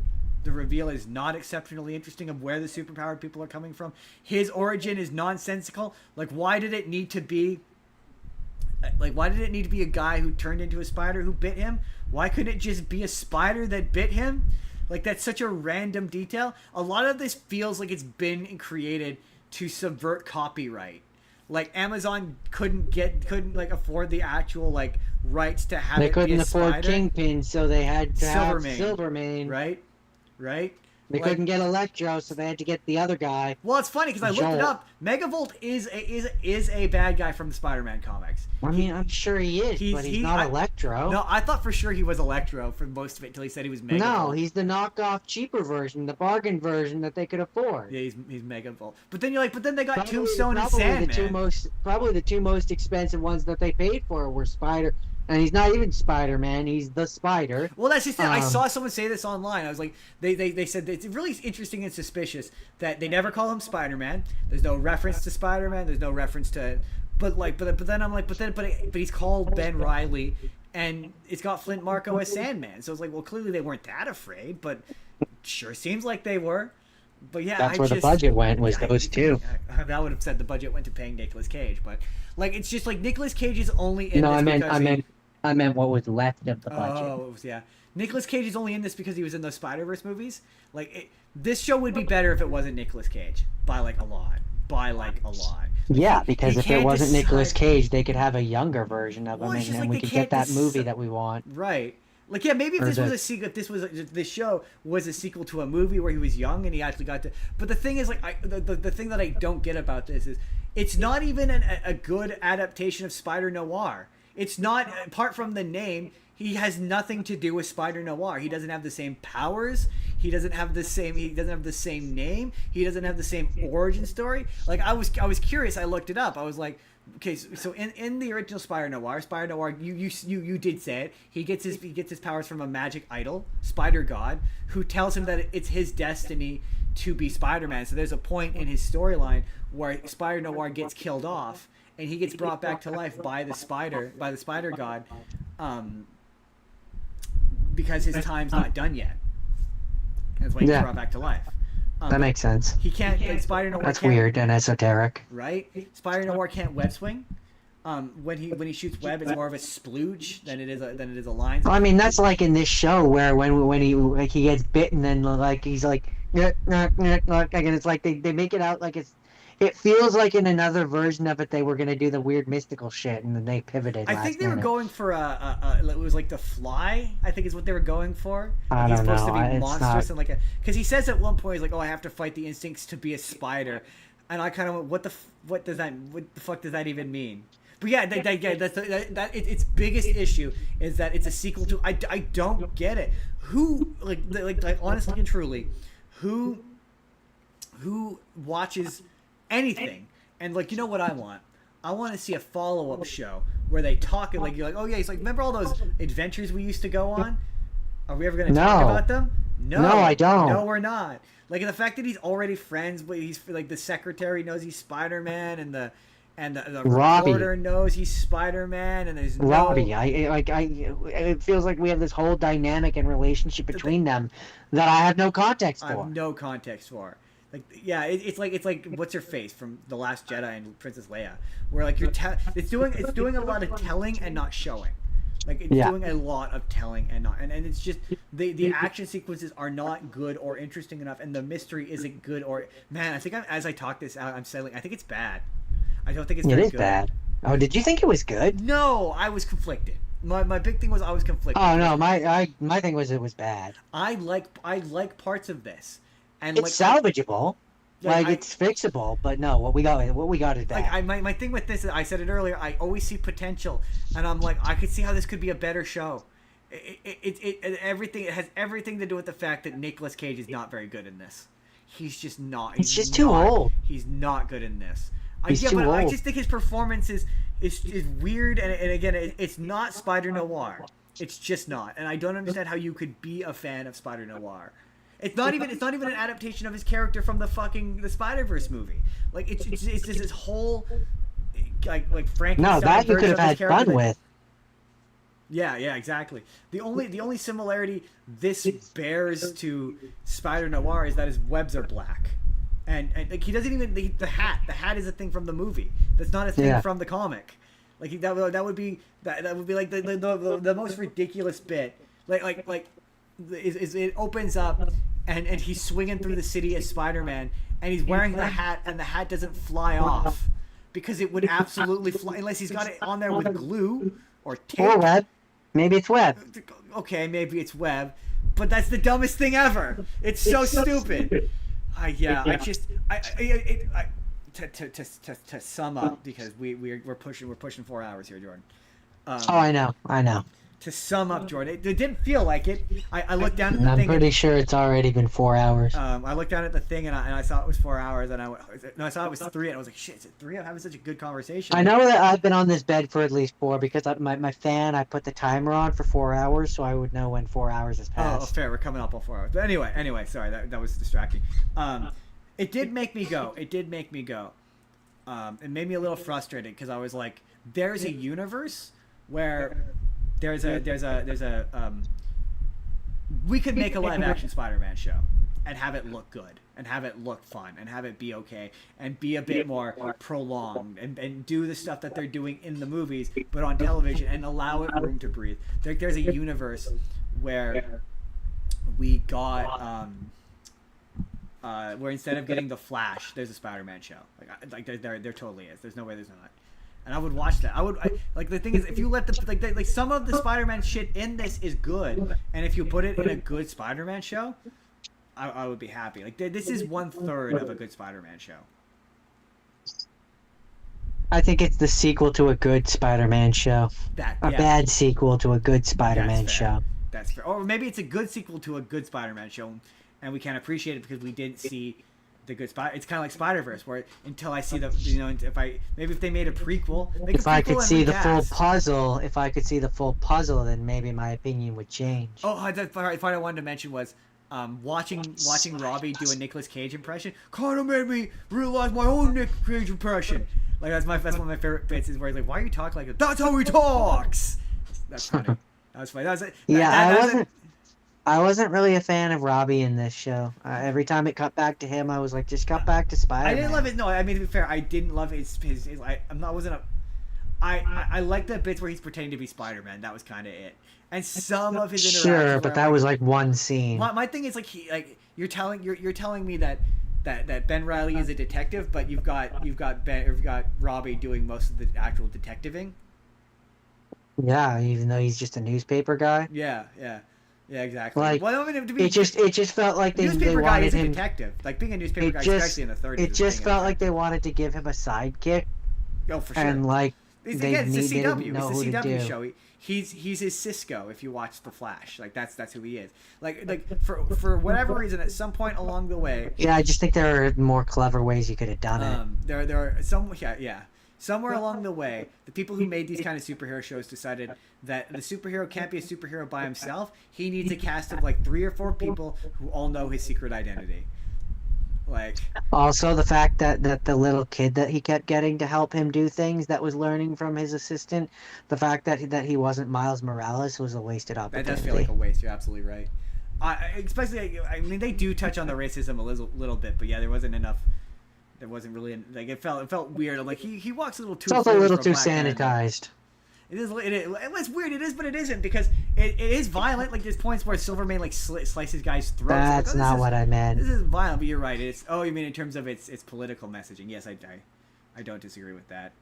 The fact that Robbie is a black man in the 30s, yeah, and there would be consequences for that. And then there is the occasional one. There are a few moments where he does encounter a bit of racism, but not enough for that era. For the 30s, there would have been a lot more. I don't love this. I don't. But I get it. That's not the point of this. No, I know it's not the point.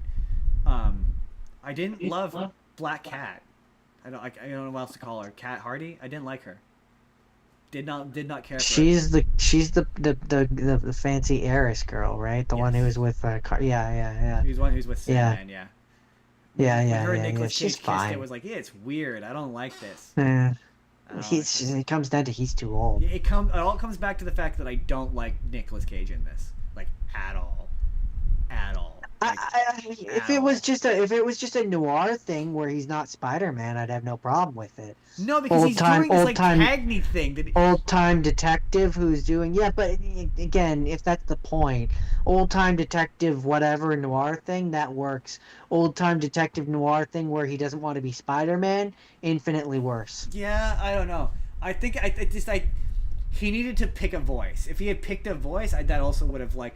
Either do the Cagney thing or don't do the... Stop switching between it. It's pulling me out. 1 minute he's talking like regular, and it's pulling me out the whole time. Anyways, I don't really have anything else to say about that one. I don't either. Yeah, who knows? Maybe in black and white, it's a substantially better show. I don't imagine. The only reason why I would say that maybe it could be is because then they could hide how terrible of a show it is because you couldn't see anything because it's in black and white. So muted? Yeah, no, that's fair. That's valid. That's it. That's part 1. End of part 1 of Spider-Man. To be continued. Dave Spiderman. See, Jordan, the difference is, though, we're going to come back and we're going to do the second part, unlike Spider-Verse, where it says to be continued and they just never make another one. Oh, snap! Crackle and pop. I went there. So with part 2 of Into the Spider-Verse, or my two-part special, we are going deep into the Spider-Verse, Jordan. We're going deep. We're going so deep. They're not even in the costume anymore. They're not even in the costume anymore, Jordan. They're not even in the costume.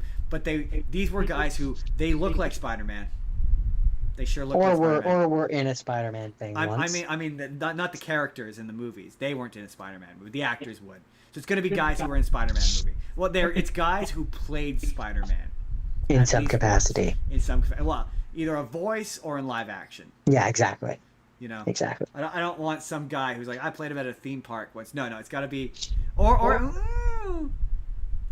maybe even on Broadway, maybe. Oh snap! We'll see, because we'll see. Maybe we'll see. But definitely at least live action and/or voices. Definitely that. And that's going to be next week. Thanks once again to Jake for popping on by for the amount of time he did. I'm always impressed with the amount of time he gives us. He is a very busy gentleman. He has busy stuff. He has like a life. He has like a life. We're not ready to announce it here yet, but we did make kind of an announcement on the Arete podcast of a big thing that's going to be happening this fall involving these guys. And everything goes correctly. Storylines and things will collide. Things will meet. You know, barring any unforeseen circumstances. Any unforeseen circumstances. That might happen. We're not ready to announce it yet, but that is something to stay tuned for. We might have a major announcement coming soon, relatively soon, reasonably soon. Certainly, the possibility is there. We're massaging the details. It could happen, but yes, you can click the link in the description. Go to Arete and check out the more recent episode of that. That's cool. We didn't say today. Support your wild education, your local wild education. They're always in the description. They're gonna remain there because support the animals. Won't anybody think of those animals? Won't somebody think of the animals? They always could use the help and the support, and I want to support animals. Was there anything else? I don't think there was. Minecraft Monday. Where can people find you, Jordan, on Minecraft Mondays? I do Minecraft Monday on my Twitch. That's Gore187. When I'm not doing that, I'm doing this. I'm Justin. I'm on TikTok as well. I'm Justin Spurr on TikTok. We're also Spur of the Moment P on TikTok. You can find the Final Frontier on TikTok. That's a new channel. You should go subscribe to them. I should put that in the description to get people to subscribe to it. There's links, Discord, Patreon, all sorts of things. Watch time. Got our sweet watch time on, so you can become channel members, and we can finally set up our channel membership page. I really would like to help us, help you, help us, help you, help ourselves. Give more content, sweet content. This week, look forward to Spider-Man. It's Spider-Man week. It's gonna be Spider-Man. There's gonna be a Spider-Man video almost every day, except for probably Monday, because there's gonna be a Avengers trailer video that's going to go up, but otherwise it's going to be all Spider-Man. Get used to seeing Jake. Jake's going to be here all week in various videos because they will all be featuring him. Those are all going to go up over the course of the week. Hit subscribe if you haven't. The boxes are going to pop up at any moment now. You click the box on the left, which will take you to last week's episode, which was our college episode. It's close as neither of us are. No, wait, we both technically went to college.